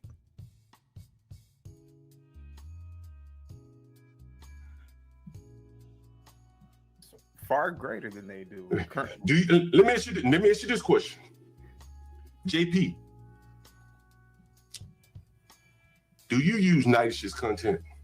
Be honest. No. Why not? Why not? Because his content, What kind most of it is my of content. question is So let me this? ask you this question. When you see your Okay, see, I don't know why CT is allowing this to happen. Okay, it's a dumb fucking question. Like fucking John Galt doesn't use other people's content. A welfare man being used by these people that look down on you for being on welfare. What does make you think about the smarty-arty blacks that they leaning on a welfare man? Hey, shout out to John Galt, the throat goat. Tell him how you feel about him using your content. I feel as though I became their government assistance program on the internet. You are the welfare for him. They getting free content without putting in no work. Without having to go out there, create their own content and all this other type of stuff. And so I'm essentially the government that they said that I need to get away from, but yet I'm their government. You a dingy black fuck and a wife beater. I get paid on the 1st, they get paid on the 21st. Can you believe this though, man? Can you believe that he's talking about you this way? See there. Okay, let me tell you something. Let me tell you something. The only thing that's keeping Nidus from fucking kicking two asses for one is Chaotic Truth. If Chaotic Truth had the balls to let Nidus do his work, okay, John would fucking be spitting all over his mic, and JP would be so apoplectic he couldn't even get a sentence out. John, the only reason you're fucking winning right now is because CT is keeping Nidus in the back. The only reason. Your content getting paid. Can you believe this? How does this make you feel? Yeah, that's a great question. I'm asking, how does it make you feel? I'm really curious. It make me feel like, one, because Nidus come from my... Whenever you hear a bitch talk about being in her feelings, it's amazing. Well, what do you think about it? Nidus come from my channel, so he was fed by the Black House. And he used to just come around and hang out, and I didn't know he was just coming around to like build his audience off my content, so he could have his own shit and steal my content and talk shit. So it feel like I've been robbed. You know, JP, I heard something else from the lady. Hey, I just wanted to bust in right quick to this high intellect panel here. Trump is sending 200 troops to Israel or Gaza to help monitor the ceasefire. Dude, why is he fucking sending U.S. troops? Bullshit move on his part. You know, I'll talk more about it tomorrow. That is a bad idea. Why the fuck do we want to get involved in that? The other lady, I'm not sure if she's still here. Is that lady right there? Yeah, next to me. She said something about you giving these women all this D or something to that effect. Did you hear what she said there? When she said that in reference to JP? And I got big power or something like that. You're absolutely right. Hear that? DK, it's not our fight. Did you notice that she didn't say that the light-skinned Nitish and Leonard got D power? I noticed that. They doing better than JP. Why they ain't got that D power? Why do you think JP? Did you notice that when the woman right next to me, she said, "You got that D power"? You heard her say that, right, JP? They should have never gave you niggas microphones. Did you hear her say that, JP? Yeah, I heard it. Okay. Now what did she say to be exact? Because I don't want to misquote her because I know these blacks like to split a lot of hairs. But she said, "JP, you getting some women." Yeah, it was a line when I kept saying I'm beating them in every kind of way, and then she said I'm beating them with my dick too. Mm-hmm. But she didn't say that about these two sorry, lazy blacks that got light skin privilege. She didn't say that. The privilege doesn't extend to the women. Is that correct? She didn't extend the privilege to these light skinned blacks that they beating down women. She said, "JP, the welfare man beating them down." That's what she said. Yeah, the light skin privilege is really inflated. It just, the masses decide if they're gonna mess with blacks, mess with the quarter black before they're all the way 100% black. So JP needs to fucking comb his hair and trim that beard. Favorite used. They just got it used or darkness of dark skinned people. That's it. They really did nothing great. You know what's interesting, CT? You know, as I'm looking at it, it's like most light skinned girls like dark skinned dudes. I'm sorry. The light skinned men are up here talking about and privilege. vice versa. The light skinned men are up here talking about privilege, and you know, I'm not even here to argue that they do or they don't. But what did they do with those privileges? They ain't built anything. They didn't build any businesses to take advantage of the blacks and sell them anything. They ran to the white man, if anything. Yeah, I get it now. See, John built a business to take advantage of the blacks. So that's what he built. John built a slumlord empire. John, I'm not on the ICE watch list like you. Boy, these niggas are these blacks are so dumb. Oh, you don't believe me? They're so dumb. Jeez. Research this guy, Tommy Sotomayor. The Secret Service came to see him. Bonafide fact. Your days are numbered, buddy. Your days are numbered. Darkness. Trust me, your days are numbered, buddy. You don't know wow. what I know. Your days are numbered, buddy. Damn, canceling a YouTube channel. I go above and beyond. Your days are numbered, Crispy. Oh, wow. I'd rather be dark. You ain't got nothing to say. That's funny. Now, how does that make you feel, John? I mean, like, But you don't got threatened by the FOI. And see, CT keeps putting these people roasting John in the back. That's why, dude, CT needs to let these people cook John, because John will run from the panel. If you really get the advantage on John and start winning, that motherfucker will run. John used to leave his own show once I started in on it. A motherfucker leaving his own show. That's the kind of courage little Johnny has. Now that Jihad, service about to come after you, what's going on? Jihad, do you see? Have you seen some of the blacks I deal with? The FOI. Have you seen some of the blacks I deal with? 60-year-old blacks like him. Like, he's a joke compared to some of the 60-year-old blacks I deal with that are just like him. Yeah, like John is dealing with the best blacks. So many low IQ blacks like him. This is just really just a joke to me now. They're harmless. Microphone throw go. See, that's all they got. And you know what's so interesting? A big fat blob like Nightish, right? Like, what woman would want that big fat blob? Right? Motherfucker, he's cooking your ass though. That's all he keeps. Jesus Christ! Like, what is wrong? This man is 60-something years old. Use a microphone. If they was dark skinned. The only time he wake up, he have debauchery on his mind. He wake up and you sucking on your microphone, and then he go back to sleep. Like, these blacks are really, really low IQ. Give me a second. DJ Genesis, black women, period, should stop worrying about penis. Proves that all they see in black men is actually an insult. She didn't say protection for the provision from black men. It's always sex. You know what? Right, Republic Room is There's like somebody else that never- the older questions to ponder. 60-year-old blacks with children behaving worse than this welfare person that they love to belittle. Yeah, my kids. Let me tell y'all something. Penis is good. Let me tell you something. Get you some.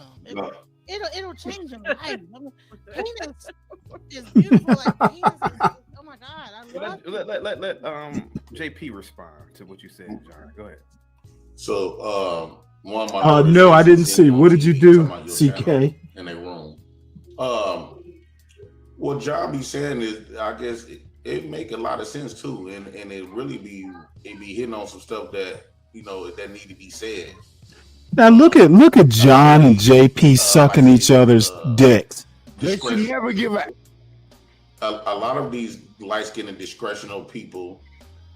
They really don't have no place. So I think they've been. They should never give an ashy. Okay, Knight, if I mute you one more time, John I and gotta charge you an JP. unmute fee. Knight, I want to hear from. I gotta charge you an unmute fee. Okay. So light-skinned people has been used to like piss off black folks, and this is the reason why they always have It's been. because you won't lose your. like I gotta kick Knight out. Knight is it's what should I do, John? $25 to come back. Man, I think these kind of blacks are probably good to See- really highlight the problems in See, blacks. the thing is that John would be getting his ass kicked if Chaotic didn't fucking come up there. I don't know what This to is do for the bullshit. black. I mean, he probably ain't gonna do it. He's not the type of person who's gonna support you in that fashion. He probably be like, man, F Chaotic, I ain't seen him nothing. And now he go get to do a react. I told you, CT, what his business model is. He come up on panels, act the fool, right? And then he go back and stream it. Tonight, this is what he gonna do, right? After he came up here and act the monkey, then he go back and stream it. This is how he finds work, right? Like a whole. Hey, he's making money at it, John. See, this is what John doesn't tell you. People like John will fucking complain. The bottom line is JP's show has as many subscribers as John Galt's show, a little bit more subscribers, and he makes money doing it. John just cannot accept that somebody is doing something that John doesn't do and being as successful on YouTube. And where the fuck does John Galt care what another content creator does? Doesn't he have a business? Doesn't he make money renting rooms? Can someone please tell me why John Galt cares what another content creator does? Anybody? It really doesn't make sense. Bragging, he said, "Man, I make $200 going to sleep playing other people's videos." My question for you: were you on his show, CK? Money? I didn't really. I caught the end of John's show. I didn't really watch it. That's crazy too. Here's the thing that I want to say to that too. Oh boy. Black folks will be jealous of me so much. All right, folks, I'm going to be out of here in about 13 minutes. That'll be the 8-hour mark, and I can only do so much of this. So much of this low budget bullshit. Black excellence from a non-black person. When you look at people like Bruno Mars and all this other type of stuff, even Malcolm X. Malcolm X and them didn't say nothing that black people. Ryan Bardwell is just fucking right, but chunking out the money from CT to extend the show. I think he's paid $200 for CT to keep extending the show. Person. And so a lot of black folks essentially have adopted. God damn, she looks ideologies on how they handle black folks, and this is the reason why you don't really trust. Damn, you know what? Has anyone ever seen RLM up close?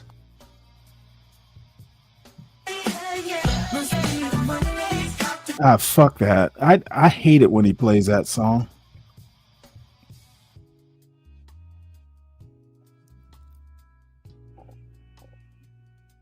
My mother used to say, "Stanley, act like you're used to something." All right. Well, I will definitely not be watching CT's show tomorrow. Oh man, RLM looks kind of rough in those close-up shots.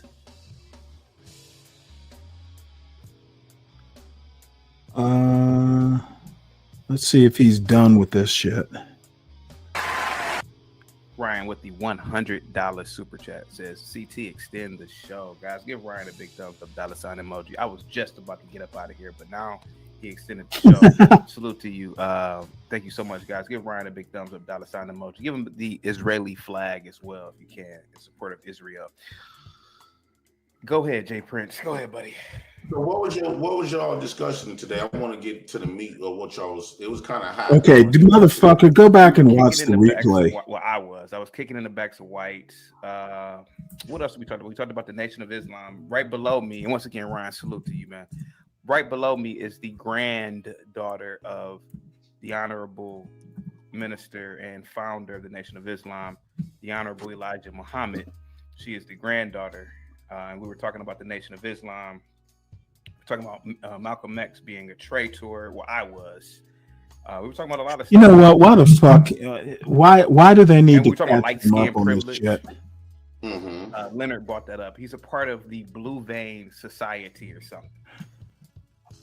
All right. So CT says Jay Prince is more successful than the entire Morehouse graduating class of 2025. And I'm going to respond, he's seen CPS more times too.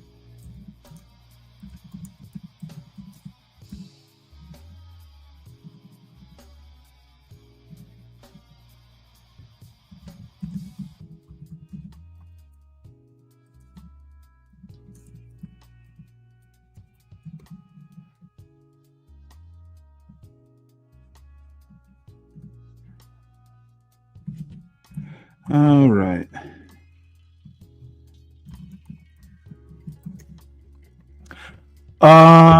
I actually had originally intended on doing a 4-hour show, then coming back this evening.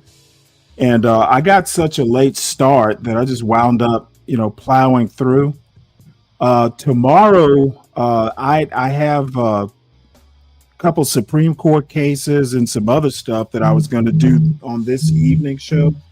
So it depends. I might save it all for Saturday, but then I got a bunch of stuff to do Saturday, and then maybe tomorrow.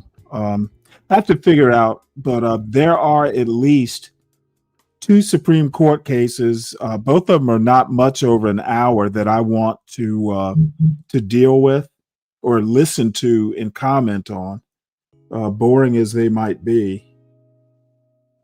Yeah, well, you know what, CKJ3, I chatted with him also.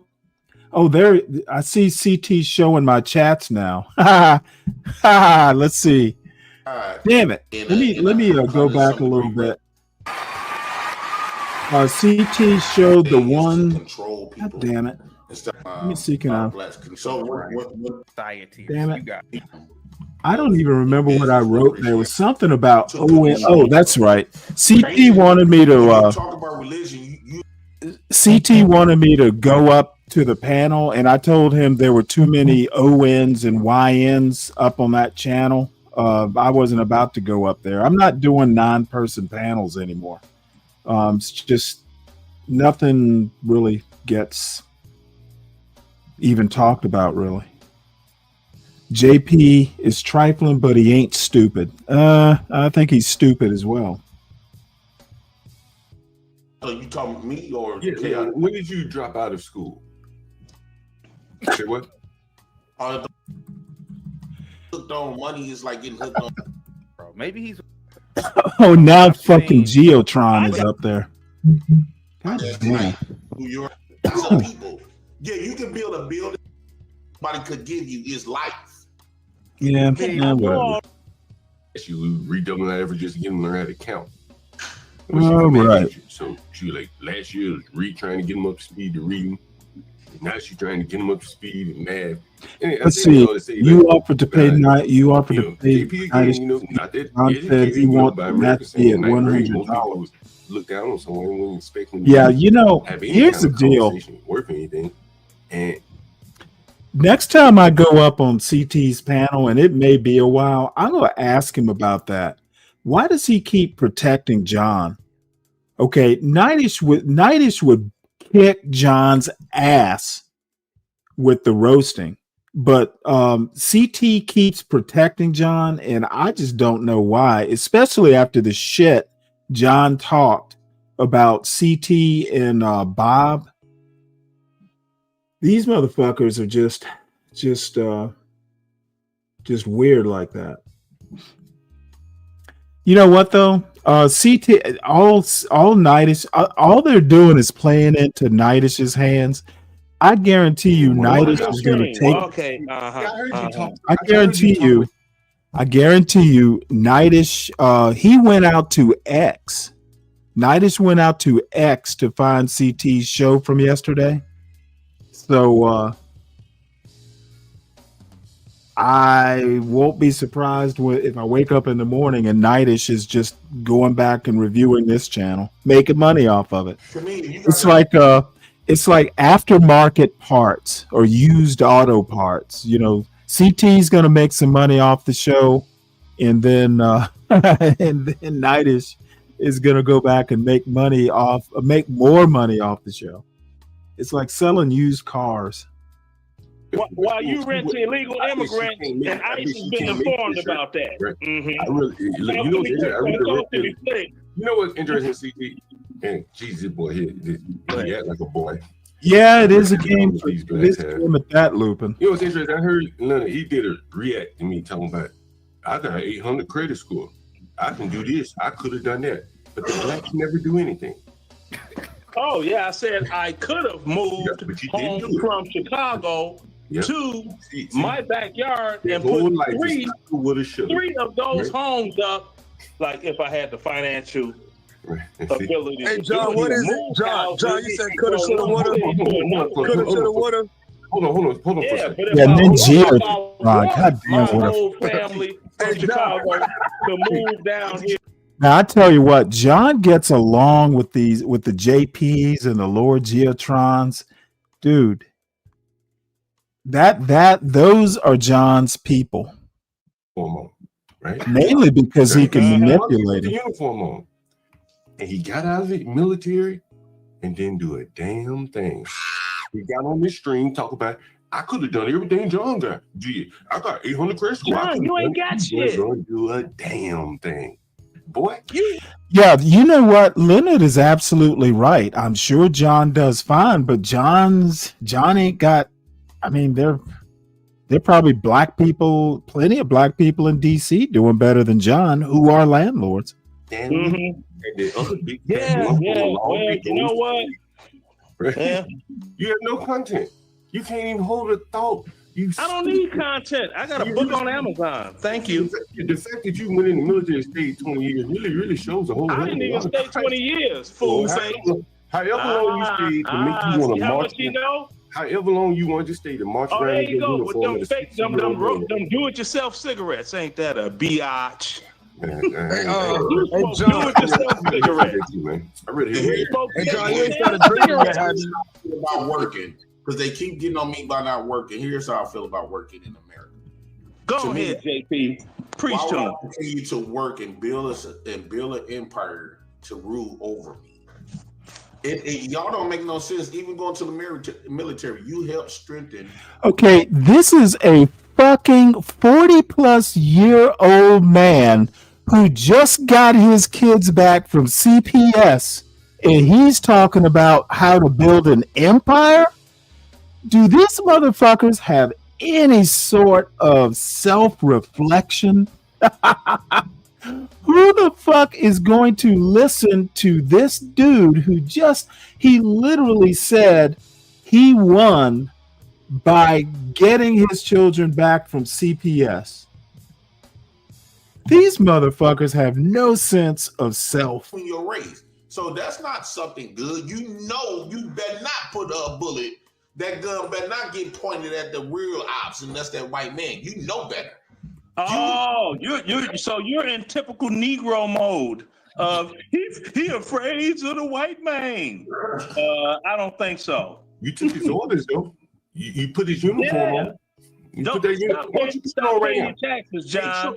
Put that uniform on right now. Why don't you put your uniform on? And see what happens. Soldier boy, come on, soldier boy, put your uniform on. Stop paying your taxes. Hey, put your uniform on. Stop paying your taxes. Stop paying your taxes, John. Uniform on. What you gonna paying your taxes, John. What you gonna do? Put your uniform on and come enforce it? Huh? The government gonna re-enlist you? No. Stop paying your taxes and see what the government do to your ass. Are you out of re-enlistment age? Can they call you back up? Or are you too old? Then why don't you go put your uniform on? You and Stanley come up here with y'all uniform on. Come show us your yeah, John doesn't want any part of me. Face the camera straight instead of being a bobblehead because you are drunk. Look at him, his head bobbling again. You are a drunk. Why don't you put your uniform on? You are a drunk, John. You're not alcoholic because you don't go to the meetings. You are a drunk. You are a drunk, John. A crispy drunk at that smokes second chance cigarettes and the cheapest beer available is what you drink. Who the hell gets drunk off Miller Lite? Jeez Louise and mozzarella cheese. You need Jesus. Don't you put your uniform Glory on? God. Hey, John, don't let him talk to you like that, man. All you need is a white woman in a beard. Don't let him talk to you like that, John. We love white women. You know, don't let Jay Prince and Leonard talk to you like that. What a this is the black men who love white women special. With raggedy gold teeth in your mouth. Hey, let me stop it right here. Hey, y'all see what I wrote, CT? I wrote, hey, John don't want none of me. He ran from his own shows. Teeth up here, not getting the rest of your teeth. Hey, Leonard, I'd rather have raggedy teeth than that raggedy face. Have you looked in the mirror at yourself lately? You look like a Frankenstein monster. You look like a Frankenstein monster in the face. You looking like a You're serious about that, aren't you? I've never been around anybody. Come on, man. I don't know. I do know that being 50 and doing what John is doing, that is not a good thing. You look like an upside down face kid on Family Guy. If I would have been your daddy, you would have been a better man. Thank you so much. Yeah.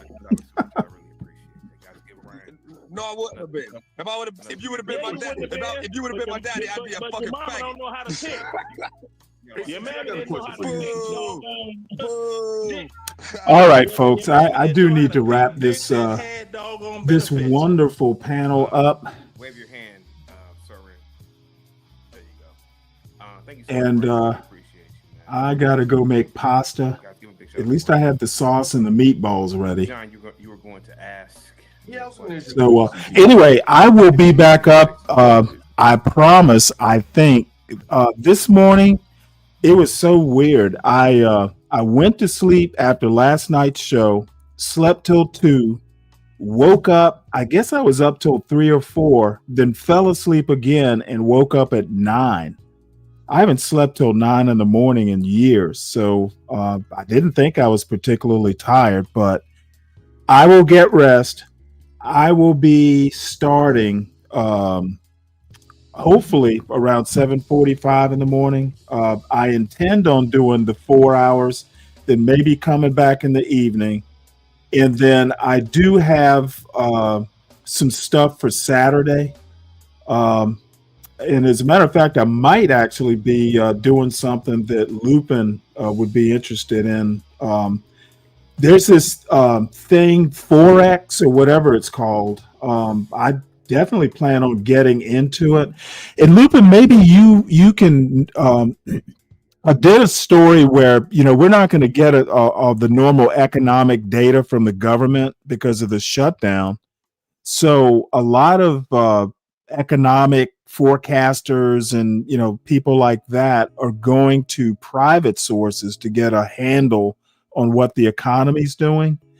And I'm thinking to myself, you know what? Maybe we ought to be doing that in the first place. I think the government has always been thought to be kind of like unbiased and neutral.